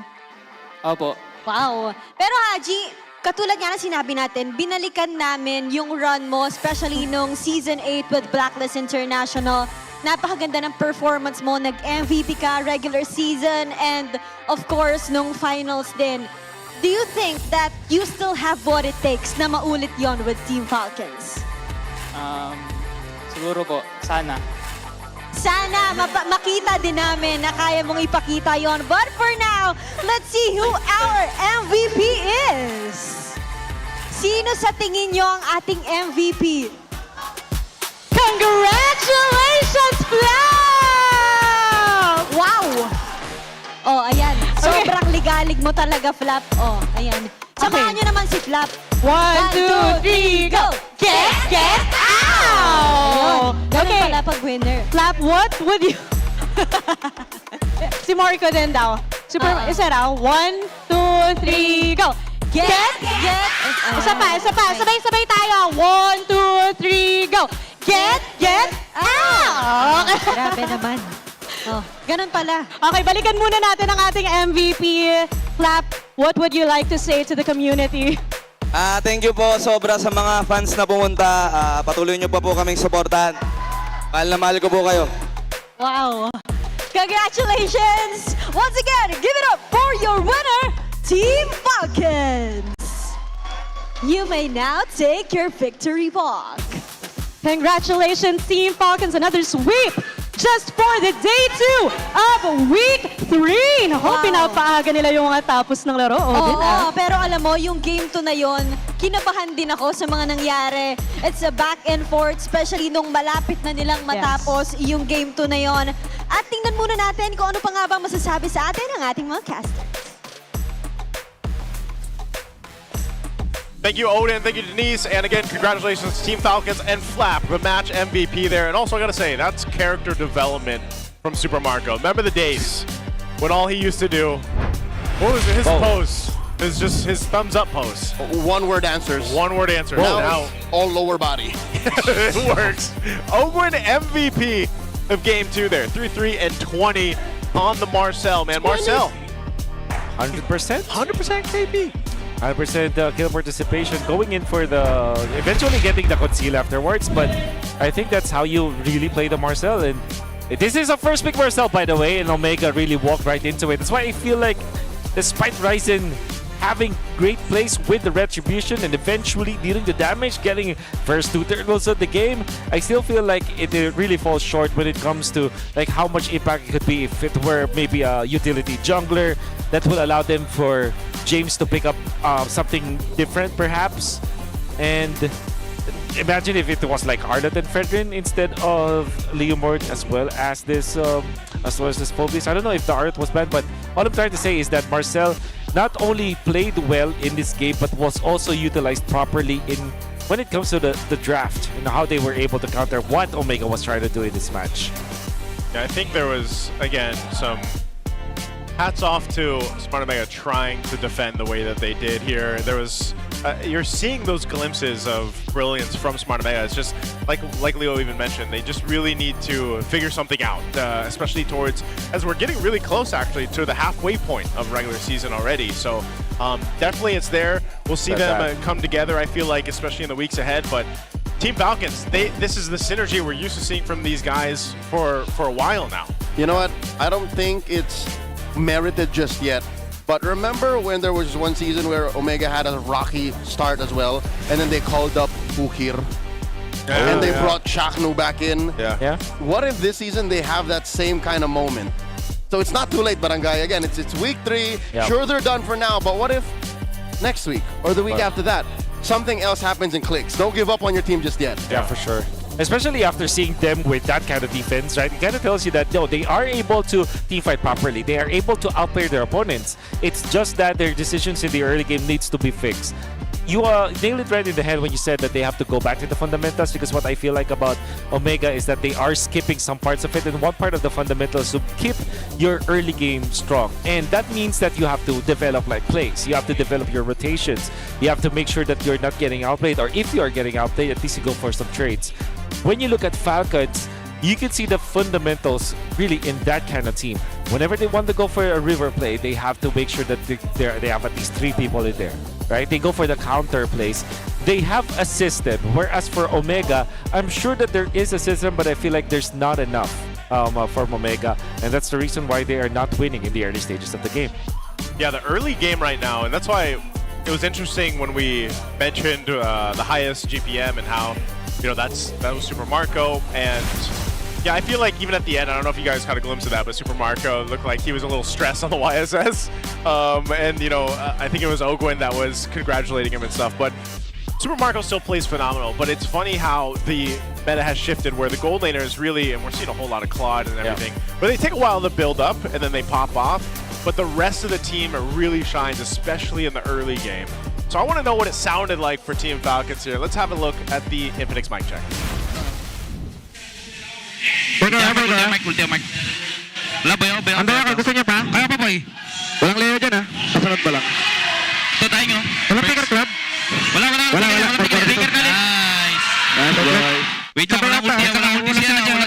Respetuhin yung club, pre, ha? Trinity. Respect na MC. Respetuhin nyo yun. Chill ka lang, low, boy. Bakla ba? Natawar lang ko na.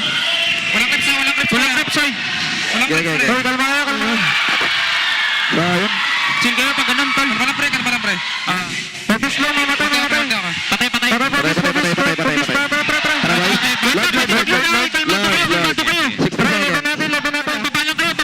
Babaan nyo lang, pre. Huwag yung subsubin dyan sa dulo. Pwede nyo ito kawin. Lapok, pre. Load nyo lang, boy. Kaya pa, likod. Ulti mo to.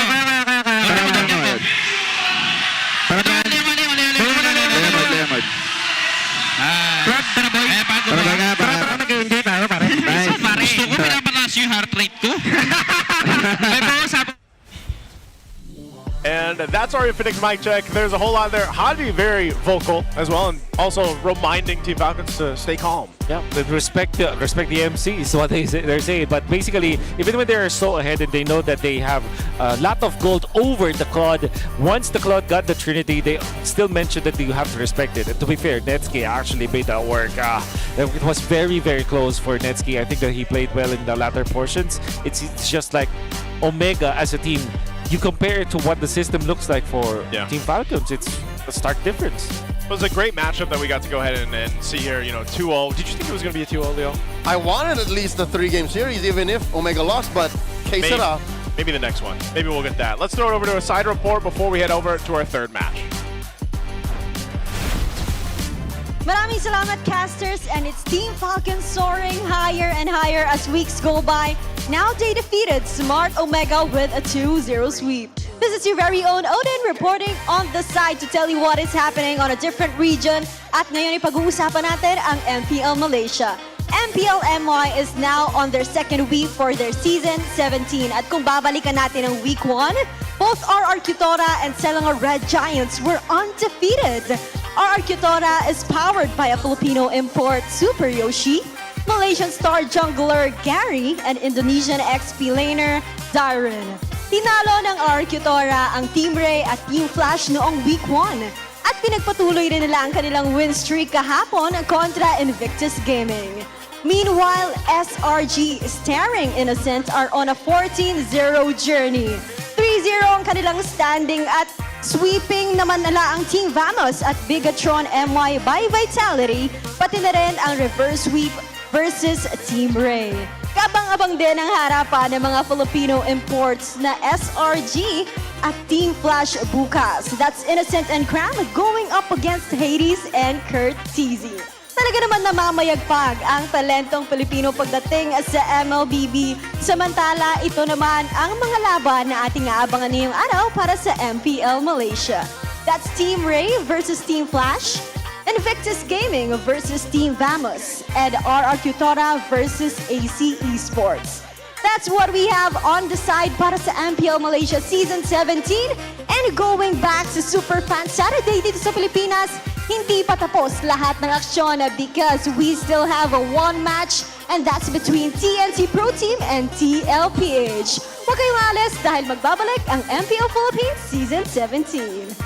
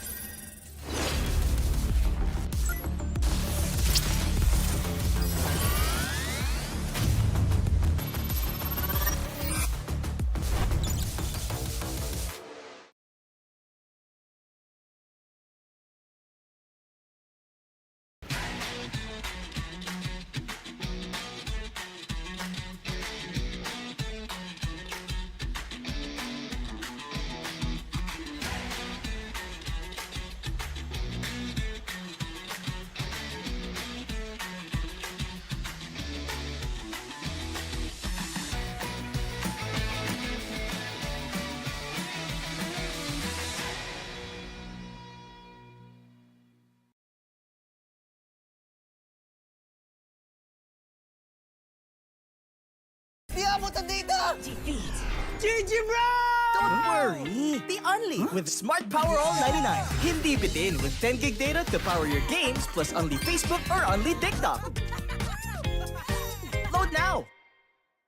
Foul! You know your scalp can get up to 5 times more dandruff? Get triple anti-dandruff power. Supercharged with Clear. Hey, you, did you know men have 1.4 times weaker scalp? Get a shampoo that's 100% made for men. Supercharged with Clear. Enemy alert. Your scalp gets 1.5 times greasier, causing dandruff. Get triple anti-dandruff power. Supercharged with Clear. Stop and pull over. Your scalp gets 1.5 times sweatier. For cooling power. Supercharged with Clear. Hey, where's your safe place? A place where ideas ignite, where laughter lingers, where work feels light. This is mine, and I'm not gatekeeping it. A chair isn't just a chair. It carries me through wins, through setbacks, through every step forward. And a desk isn't just a desk. It rises with me, stands tall when I do. Through triumphs, through trials, this space keeps me growing. This is my safe place. Home, playground, grounds where I stand. This is TT Racing Home Grounds. For every dream I chase, every battle I face, TT Racing has my back. So I'll ask again, where's your safe place?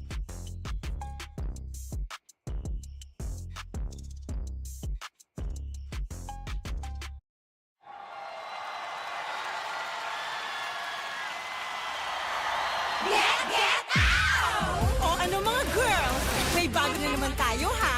Malamang matutuwa na naman ang mga bata at matatanda niyan. Maglaro tayo, di kami patatalo. Maski duo o trio, kahit 5 man pa kayo. Kahit pa sabay-sabay, ang kalaban sasablay. Kung mag-rank ang pambilis, sure na wipe out!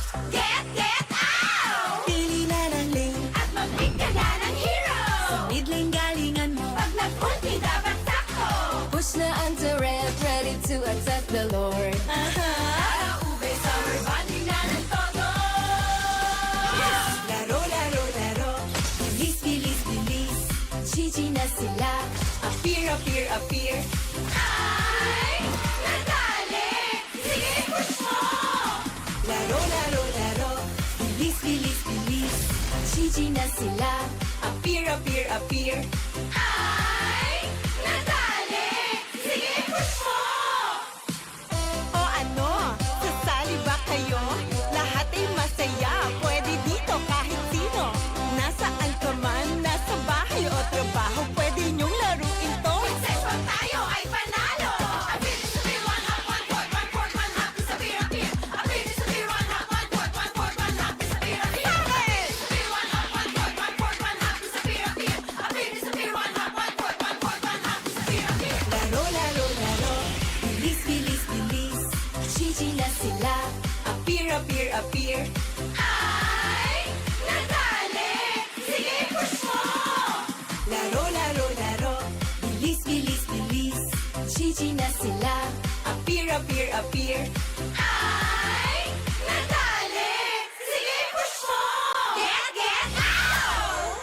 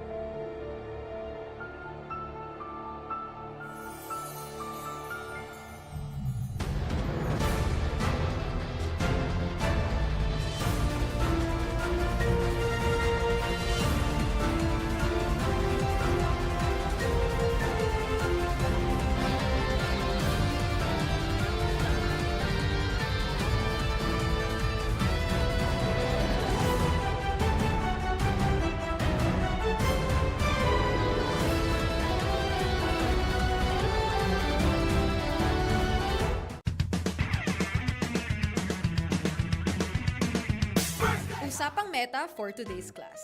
Excited na ako! Meta? May itatagos kaya? Good morning, teacher!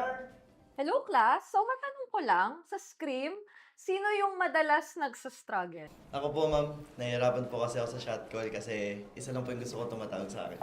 Oh, shit! Teka class, tama! Importante ang comms, mapa in-game or relationship, di ba? Relate ka, ma'am? Secret. Anyway, next question tayo guys. Tingnan nyo itong draft. Sino dito yung nag-overcommit sa top lane? Uy, naku! Parang support ata yun, ma'am. Ay nako, bagsak ka sa counterplay. Huwag ka kasi clash ng clash kapag hindi ka pa crush. Este para iwas crush! Oh, shit! Plus 5 points ka sa hugot, ma'am. Okay. That's all, class. See you tomorrow!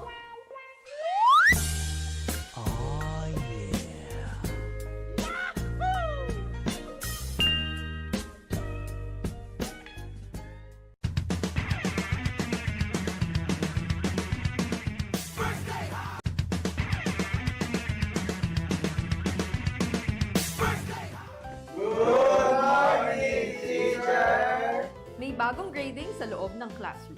Sino kaya ang bagsak at sino ang may palag? Okay. May grado na ang lahat base sa inyong naging pinakamainit na katapat sa lane. Now, class, ano sa tingin nyo ang palag ni Demon Kite kay Carl T? Ako! Si Cartesi Goat! Si Demon Kite, celebrity! Okay, makinig. So, pag-usapan naman na natin yung iba't ibang uri ng rivalry, class. So, unang rivalry, yung team na palaging next season na lang versus yung team na palaging nag-champion. Ma'am! Masakit naman yan! Ma'am, parang may pinapatamaan ah. Grade 91%. May angas, may storyline, pero minsan pag finals, bigla na lang nawawala. Parang signal sa probinsya. Ma'am, di naman na kami yan, no?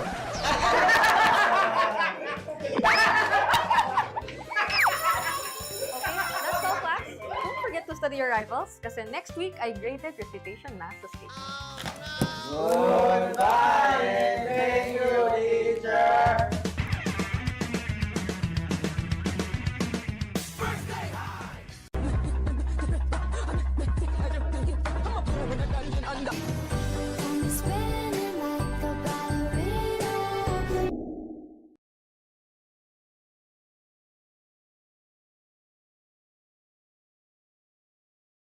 Uy!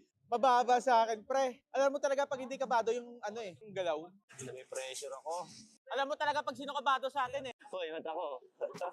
90 lang ako. Ganyan talaga pa kasi pag kabado. Orado kasi kayo kay Nova. Ano? Kalayo, galit na lang kay Nova. Balita ko si Yolak, gigil kay Nova eh. MDL pa lang. Pero kaangas kang watch ha. Yun pre oh. Nag-100 na rin sa akin pre oh. Wala na, kabado na rin ako. Medyo maangas yung relo talaga. Feel ko may bala ng mga viewers pag gumawa kami ng mali oh. Ang taas ng heart rate oh, kabado to. Collab nga sa X-Bam kapon, nalaman ko na yan kasi sinayaw ni Lanzo yun kapon. Mamaya pag nanalo, sasayaw yan si Lanzo sa stage. Sa interview, sasayaw yan. Magsa-X-Bam ba tayo sa stage, pre? Yung BJ, gusto daw ni Kel sumayaw ng get James Frank, ikaw? Yari ka, boy. Level 2 na ako. Tinig mo pa ako? Hello. Ay, ang galing! Ganto pala yan. Ganto kayo nagkakarinigan dito. Kalmado ka naman today. Ano namang nafe-feel mo heading to your first game after Holy Week? Okay naman ako. Heart rate ko ngayon, 90 lang. 90. Hindi, Super. Hindi nakakasta. Ayun, ang hilig ko ngayon talaga gawin, workout. Yan. Work. And then sa gym, ganong ka-active si James? Sobrang active ako eh. Di naman, may rest day ako pero almost everyday talaga. Almost every day. More on strength training. Heart rate check, 100. Flap, kinakabahan ka ba? Normal yan. Normal lang to ha. Hidden talent, singing o dancing? Both eh. Wow! Saan ka mas malakas magbuhat? Sa ML o sa gym? Both din. Wow! Sino nagpapautang sa'yo, si Oben? Dad, may 1M ka. O sige, ito. Parang barya lang. Parang barya lang. Kung birthday ng crush mo, paano mo siya babatiin? Happy birthday, Dol. What is is up, MPL Superfans. This is your very own Odin back on the side with an MTL team. Please welcome Code Unknown X Valkyra. Welcome to MPL PH, guys. Thank you po. Ayan, mukhang masaya kayo na nandito kayo ngayon. Ang ganda din ng jersey nyo. Coach Ken, kumusta so far ang experience nyo here in the MPL arena? Maganda po yung experience namin dito, lalo na po marami kami natutunan kayo ng first match. Sino ang paborito nyong MPL PH player? Si Brusco po. Si Brusco. Bakit si Brusco? Dati pa lang po kasi pinapanood ko na po siya. Oh. So one for each of you guys. Si Super Friends po. Na-idolize ko po yung silina niya po kasi sobrang aggressive po. Aggressive in the mid lane. Si Flap TC po. Nakakita ko po sa gili ko sa kanya. Ay, parang pati flex niya kaya mo. Pakita nga ng flex. Yon! Very flop nga.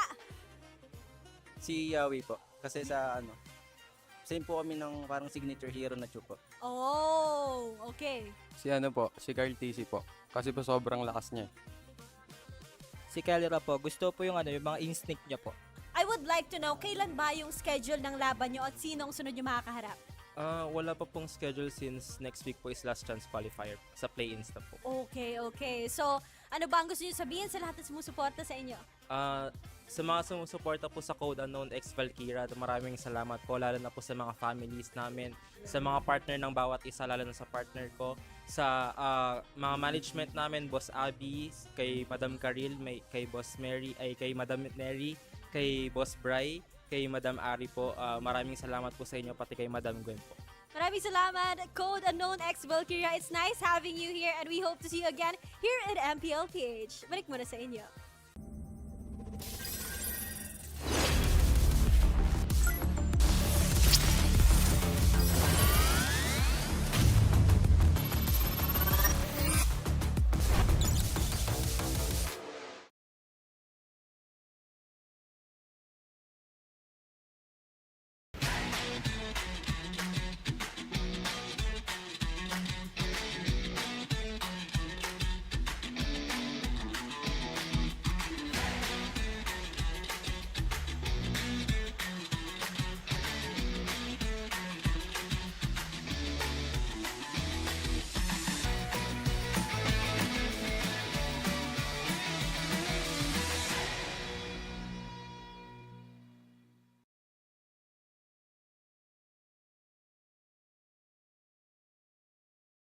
Di abutan dito! GG bro! Don't worry! Be only with Smart Power All 99. Hindi bitin with 10 gig data to power your games plus only Facebook or only TikTok. Load now! Foul! You know your scalp can get up to 5 times more dandruff? Get triple anti-dandruff power. Supercharged with Clear.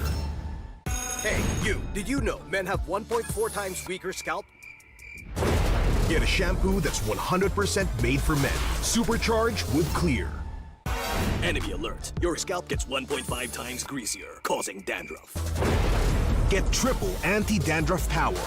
Supercharged with Clear. Stop and pull over. Your scalp gets 1.5 times sweatier. For cooling power, supercharged with Clear. Hey, where's your safe place? A place where ideas ignite, where laughter lingers, where work feels light.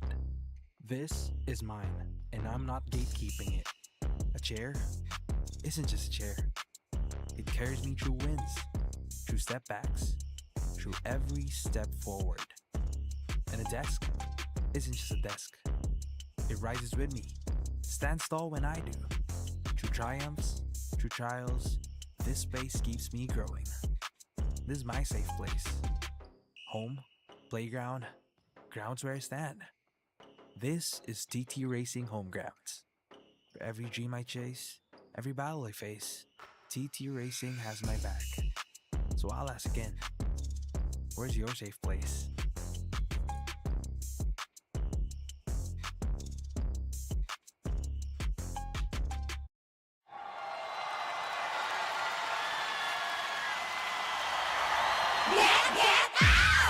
O ano mga girl, may bago na naman tayo ha? Malamang matutuwa na naman ang mga bata at matatanda niyan. Get out! Maglaro tayo, di kami patatalo. Maski duo o trio, kahit 5 man pa kayo. Kahit pa sabay-sabay, ang kalaban sasablay. Kung mag-rank ang pambilis, sure na wipe out!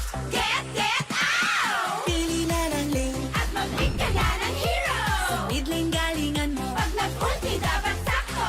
Push na ang turret, ready to attack the Lord. Para ube, summer bonding na ng todo. Laro, laro, laro. Bilis, bilis, bilis. GG na sila.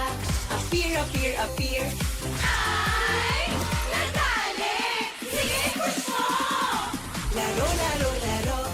Bilis, bilis, bilis. GG na sila. Appear, appear, appear. Ay, nadali. Sige, push mo.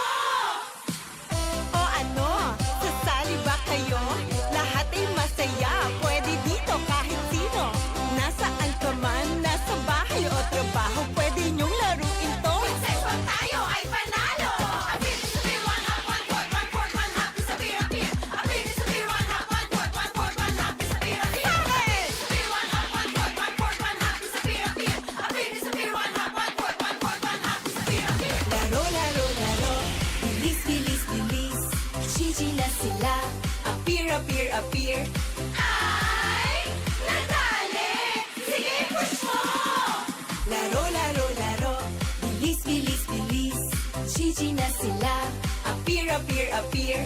Ay, nadali. Sige, push mo. Get out!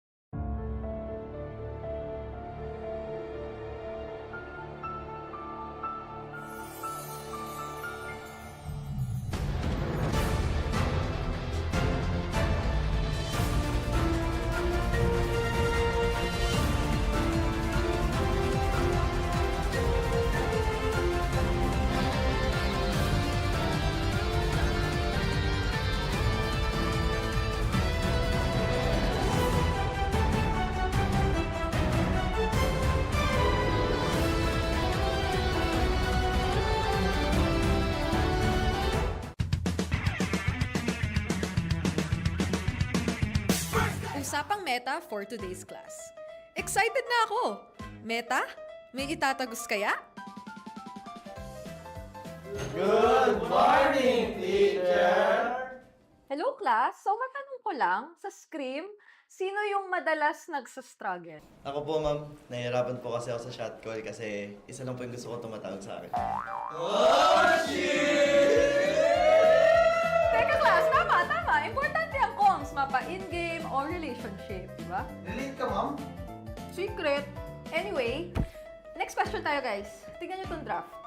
Sino dito yung nag-overcommit sa top lane? Uy, naku! Parang support ata yun, ma'am. Ay nako, bagsak ka sa counterplay. Huwag ka kasi clash ng clash kapag hindi ka pa crush. Ay, de para iwas crash! Oh, shit!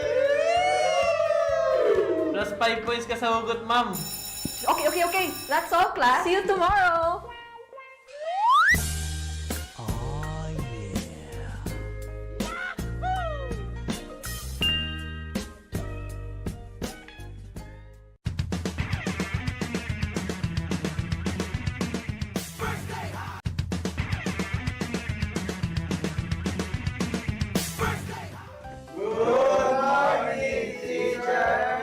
May bagong grading sa loob ng classroom. Sino kaya ang bagsak at sino ang may palag? Okay. May grado na ang lahat base sa inyong naging pinakamainit na katapat sa lane. Now, class, ano sa tingin nyo ang palag ni Demon Kite? kay Carty. Ako! Si Cartesi Goat, si Demon Kite, celebrity. Okay, pakinig. So, pag-usapan naman na natin yung iba't ibang uri ng rivalry class. So, unang rivalry, yung team na palaging next season na lang versus yung team na palaging nag-challenge. Ma'am, masakit naman yan. Ma'am, parang may pinapatamaan ah. Grade 91%. May angas, may storyline, pero minsan pag finals, bigla na lang nawawala. Parang signal sa probinsya. Ma'am, di naman na kami yan, no? Okay,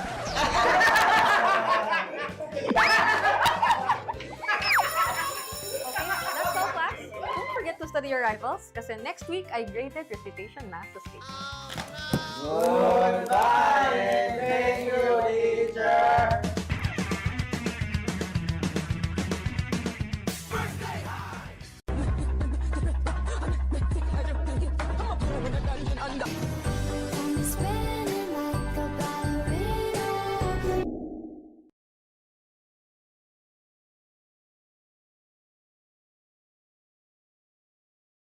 Uy!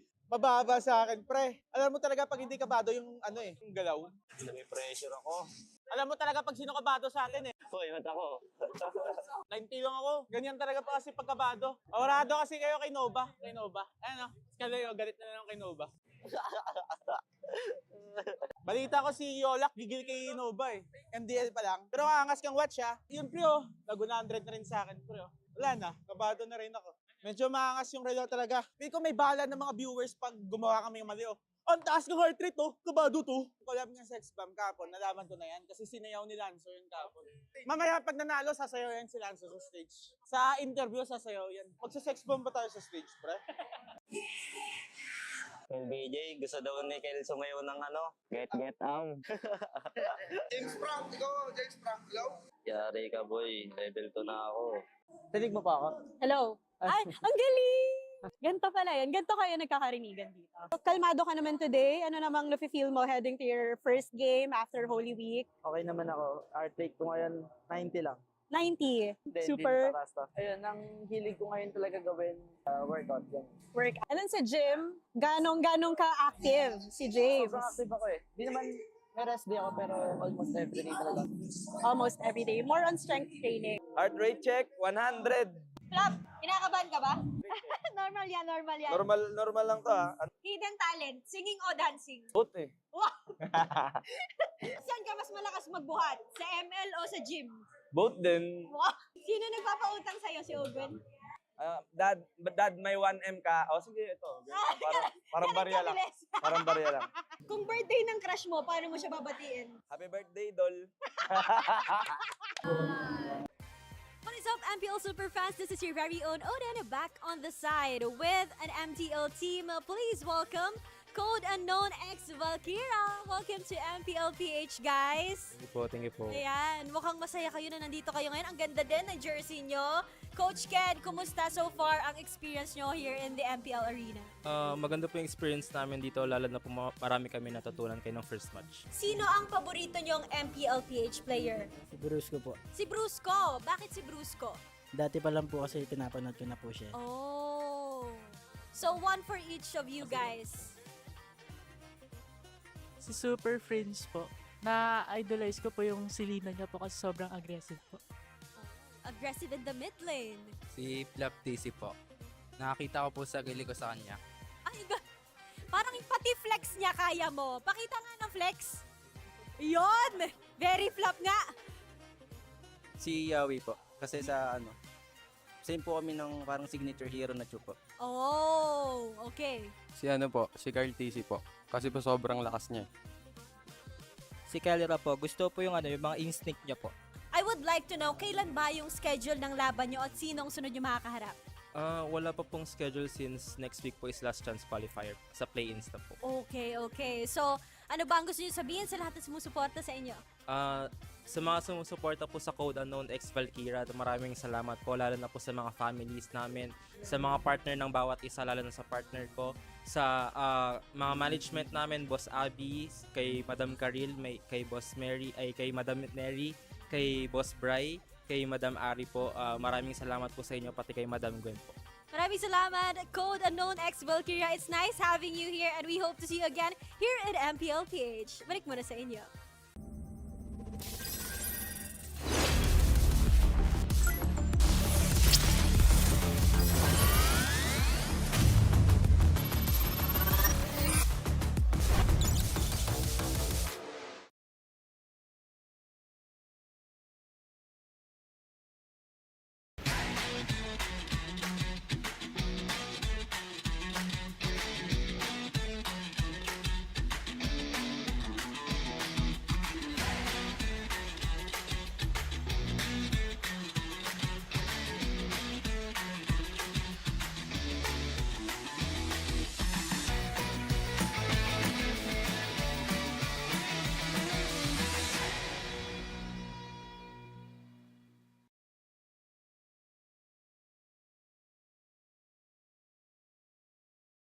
Di abutan dito!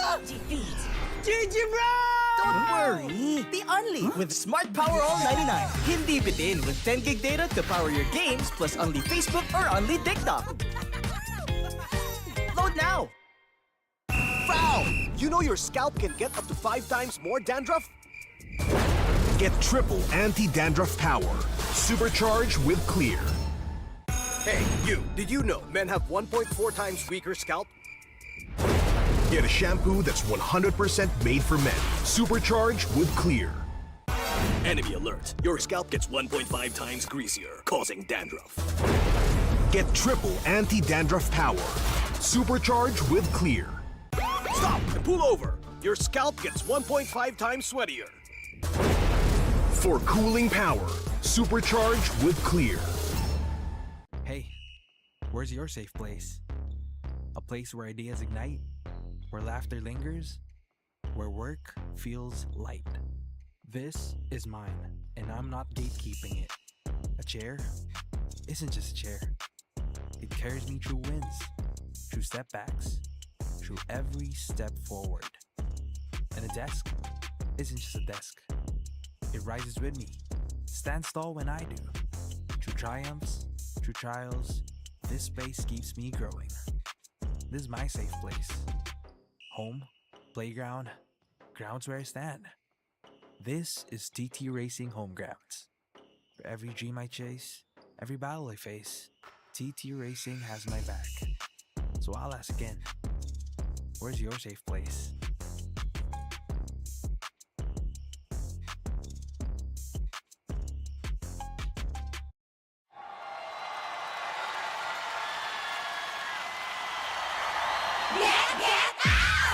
O ano mga girls, may bago na naman tayo ha. Malamang matutuwa na naman ang mga bata at matatanda niyan.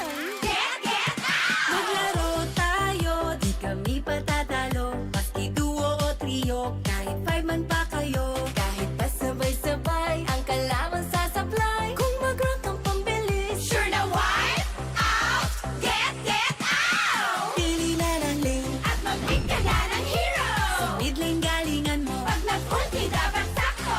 Push na ang turret, ready to attack the Lord. Para ube, summer bonding na ng todo. Laro, laro, laro. Bilis, bilis, bilis. GG na sila. Appear, appear, appear. Ay! Nadali! Sige, push mo! Laro, laro, laro. Bilis, bilis, bilis. GG na sila. Appear, appear, appear. Ay! Nadali! Sige, push mo! O ano, sasali ba kayo?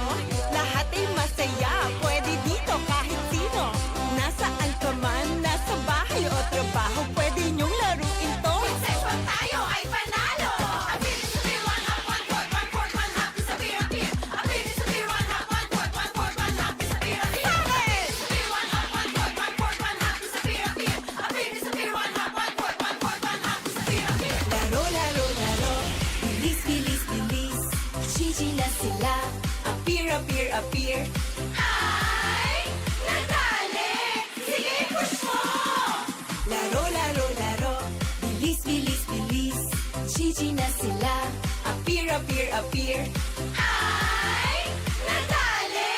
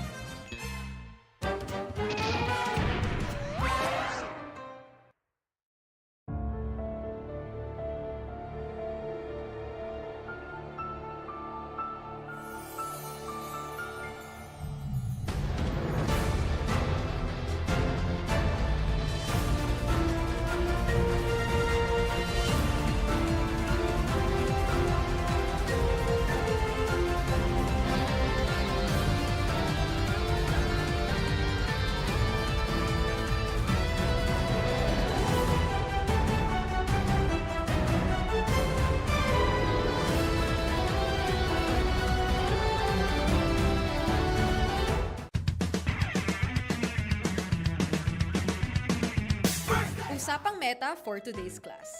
Excited na ako! Meta, may itatagos kaya?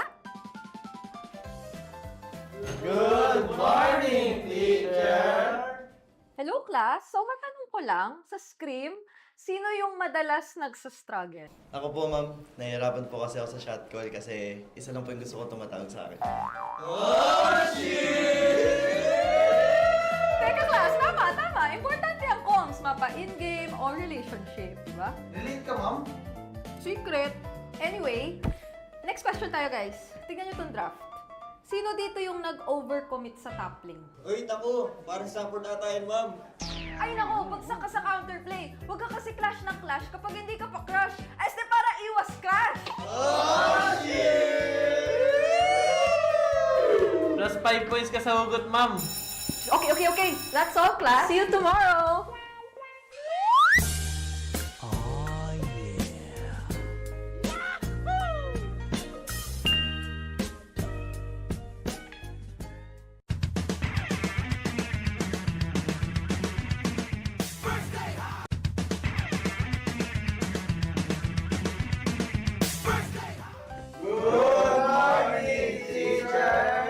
May bagong grading sa loob ng classroom.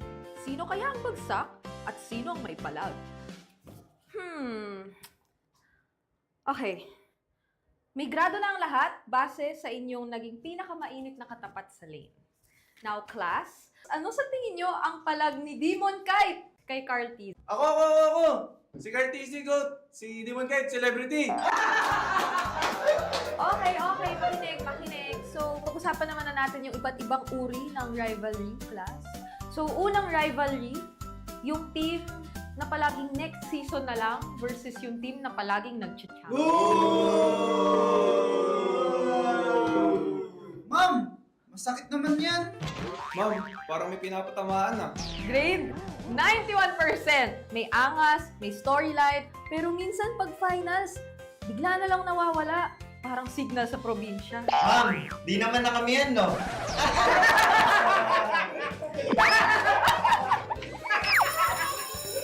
That's all, class. Don't forget to study your rivals kasi next week ay graded recitation na sa stage. Goodbye and thank you, teacher!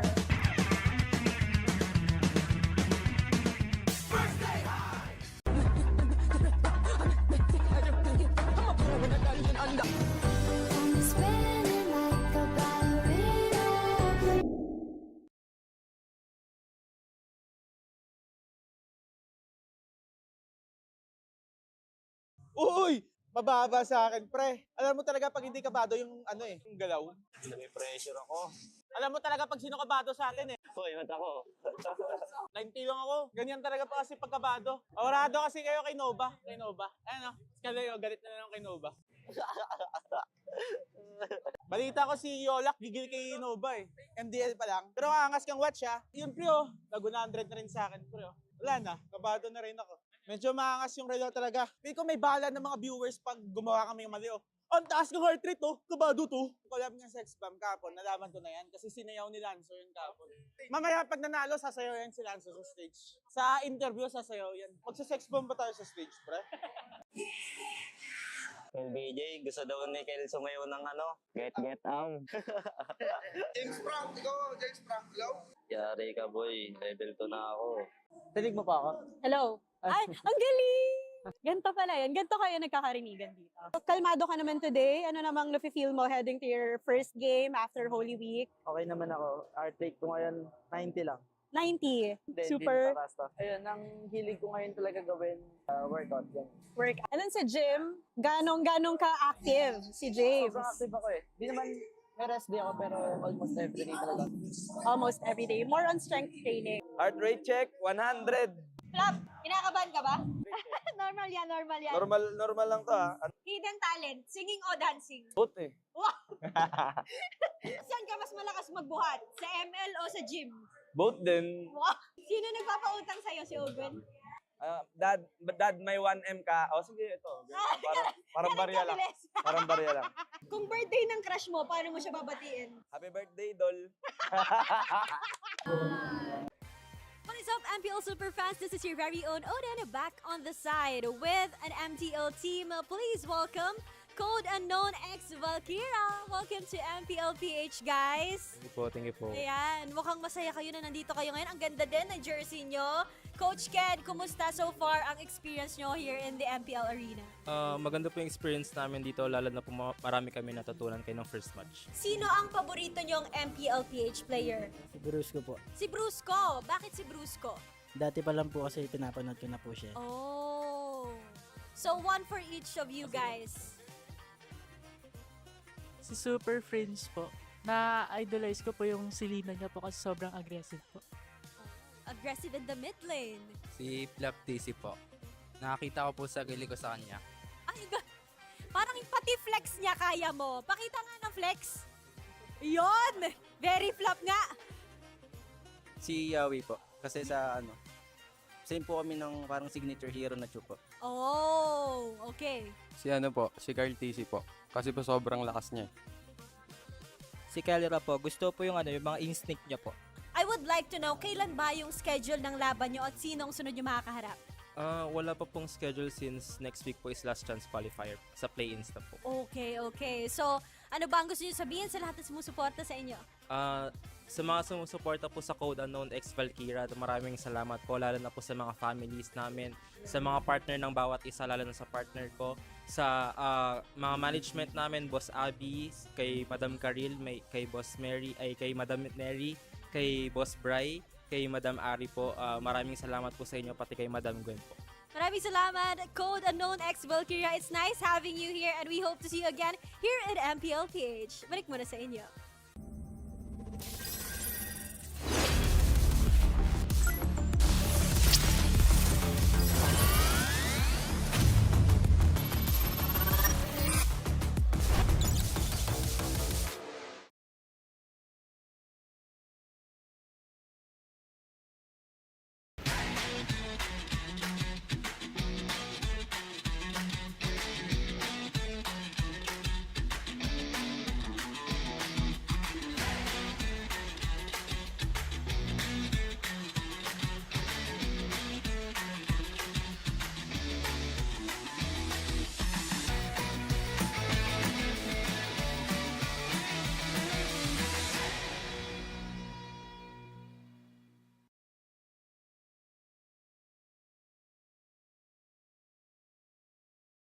Di abutan dito!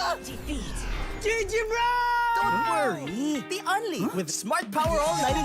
Hindi bitin with 10 gig data to power your games plus only Facebook or only TikTok. Load now! Foul!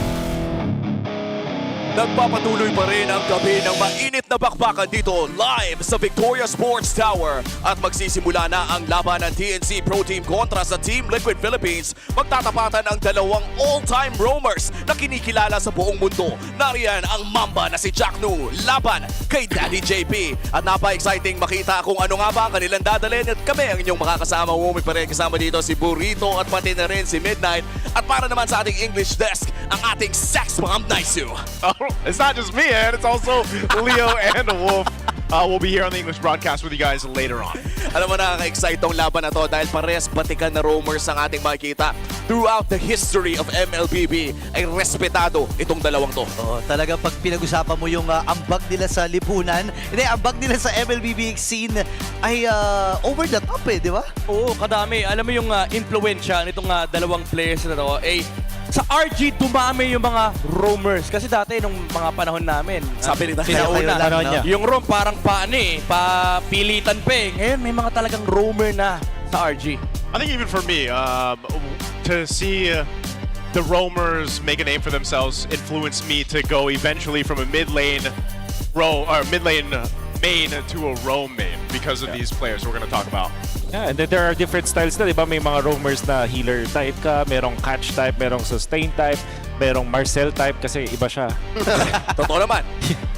Pero itong dalawang to, I think they're known for their tanking. Is that right? They're more like the main tanks. Yung mga pangharapan, yung pang-catch, yung pang-set. Yeah. Over time, nagkaroon ng evolution yung dalawang players na to. Siyempre, kapag ikaw ay MLBB player, kailangan mo mag-evolve. Pero doon talaga sila nakilala yung mga Grok, yung mga Shu, yung mga Hylos, yung mga macho talaga. Oo, tsaka nakita din natin throughout their history as players ay yung mga clutch plays ay kadalasan nakikita din natin nagmumula sa dalawang player na ito. And we're talking about Chakno at pati na rin si JP, no? At hindi na natin may pagkakaila pa. When we talk about Chakno, isa sa mga miracle set ay talagang nakalagay sa pangalan niya mismo. Oo, kung hindi nga dahil doon sa mga flicker, Tyrant's Revenge, Tyrant's Rage niya, walang gumagawa nun nung panahon na yun Siya kan di ba? Uy. Ano yan? Ano meron? Akala ko mag-reflex Yun nga din hinihintay ko Akala ko mag-reflex na At isa rin talaga sa mga masasabi natin na growth ni Chakno, no? All time ay yung hiya ay para bang nagiging hindi under, na lang siya, footnote na lang ng mga legendary niyang interview. But looking at our all-time heroes played, napakadami na pala niyang crack games, man. 72. Oo. Alam mo, sobrang impressive yung stat line niya rito kasi kahapon, di ba si JP na hit niya yung milestone, yung 3,000 assists. Susundan siya, 3 na lang men. Imposibleng hindi niya makuha yan ngayong araw. Shoot, pasok. Siya ang number 4. Well, tama ba? Tama. Number 4 na siya. 3 pa lang So, ganun ka all-time. Ito si Chakno. At saka tingnan nyo naman, Dutan, nabanggit nyo na rin. 3 assist na lang kanyang tinitignan. At para bang naharap na... Happy Saturday. Happy Saturday, mga tol. Happy Saturday sa iyo. Happy Saturday. Isa pa.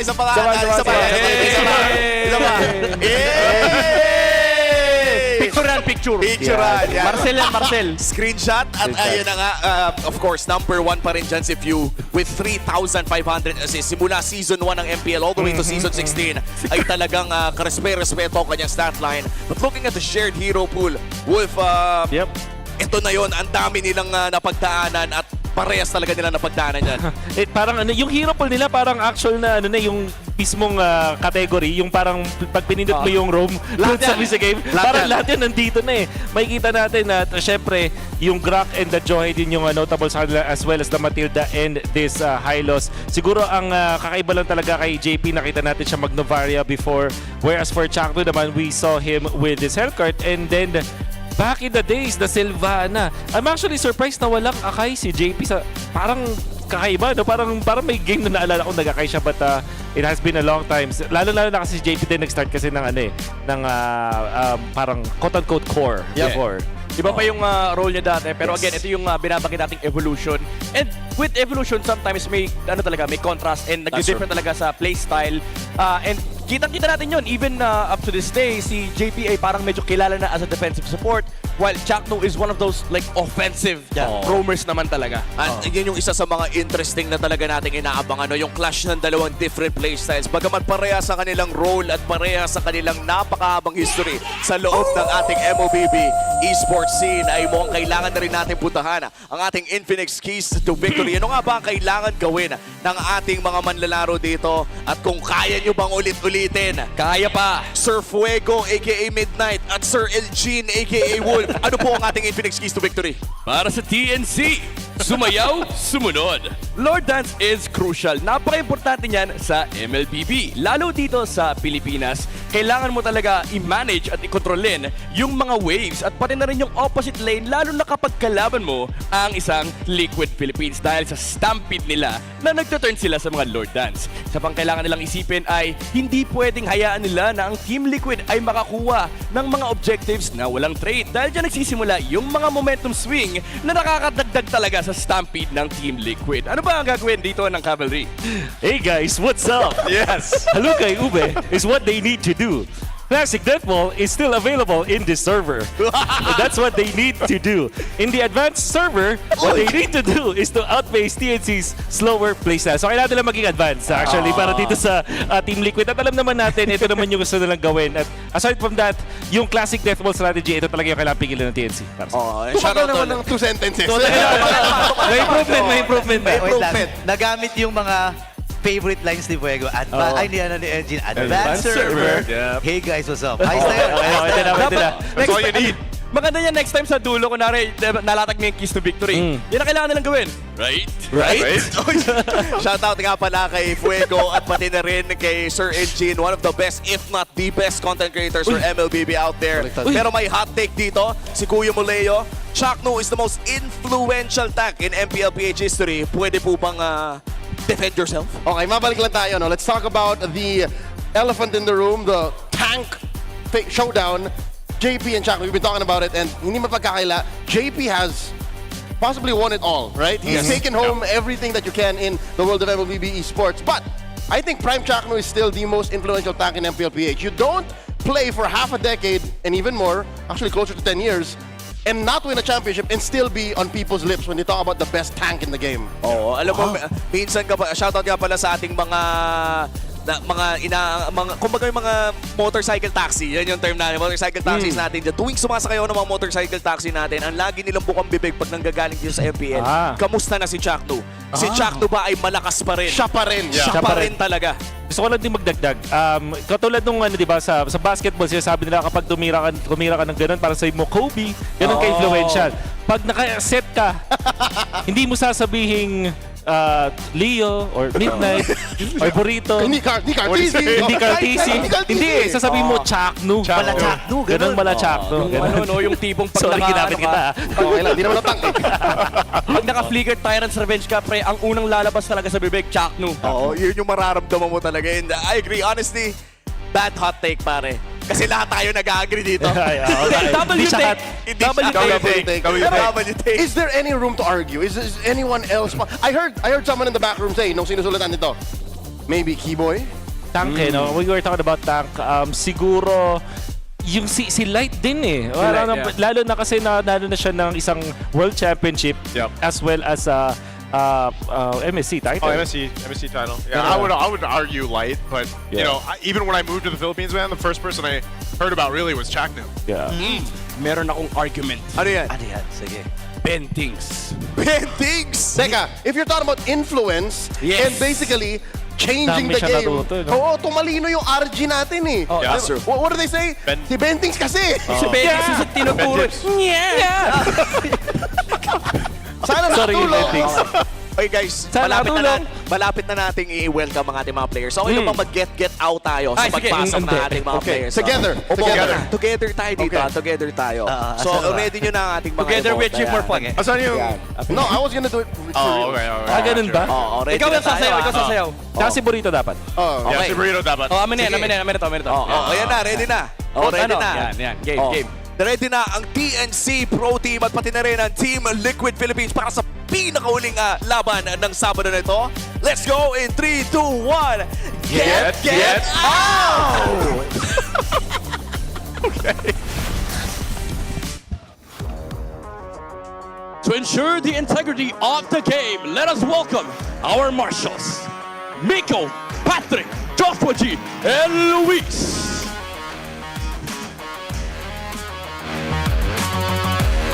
Laging may dalang panganib, laging may baong lason. Phoenix Army, magingay para sa inyo, TNC Pro Team!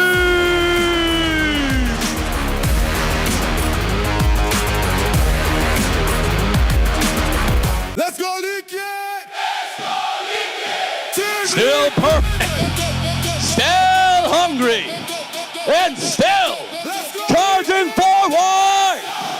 This is Team Liquid Philippines!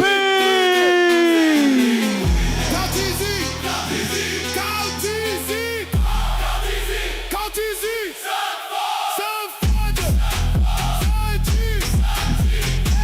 And our head referee, that jump master, sets. And the head coach for TNC, Coach Etmax. And for TLPH, Coach Snap.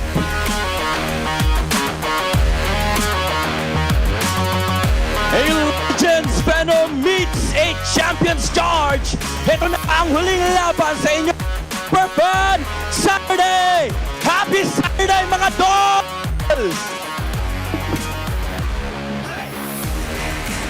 Happy Saturday it is. We're down to the last match. Take us through TNC here.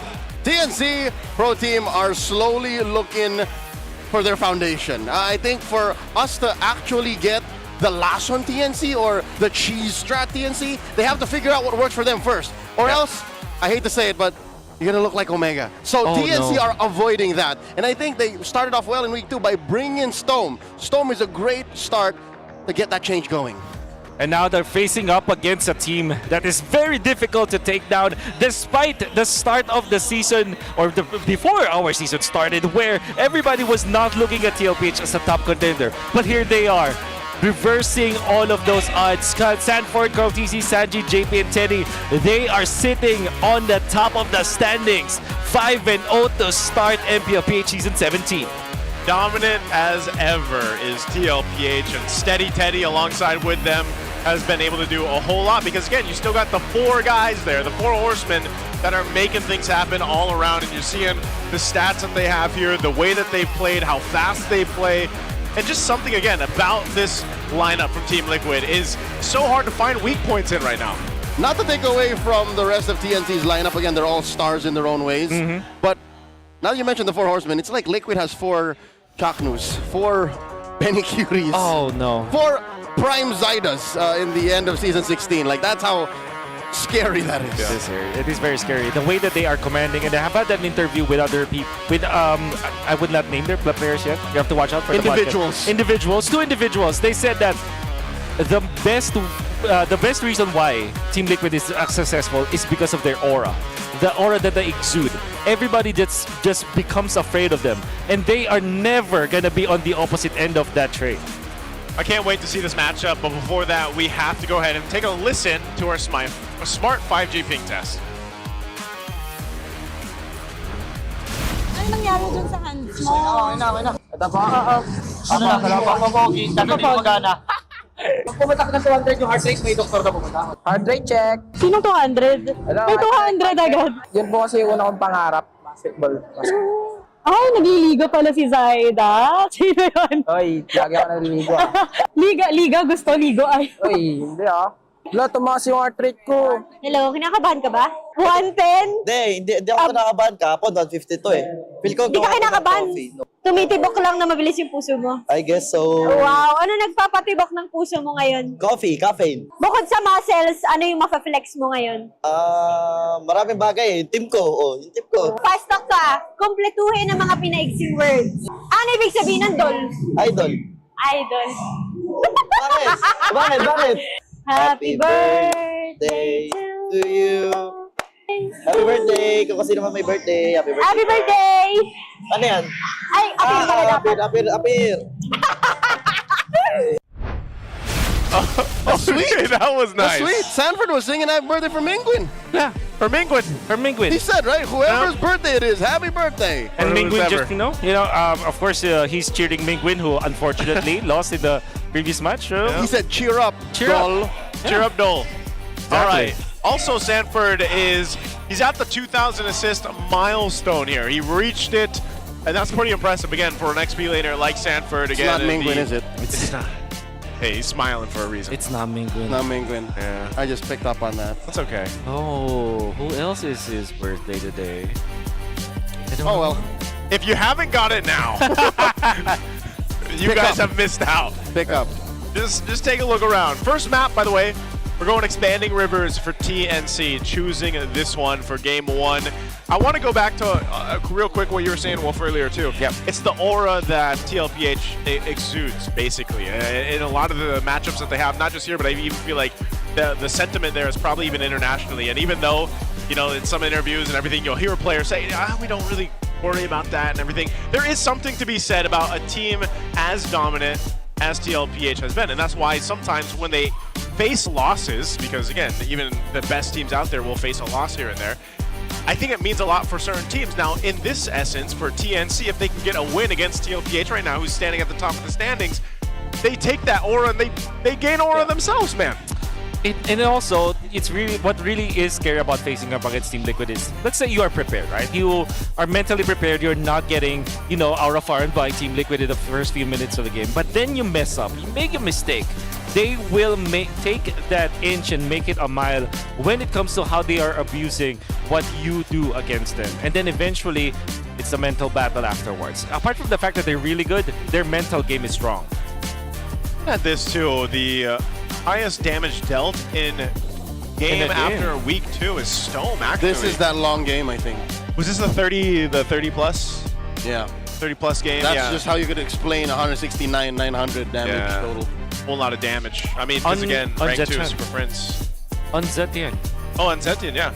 I mean, you can't. Yeah, I was gonna say, pop the Fury of the Phoenix, right? I mean, that does help you out a lot in the damage department. But damage for everyone. Yeah, Stone was one of the players that we really highlighted coming into the opening of the season 17 here, and I feel like when you're up against someone like as calculated and meticulous as Sanji, you're gonna kind of need that, And I feel like there's a challenge. Honestly, you could spend a good amount of time in our pre-show talking about every single matchup for this one, specifically because of how they fare against the opponent, against TLPH. TNC is going to have to play basically their best MLBB for this match against TLPH. And part of that, even if you break it down, again, where we're seeing a lot of focus on mid-lane duos or even the trio mid for a lot of the teams here, I just think TNC in general really needs to make everything happen. And we highlighted so much the roamers, man. So Chaknu, he's always one of those players where, again, as I said, when I came into the Philippines, I started watching MPL Philippines.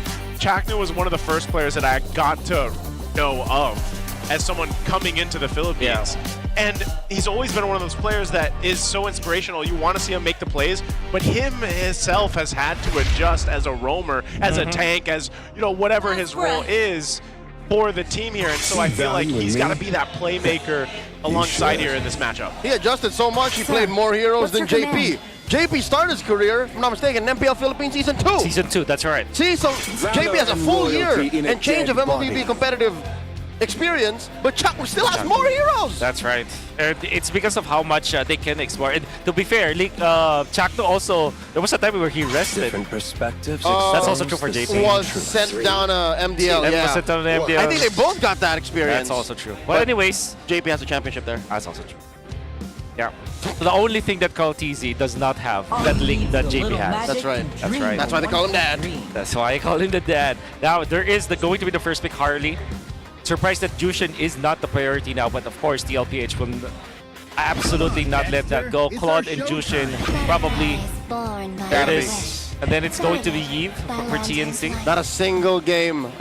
I could be wrong, but they always pick for Teddy in the first phase. That's right. And even in the first pick. Lily at the start up. Oh, hey. And the Yeast and Shin. Kai Sam, talk me through this. All right. I don't think I've seen a Lilia pick this early in a while. Okay, so they know absolutely. they know the pattern. I think that they played this out. They know that they were first pick the Harley, never mind giving away the Jushin. If you think about it, the normal settings is there will be the Cloud so that it answers the Eve, and TNC kind of doubles down on that. They will win the matchup against the Jushin and also not losing the matchup against the Cloud. And most importantly, this season Shin is used to counter that out. So this is TNC just being hella prepared against TLPH. So far, just thinking about like the counter. Like, you know, hero versus hero when it comes to the counters, you can already see that TNC has got the better first 3 picks. So, at least in the first phase, TNC has trumped TLPH on a fundamental level. On a hero counter level. Yeah. And again, but execution is a whole other thing entirely. So they have to play this out. Going into the second phase, Liquid can start attacking the roam. Because Daddy JP is sitting pretty here. He's at the Khalid. Yeah. Or as Coach Aldo would say, Khalid.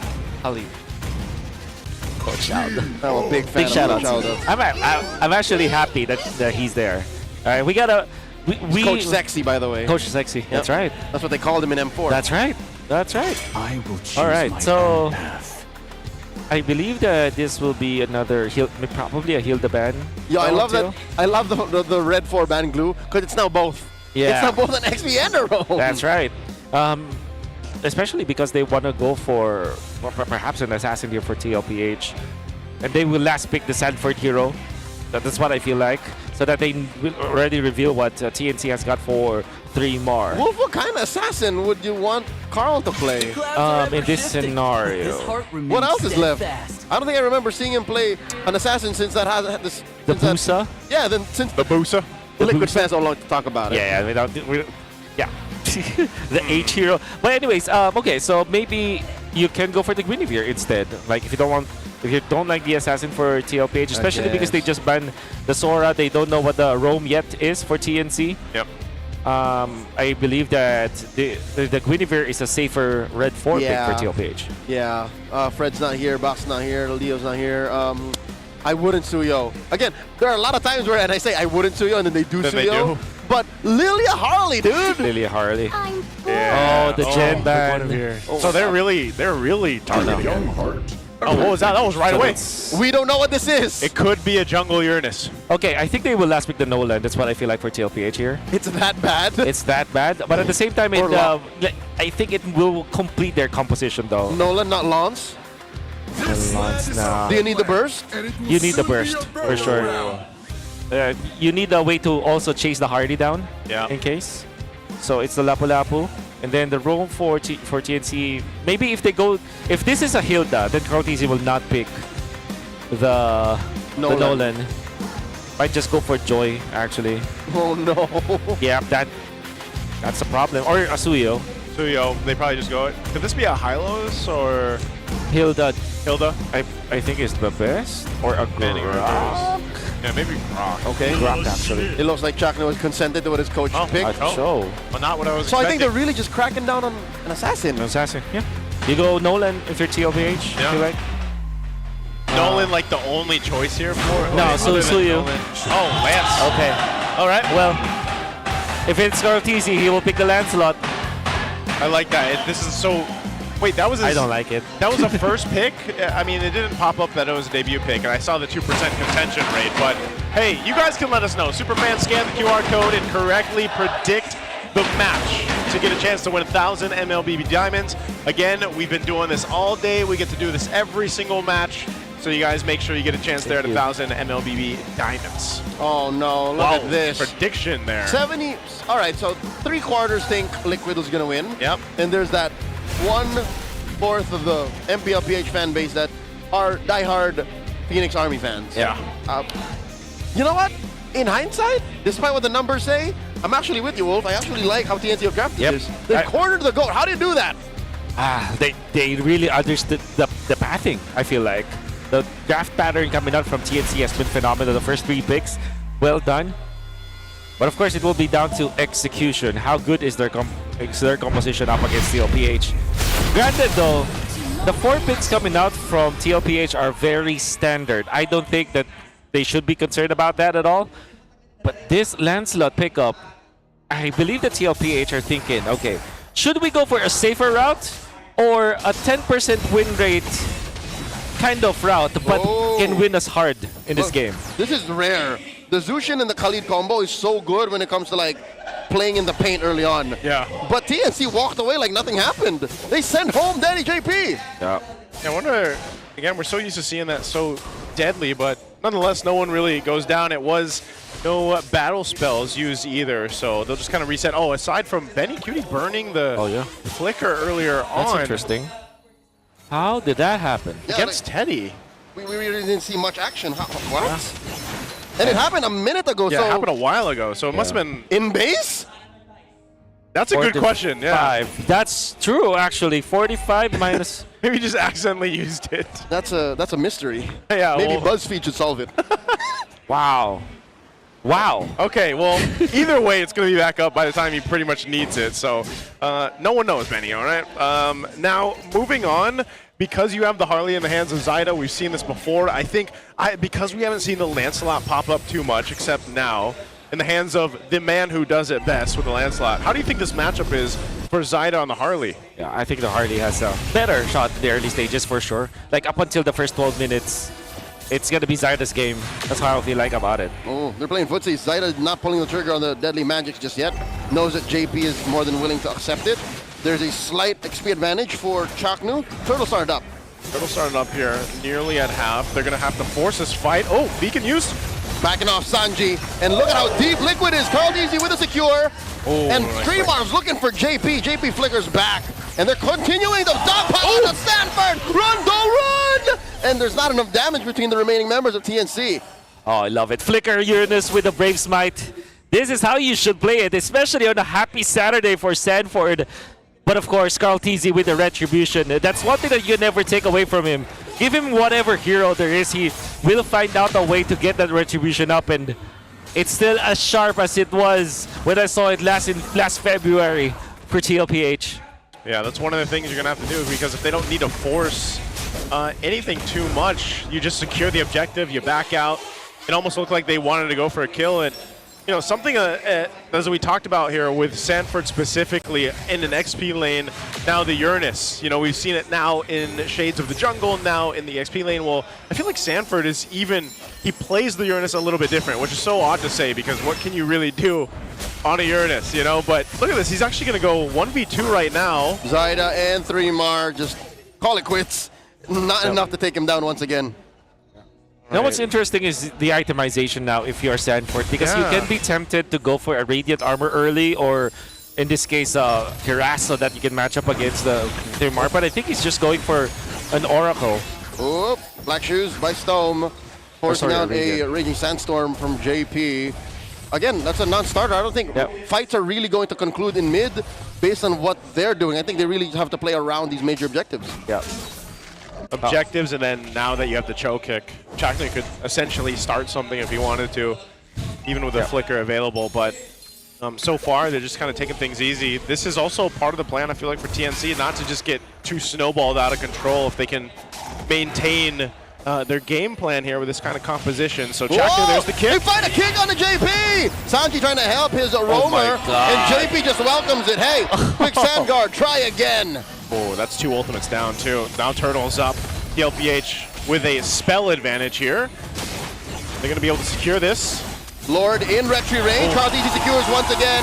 They go on to Stone, forcing a flicker out of 3mar. Blazing Duet, Teddy just for good measure. And they eventually still find 3mar. 3mar with a land shaker. Keeps him alive for a second longer, but it's not enough. Liquid drop first blood. And now they're smothering Zyda. Where'd it go? Okay, Sanford. He got it! Oh my goodness! Do you remember just a minute ago, I was like, he plays the Uranus different. Yeah, he just plays different. And also, he actually chose a different emblem set now, going for the Brave Smite, actually, instead of the Impure Rage that we definitely see, going in for the Flicker. And I understand what you mean, but my oh my, TLPH, with JP surviving that kick coming out from TNC, and then Carl TZ winning the Turtle battle once again.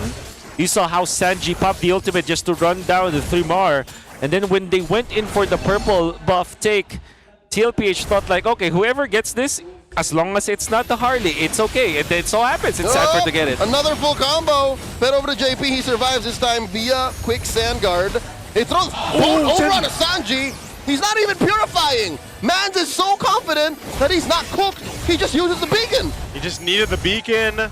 Even for JP now, he's withstanding a couple of those setups, and imagine once they get some defensive items, especially for JP, he'll be able to eat those more. Sanji does pick up a glowing wand now. Imagine what it must be like for Benny. These are his old teammates. Oh, yeah. What's going on in the mind of the Storm? What's going on inside his mind?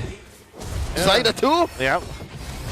I think, again, it's just kind of hold on, let's see what we're able to do and not fall too far behind. JP on enemy lines with Sanford now. Again, that's another deadly magics JP catches. Hits for the pressure.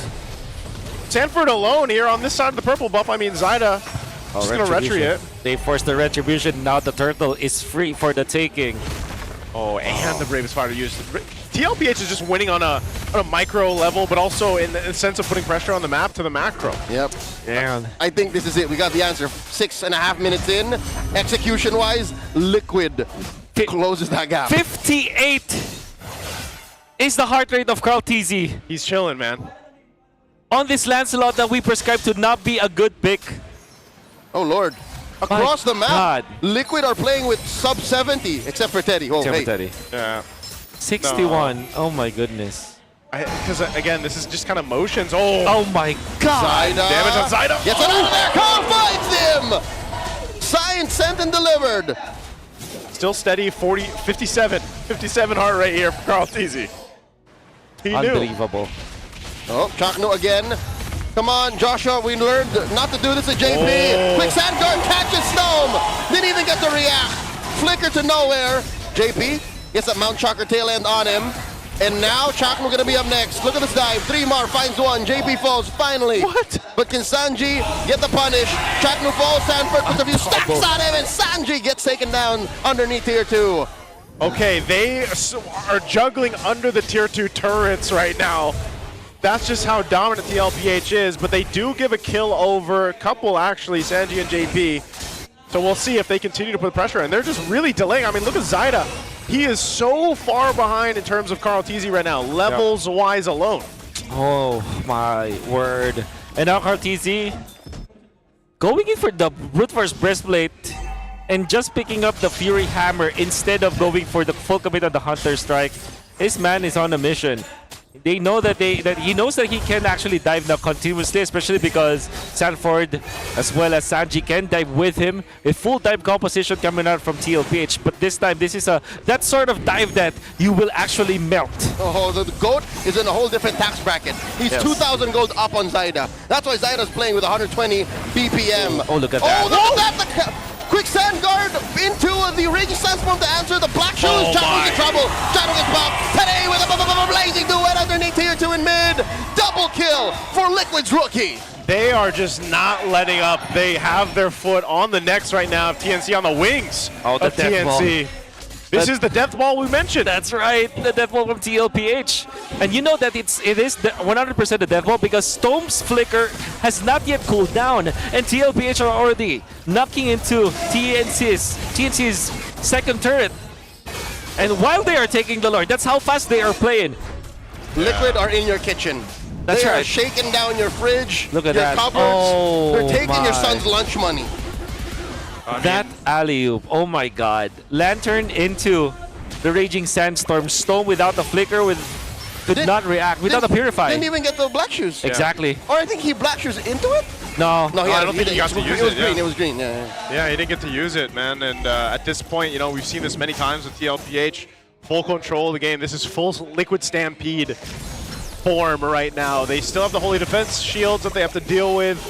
They'll try to juggle down at some of these turrets, and I wouldn't even be surprised if TLPH takes a chance of ending the game off the first Lord. That'd be hard and difficult to do, but given how they played this game one, I wouldn't count that out. Endless battle. So, already half health, man. There's the shield down bot.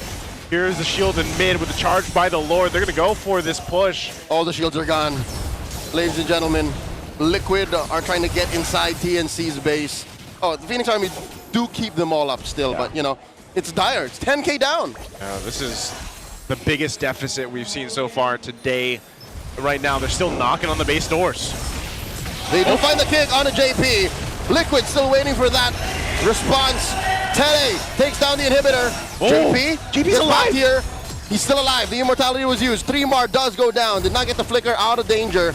And just like that, they lose 2 inhibitors. Top lane might be next. Unbelievable execution coming up from TLPH. And it's also because of the brute force breastplate as well as the endless battle for Galtizi. Teleports in. So what I want to explain is that when you go for this build on Galtizi, it means that you have the sustain that you need. You can last a little bit. You can dive longer. Of course, your damage will be compromised a bit compared to somewhere along the lines of a Hunter Strike.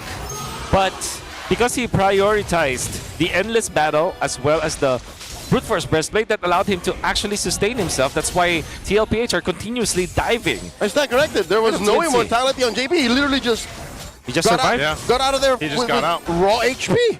It's interesting too. Again, we got to have some analytics for the heart rate at some point. But right now, the entire squad of TNC, except for I believe Betty Cutie, is over 100. Teddy. Yeah, and yeah, Teddy. But all of TNC is pretty much high heart rate right now. They're in zone 2, man. Yeah.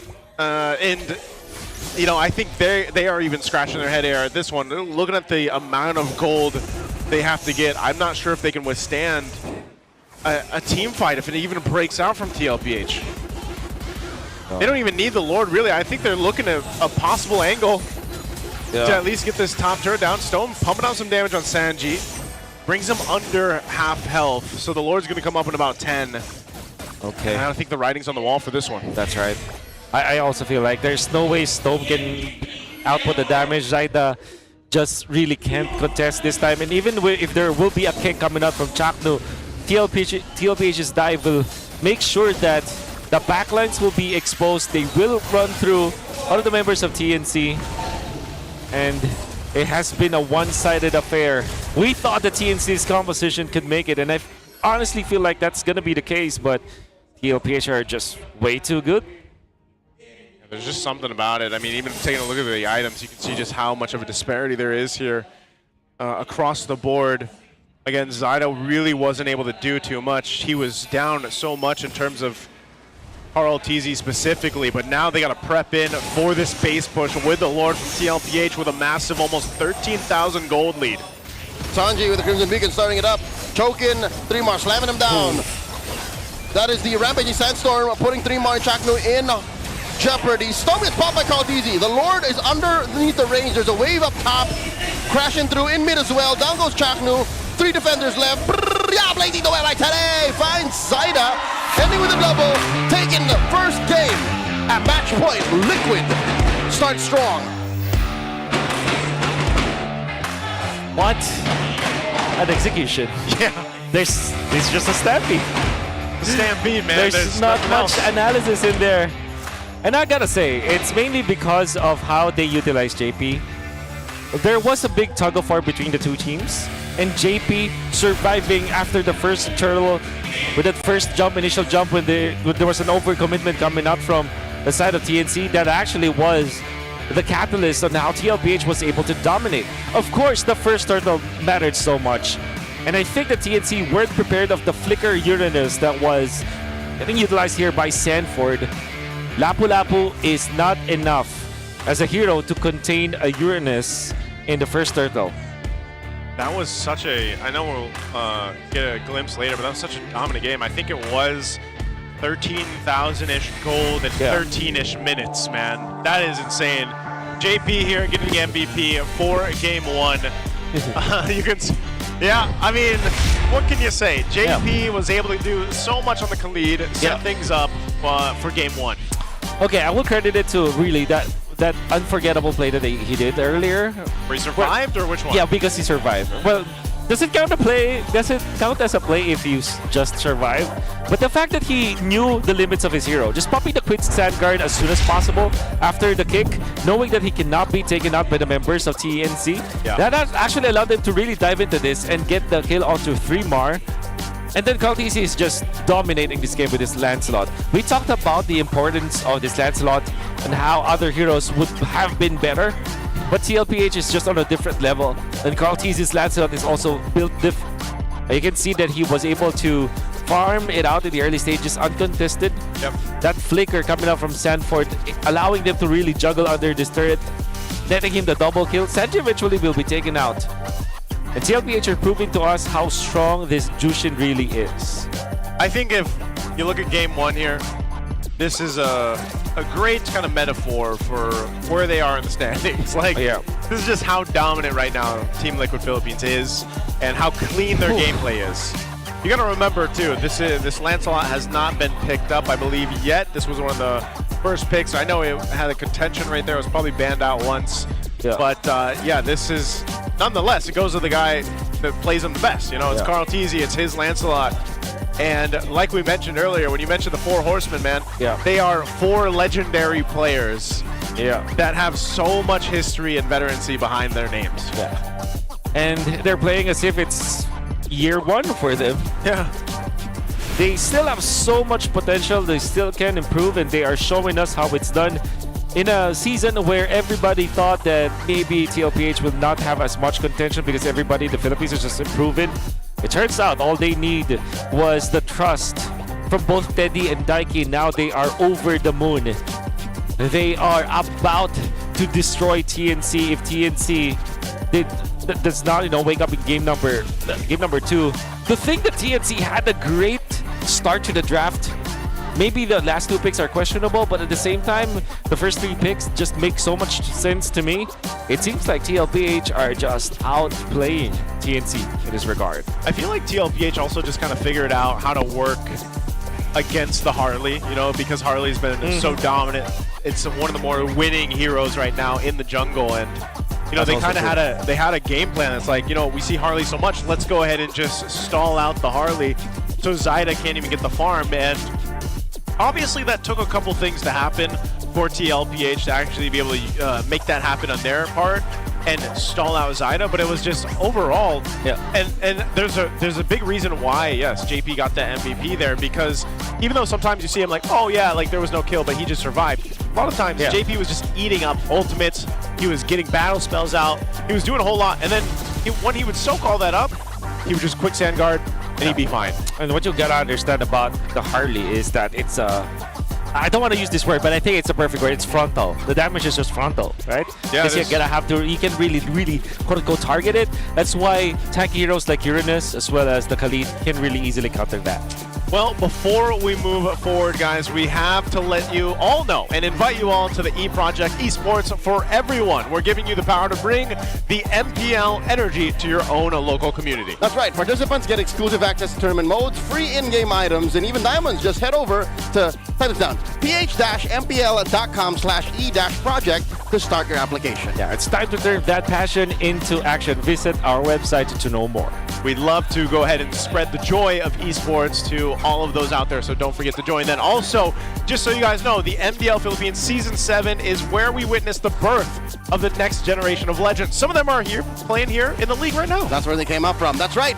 12 teams are battling it out across 6 intense weeks of regular season play every Tuesday and Wednesday at 2 p.m. and earlier on Thursdays. We start at 1 p.m. Yeah, watch the action live on MDL official pages. Come and join the conversation and see the future of Philippine MLBB unfold, where Teddy Cutie was playing. Teddy Cutie. Again, a lot of people were surprised when they first saw them, and now they're here in the league. Also, we're calling all the super fans stay updated on all things MPL Philippines and connect with the most passionate community out there in esports. Join the MPL Philippines official Facebook group, the Superfan channel, and don't forget the MLBB official Discord as well. There's a whole lot for you guys to join in and talk about with all the other fans out there. Yep, you can get your all-access pass to exclusive content, the latest news and community discussions, lead the conversation, and have a chance to be featured as a Superfan of the month. Not to mention, direct lines to all of us. Yeah, we're all in the same group. We're all in the same group. Be part of the MPLPH family. Scan the QR code on your screen now and join the conversation. See you there. I know there was one more name that was at the tip of my tongue that Who's played that? in the MDL and won. Who's that? Zyda. That's also true. Zyda, yeah. That's also true. So this is the battle of MDL champions. That's true. That's true. Then there's one on... No, Teddy never won the MDL. But he's part of a team that JP did. Yeah, JP did. JP won with Zyda. That's right. He won with Zaida. That's why there's a bunch of process happening here, you know? Before we move on to game 2, we're going to have a little bit of an interview. Let's go and throw over to our Battle Trips interview. Oras na para sa ating Smart Battle Trips! Alam mo, Denise, sila din yung mga kasama natin gumiling kanina sa pagpasok natin sa second day ng ating Week 3. Pero ipakilala naman natin, sino nga ba ang mga makakasama natin dito? Eto, simulan natin dito, Kuya. Pakilala mo naman yung sarili mo. Ako nga po pala si Kurt Palaore. Kuya Kurt. Kurt, taga saan ka? Taga Cavite po. Taga Cavite. Mga taga Cavite talaga. Ikaw, Kuya, anong pangalan mo? Ay, Raven po, Raven. Taga saan ka naman? Taga Parañaque, taga Ay, Parañaque. mga taga-South. Shout out. Okay. So, since syempre part kayo ng Battle Trips, ano ba yung core memory mo dito? Ako yung nakapicture ko yung idol ko. Sino ba idol mo? Si Idol Flop, syempre. Ay, okay. Grabe ka na, Dol. Si Kurt naman. Kurt, ikaw, kamusta yung experience mo so far? Nakapicture ko yung idol ko. Sino naman? Si Lansu. Sila Ansu. Talaga namang idol nila, mga pro players natin, no? Pero syempre, Denise, nakita na natin silang sumampol kanina.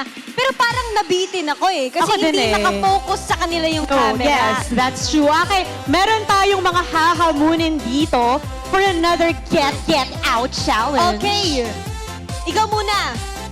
Kuya, kaya mo ba? Nagtatago. Request back. Parang magre-request back up si Kuya. Hindi. Hindi tayo magpapatalo. Hindi tayo magpapatalo. Yes. Yes. Yes. Okay. Anong pangalan mo, ate? Marie Chris po. Marie Chris. Kanina pa si Ate Marie Chris yung makataw eh. Kaya nga. Pero syempre, si Raven, kaya mo ba maki-get out? Syempre, kaya ko. That's the spirit! Pinalaki to ng sex bomb. Hindi, lagi siyang lumalaban-laban. Okay, Wait, sinong bias pala nila? Sino bang bias mo sa sex Si Jopay. bomb? Si Jopay. Jopay. Basta ka na. Okay. Ikaw ate, sinong bias mo? Si Rochelle. Rochelle? Okay. Tingnan natin kung sinong mas magaling for a showdown sa ating Get Out Challenge. Ready, guys? Akin na hawakan ko yung mic mo. Okay. Dito kayo sa harap. DJ! Music, please! Now! Get out! Maglaro tayo, di kami patatalo. Maski duo o trio, kahit fireman pa kayo. Kahit pa sabay-sabay, ang kailangan sasablay. Kung mag-rock ang pabilis, sure na why? Get out! Bilis sa beer, one hot, one port, one port, one hot. Sa beer, beer. Bilis sa beer, one hot, one port, one port, one hot. Sa beer, beer. Bilis sa beer, one hot, one port, one port, one hot. Sa beer, beer. Bilis sa beer, one hot, one port, one port, one hot. Sa beer, beer. Sorry! Grabe yun! Isang get out muna dyan, Raven! Get out! Ate Marie Chris! In 3, 2, 1! Get out! At dahil dyan, meron kayong merch para sa ating LLBB and Sex Bomb collaboration! Great job! Okay. Okay, Raven, ito ang para sa'yo. I-flex nyo ang inyong mga t-shirt ngayon dahil limited edition yan. Pakita mo! Pero syempre, sa ating mga super fans na naglalaro sa inyong mga bahay, pwede nyong makuha ang sex bomb emote na Get Out if you log in for 5 days from April 5 to April 19. That is for free. But for the meantime, casters, patingin naman ang Get Out nyo.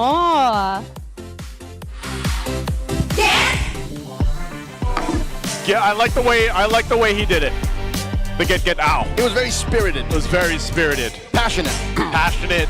Get out. If you guys wondered, you can grab this emote special in game. Just log in 5. Okay, well they're doing it over there. But hey, Daddy JP, he delays Chakner's 3,000 assist milestone. So he did. Oh. How many assists did Chakner have? There was very little action. Maybe one. Maybe one because they only got like 2 kills or something. They couldn't kill him. Two. Oh my god. Okay. Well, Wow. that's unfortunate, but of course, Okay. there's still a lot. There's still a lot. Two more in game 2 at least. Yeah, Two more. in game 2. And hopefully there is a lot of difference between game 2 and game 1 and game 2's performances for TNC. And I think that they should not be they should just shrug it off, especially game number 1. I know that they in their minds they have a good composition. I think they just have to execute more properly and maybe not really put so much stock on this Harley. Zaida absolutely can play a lot more than this Harley for sure. They just need to. They gotta get it together, man. They gotta get ow. That's what they need. TNC needs this one because that was a devastating game one, man. Let's not sugarcoat it. It was a domination by TLPH, and so for TNC, if they want to adjust something, because you already mentioned Wolf, like the 3 first picks that they had were pretty solid. I mean, you shared your sentiments with that through the draft. So, I mean, going into game 2 and you face off against that, like you just mentally reset. Is there some, like what do you've been there? Both of you have been coaches before, so it's like of TNC actually. Yeah. Oh yeah, actually. Different generations. Different generations. So it's like, what do you tell the players there, man? Like, how do you reset after something like that?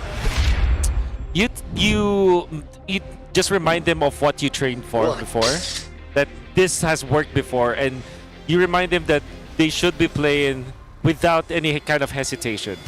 Just reset. Just remind them of what W's you got over the week. Like remind the scripts that you were successful with, the rotation, and that alone, just having that kind of reminder that, we can actually win with this. We have won with it before. We just have to replicate it again. I would dwell on the solutions. I mean, the problems are clear, right? Yeah. So focus on what was good. I think Wolf has said it best, get the dubs. Use that to motivate you. Don't think about how Chaknu did not get any assists to get that milestone. Don't focus on the fact that Carl TZ ate your lunch money. Ate your lunch, took your lunch money. Like, play to your strengths. Again, I think that's a good start. Yeah. Zaida should be more than just a Harley. That's right. And I wonder, will TLPH, I think that the order of priority for them is Jushin no matter what. Not the only one. And then if Jushin is banned, it's the Claude next. Yeah. Because like Claude is just also allows Teddy to be steady, man. Like when he gets the Claude, he's fine. Jushin, let's go. Yeah, Jushin open. Or Teddy, we've seen him do that too. Yeah, with the Claude. Claude. Yeah, there you go. Might as well, man. Steady Teddy. He's gonna go ahead and lock that in. Jushin's gonna be the response. That's kind of what we expected. Yeah, break it up.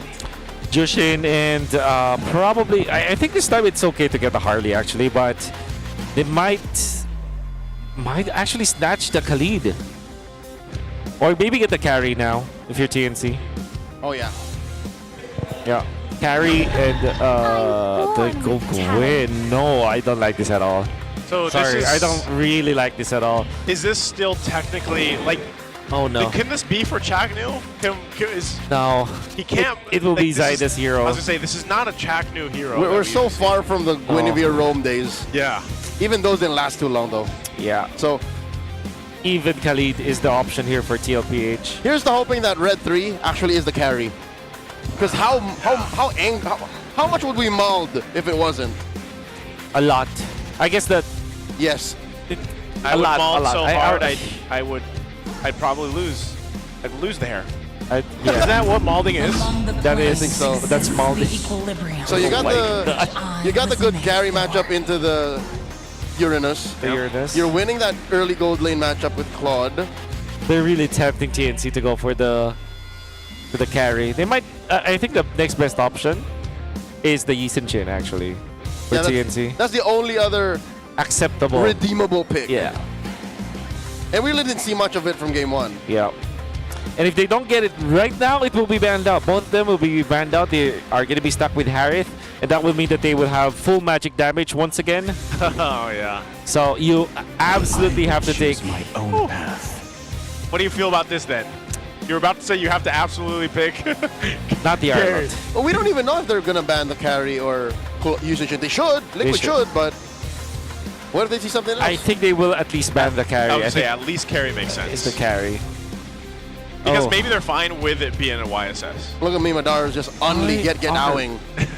Yeah, it doesn't stop. Unstoppable. As well as GG plays. Yeah, GG plays. First name GG, last name plays.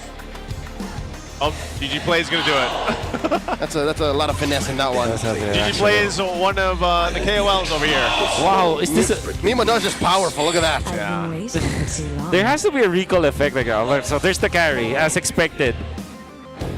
Sorry, man. yeah. I'm molding right now. Here, is that the first time you've heard Molding? Wolf? No, it's not. Okay, it's not. It's Come on, not. dude. Come on, Come on, man. man. He wasn't born yesterday. Come on, Wolf. Come on, man.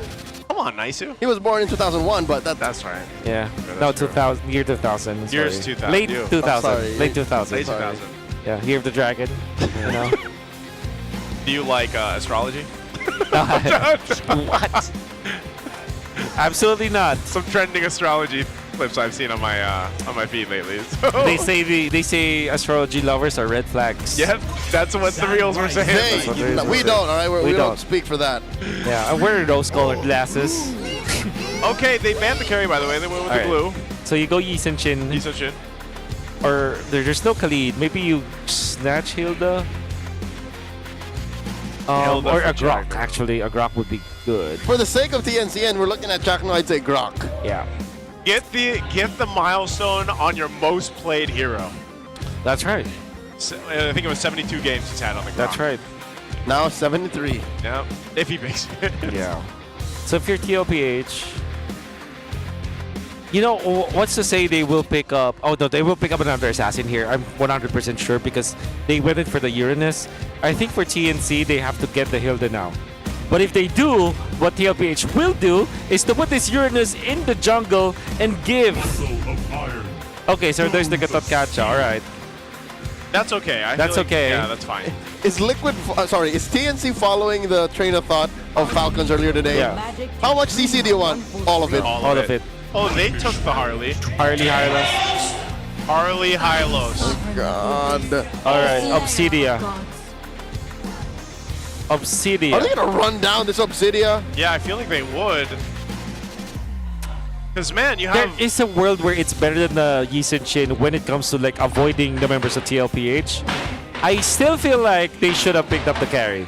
But it was Earlier. earlier. Earlier. In phase one. Third pick. No one was looking at the Arlet and saying, Yeah. you gotta ban that. Well, Where'd that come from? I don't know.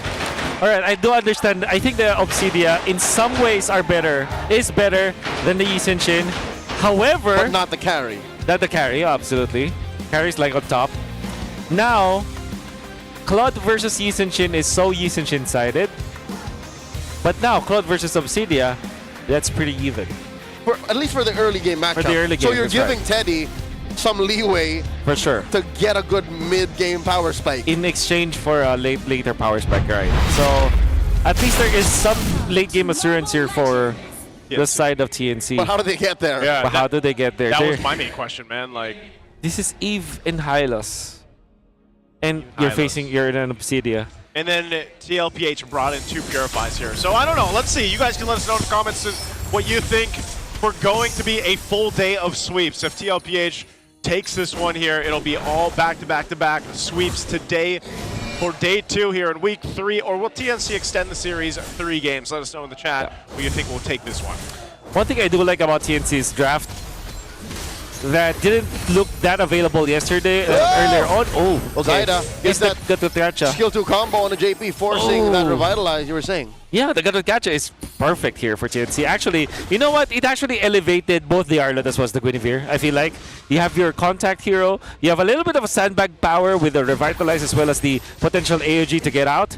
And that taunt and the early game control allows you to make the Zushin actually really good in the early stages. And that's something you don't get with the Grok. That's Sure, right. you get that That's big right. ticket ult Right. and some mobility control with the wall, but yeah, no, this is a revitalized hero that they missed out on since Hylos got that's right. taken by JP. So that's what I feel like is good for TNC. This Gatot-Kacha does not really add to the value of the draft itself on its own, but it raises, it buffs the other heroes, which is actually a cool red 4 pick here coming up from TNC.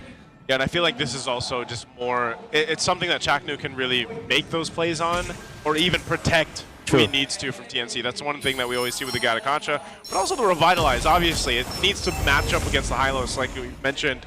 And so you can play into that. Now, first turtle being up, 3Mar's got his level 4 available. He's got the final slash. They're going to start up this turtle. Oh, they knock up Big Daddy JP. Another revitalized from him. RWM coming through. 3 more finds JP. Carl TZ gets Zaida. Where's this turtle going? Of course, the GOAT takes it home. And 3mar keeps Sanford at bay. Quick choke by Storm. Flicker. 3mar flickering back. Sanford is unstoppable here. And oh, look at the damage on Sanji. 40 takes a good chunk of it too from Benay. Teddy's and there. Stone takes out Sanji. And Teddy gets one. Stone falls. And they get one more. It's a double kill for 40. What a rotation. Teddy was like, I want in on the action this time. And it's because of the fact that he mirrored what Betty Kitty was doing. And Betty Kitty did pop the ultimate. It was actually, there was a lot of potential for them to eventually take out Sanji, but Sanji had the flicker still intact. JP surviving long enough, and of course Sanford dealing the damage. Kautisi stayed in the right side. 3mar. He's just spell vamping. It's not enough. Gets taken down by Sanford and Carl. And Sanford's feeling the dole right. Oh, Oh! G knocks up Sanji. The chef got cooked. And that is definitely assist number 3,000. Yeah, that's gotta be. That's gotta be. He's got 3. And is Zaida going to steal it? Yes, he that's did. good. Right in Carl DZ's face. Wow. Red Death Purple. Good response from TNC. They needed something to happen there, man, so And good thing. They achieved multiple stuff. Taking out Sanji was also very important. And they have also taken the purple away from Carl TZ. And that is a great way for TNC to recover from this game. Still a lot of stuff that they need to do. They still have to stop Carl TZ from leveling up so much. And despite that purple buff take, Carl TZ is still ahead of the competition when it comes to jungle levels. By an inch. By an inch. Zaida's catching up, actually. So this is a better state for TNC than they were in game 1. Yeah, and there's been a lot of focus here towards the XP lane because we got that turtle coming up again, so they're getting in position, see where they can get. Again, they started the fight in the previous one for the turtle, but they ultimately lost that battle, especially because Purify is coming to play here. When they try to set up with the spatial migration from Zaida, but they'll pull the turtle, it's at half health. There's a glorious pathway alongside the RWM. 3mar hits that final slash, disrupting the back line, but 3mar goes down. Carl DZ, another turtle take. Too much of a box for TNC to fight through. As Sanford crosses through tier 1 and 2. The flicker from Stone, the big knockup, the Purify, the Apex Predator finds 2. It's all Liquid. Oh, Jack knew as well. He jumps out, but he's going to get chased. Serves up another kill to the GOAT. They're not done. 3mar coming in. That's a revitalize for JP trying to save Sanji. Big final slash knocks up Sanji. And 3mar gets taken down just as quickly as he came out. Flicker forward. Hunt the bone. Punishes him hard. He can't get out of there. Why do they keep fighting? They're just throwing themselves. Carl TZ. You can see Benny Kitty already let go of the ultimate, and that meant that he will tether to Carl TZ. Carl TZ with the pixel perfect, and the timing was great for him to get back to his hat with a space escape, and that meant that Benny Kitty spent so much time in the air getting punished by TLPH. And not only that, there was a time that JP actually was tanking the turret, the tier 2 turret damage for Sanford to dive. And so, I'm going to say it again. Find me another Expedilator that plays the Uranus like Sanford, but also the team allows him to play like that and vice versa. That is insanity. Oh, nice. You got to see my Executor Uranus. That was a different time. That was a different time. That was a different time. Quick push here by Carl. I could have sworn Benny used the flicker, but it was all Flying Clouds. Flying Clouds, return to Bone, and then Hunt to get him there and to keep him down. And then, Wow, what an outplay from Carl.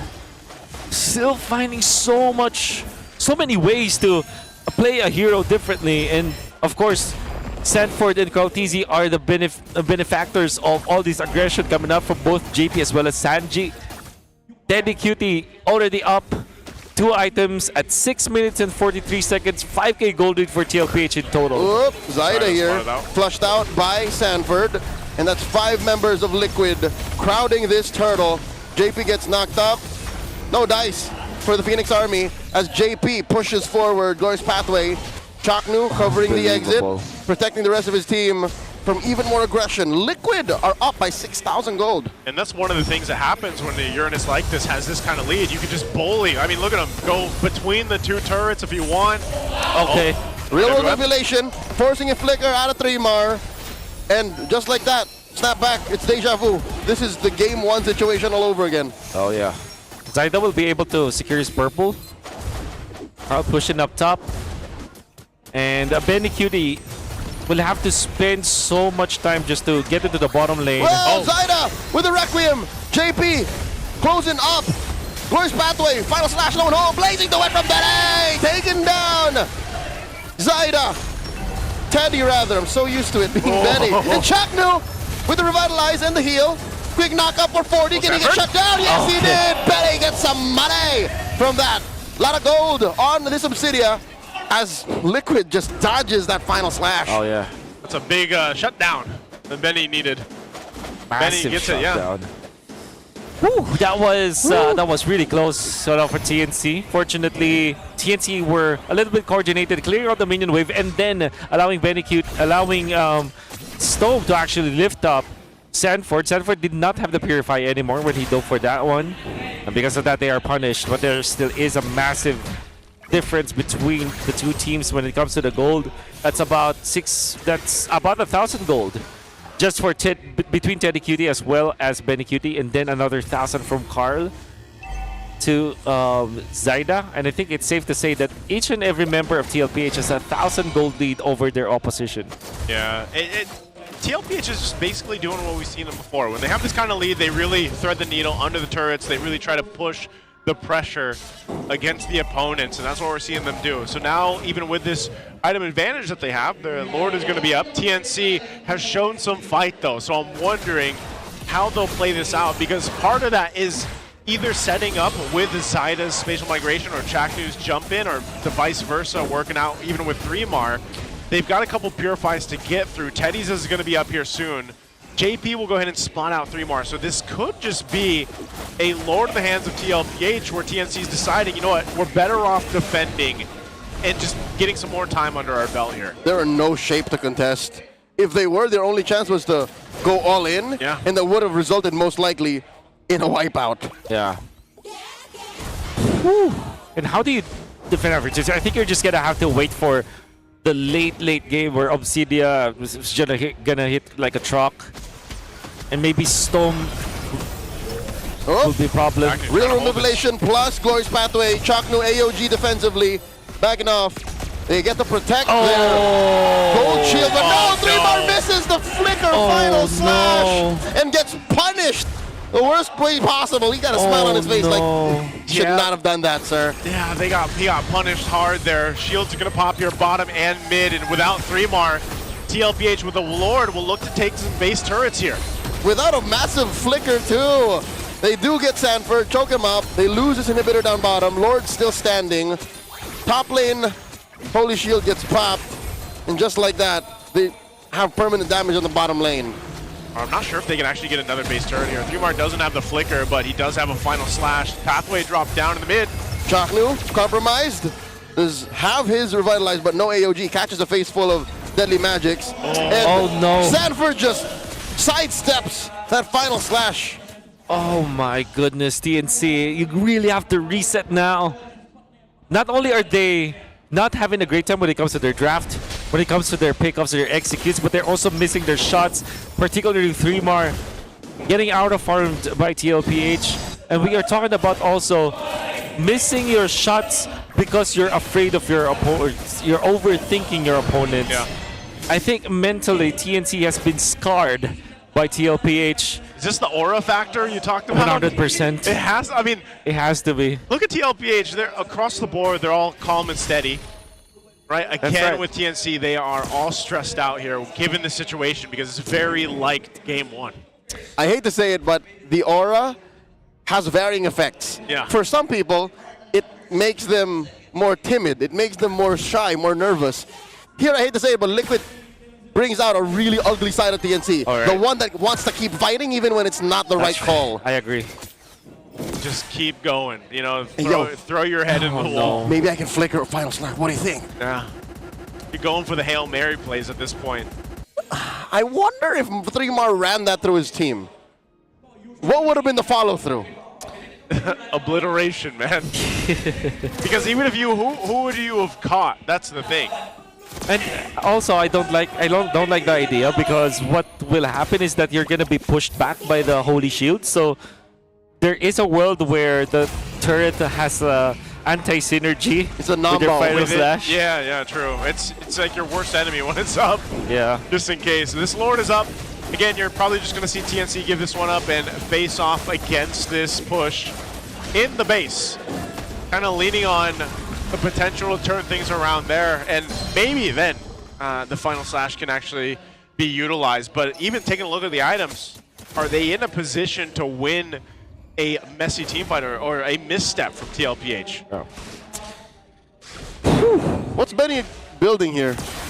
He's got a Trinity already. Is he going Wind of Nature?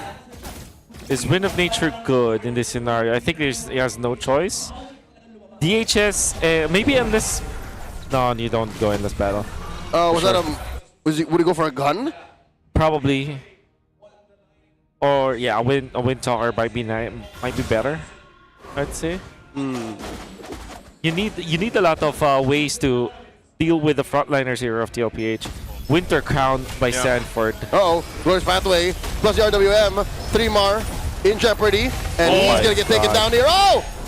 Flicker's out of here. Lord is inside the base. Stone with that Crimson Beacon already. Chalk's defensive use of the AOG. Sanford without half health. Pops that Crimson Beacon. Zaida went in a little too deep. Gets taken down. 4-man defense. Lord is down. Liquid inside the base. 13K up.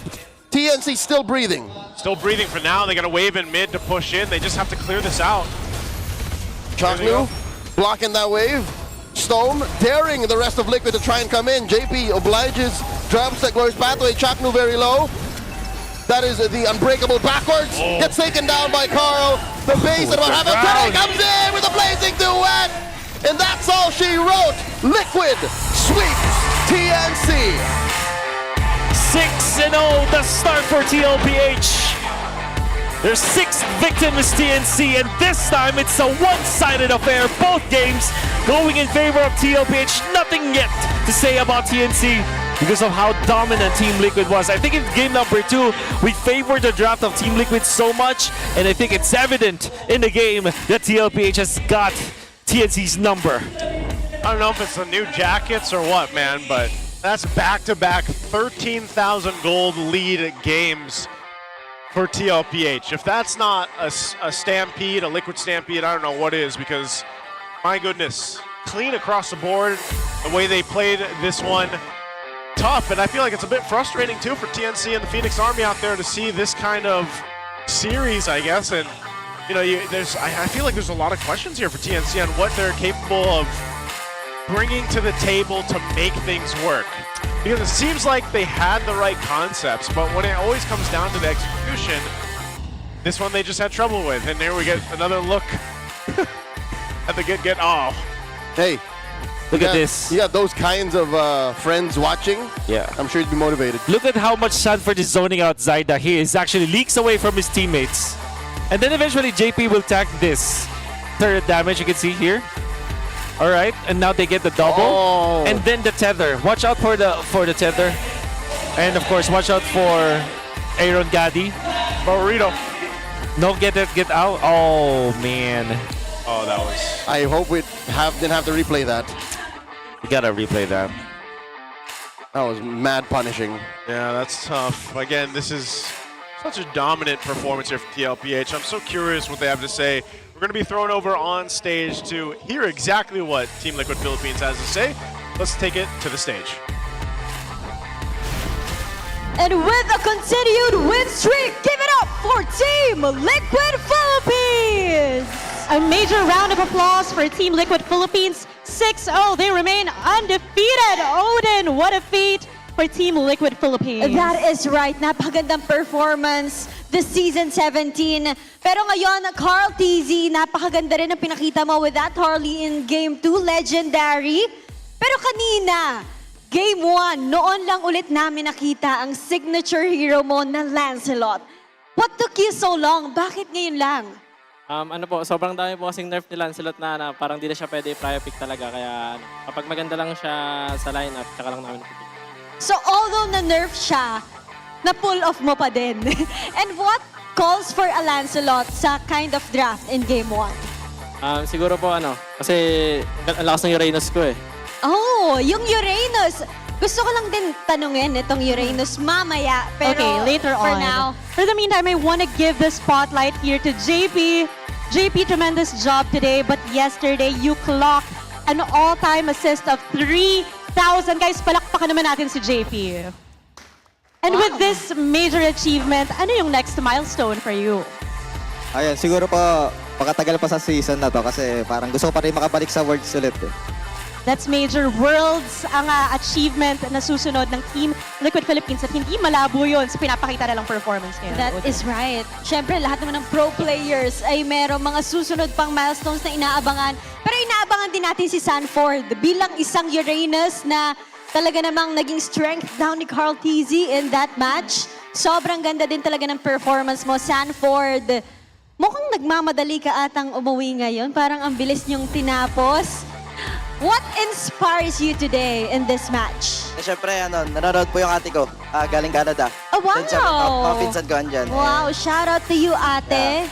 And, tiwala lang ako sa coaches kasi, kahit ayoko yung hero, pinupush nila ako. Ayaw niya daw kasi, coach.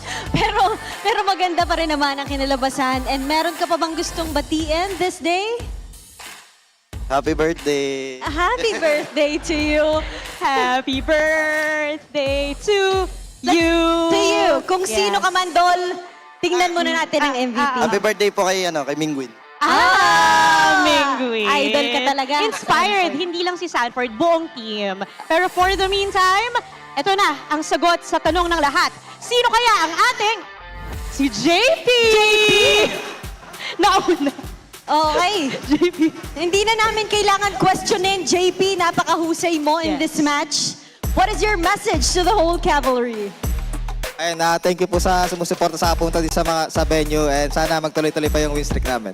Yes, tuloy-tuloy ng win streak. Congratulations, our match MVP, JP, and to the whole Team Liquid Philippines. Palakpakan naman natin sila. You may now take your bow. And you may now take your walk of victory. Once again, congratulations. They remain undefeated. They remain dominating. They are the team to chase. They are the team to set the standard. That's Team Liquid Philippines for you. I love that, Denise. At syempre, na-excite tayong malaman kung ano nga bang pinakita nila in that game. Kaya naman, balik na muna tayo sa mga casters. Casters, kayo na to. Thank you so much, Odin, Denise, and congratulations to Team Liquid Philippines there. Congrats to JP, and you know what? Happy birthday, Mingwin. It was Mingwin. It was Mingwin. Why would I question that? Why would I doubt that? Yeah, it was Mingwin. I mean, we posted about Mingwin before. We did. Yeah. We did. And this he's is, the MVP. Yep, he's the MVP. Yeah. And to think that he didn't want to play this hero. You know what? I think he was like, you know what? If I have to play him, I'm gonna play him my way. Play my way, yeah. With a Flicker game number 1, Purify in game number 2 for obvious reasons. And the last pick up on the Winter Crown, I think the most memorable Sanford play that I will remember is the second turtle play where he, because you already know what the tempo is for TLPH on when they will go for example, when he plays the Yuzhong, he plays with Carl TZ at the same time. But this time it is a little bit more advanced. The reason is because he is ahead. He knows also that he can bully Zaida out of the lane, out of the turtle. You can see here. You see 4 minutes and 30 seconds. Zaida is way out of the zone of the turtle, but he still keeps on going. His teammates are leagues away from him, but of course, JP eventually connects with him. There was Carl TZ also outputting the damage, and Carl TZ's MO was actually to go for the purple buff. And then they eventually punish Benny Cutie. I believe that this will not be the snag, unfortunately, or the tether. And they will try to go for 3 more. Yeah, this is going to be the play. Look at this. Look at how Carl TZ was able. It was absolutely just Benny's. It was 100% just Benny's problem. Mistake, I mean. Yeah, he went in too soon. Yeah. And then 3 more also committing the problem, the mistake. Zaida, unfortunately, also well away from his teammates. Overshot. And then Sanford going in for the Winter Crown play to allow Teddy Cutie to be there for the Blazing Duet. I think it's just, TLPH is just way too coordinated with this one. Yeah, we are on the forefront of, what is this, Uranus Tech? We learned how you can play Uranus in a different way. Yeah. A more offensive kind of meat shield. Yeah.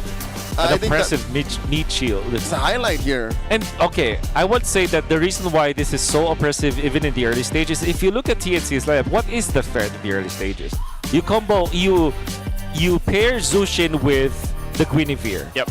You don't have the damage. Arlott does have the damage but does not have the best synergy with the Zushin. If there is an Arlott, you want to look for somewhere along the lines of a Farsa, an Eve with an immediate burst. No cleaners, no sweepers. Or maybe Arlott with Harley for burst damage, but Arlott with Gwyn and Zushin doesn't make sense, honestly.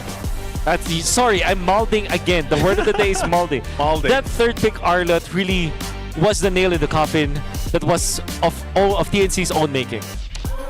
I don't know. Like, yeah, when you look at TNC, I think even based off their drafts that they went with, it was also just the amount of individual mistakes that they made throughout the game. And if you're facing against a team like TLPH, one mistake can literally be turned in the strongest lead for someone like TLPH, and that's kind of what happened there. Yep. And just in the highlights alone in Game 2, you actually got to see how many mistakes were made from TNC. And again, I don't know. I don't know if it was an aura thing. I don't know if it's just the way that they were playing tonight. The draft cannot be an aura thing because you're not even in game yet. I agree. So that must have been a communications issue? There are some cases where the draft can be an aura thing, but definitely not this one. Not this time because they were so confident the first phase. Yeah. And then Red 3 is, again, that was the nail in the coffin. Yeah.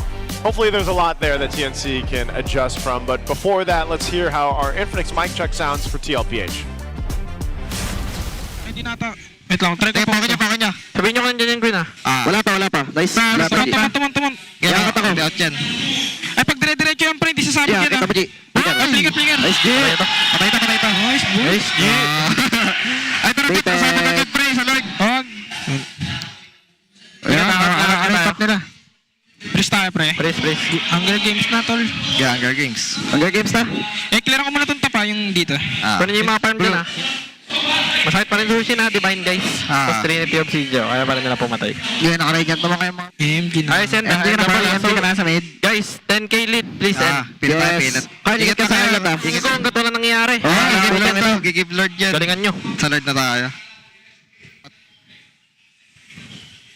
Yan, napadash out na. Jack mo. Pamatay, Klot. Ay, ano. Ulti Sushin. Jack mo. Sushin mamatay. Ay, grabit ako. Di ba kalakad? Gaya. Patay pa. Saida. Uy, ginagawa mo, tol. Hero tayo, hero. Scripts, hero. Yung ano, pre, respeto sa obsidian. Respect. 8 pathway. Wala ultimate. Shock mo, mamatay na. Muna, hero lang. Patuloy nyo to. Basta. Hero. Ay, tower. Hero. Musin. Patay nyo sa base, pre. Nice, boys. Kalmado. Nice. And that's the Infinix mic check. That was very calm. That is what 70 BPM looks like, yeah. Did we hear the same thing? Did they say, Hunger Games? Okay, I have a theory. Yeah, okay, I do too. I'm pretty sure they're not talking about the young adult line of books by Susan Collins or the movie series starring Jennifer Lawrence. Okay. What's the theory? My theory is that because they immediately went in for the green camps, for the own juggles, I think they're starving. Correct. That's what it is. I think that's what it is too. Well, before we talk more and finish out the day, it's time to flex. Superfans, unleash your creativity because the hashtag MLBB Get Off UGC challenge is officially live. We're giving away 1,000 diamonds for the most solid entries. Be solid, all right? You gotta be the most solid. There are 3 ways to win. Show off your peak, ouch, gameplay moments, or slay the game with your outfit check, transitions, or bring the energy to the Halukai Ube dance challenge. Just post your entry on with the hashtag and you're in. That's with the hashtag. MLBB. Right there, Get out. So if your vibes are on point and your edits are crisp, those diamonds are yours for the taking. Lock in your entries and show us what you've got. Get out. That's what I like right there. Get out. What?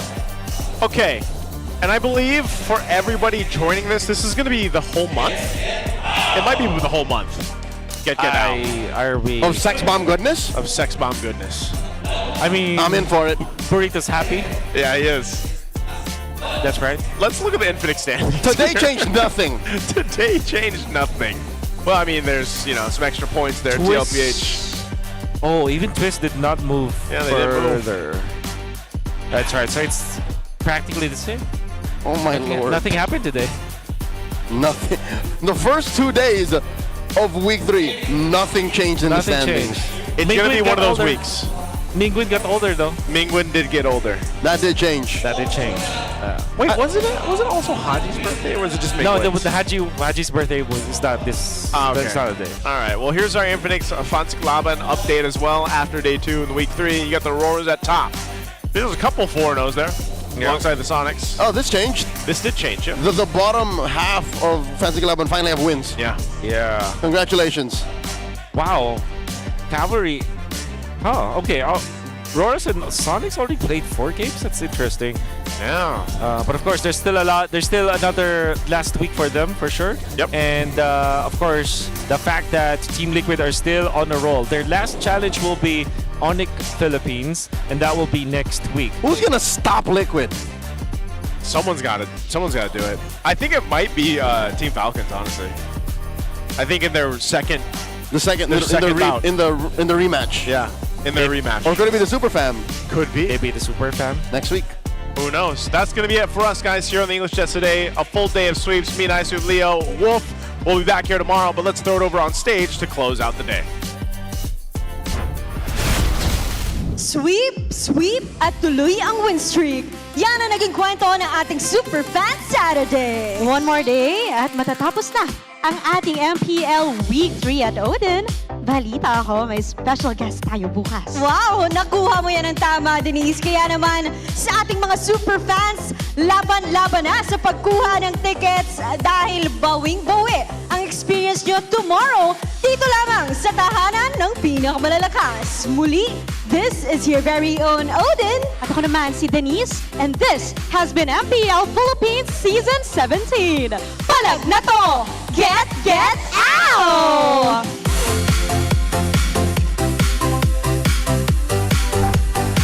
17th season of MPL Philippines is brought to you by the following sponsors. Infinix, the official gaming phone partner, the power behind every Madlang gamer. Smart, the simply reliable connectivity partner of the MPL. Our partner in esports, Clear Men. And our strategic partners, TT Racing, Ferry, and SIP. Don't miss any MPL action by following our official Facebook and subscribing to our YouTube channel. Follow MPLPH on TikTok for more content. Experience the lakas ng Pinas of MPLPH Season 17 live at Victoria Sports Tower.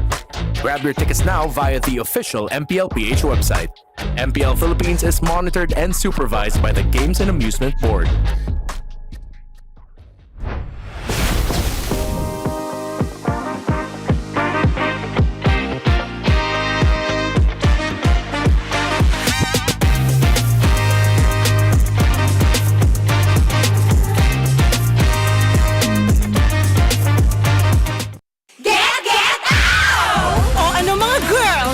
Bago na naman tayo ha. Malamang matutuwa na naman ang mga bata at matatanda niyan.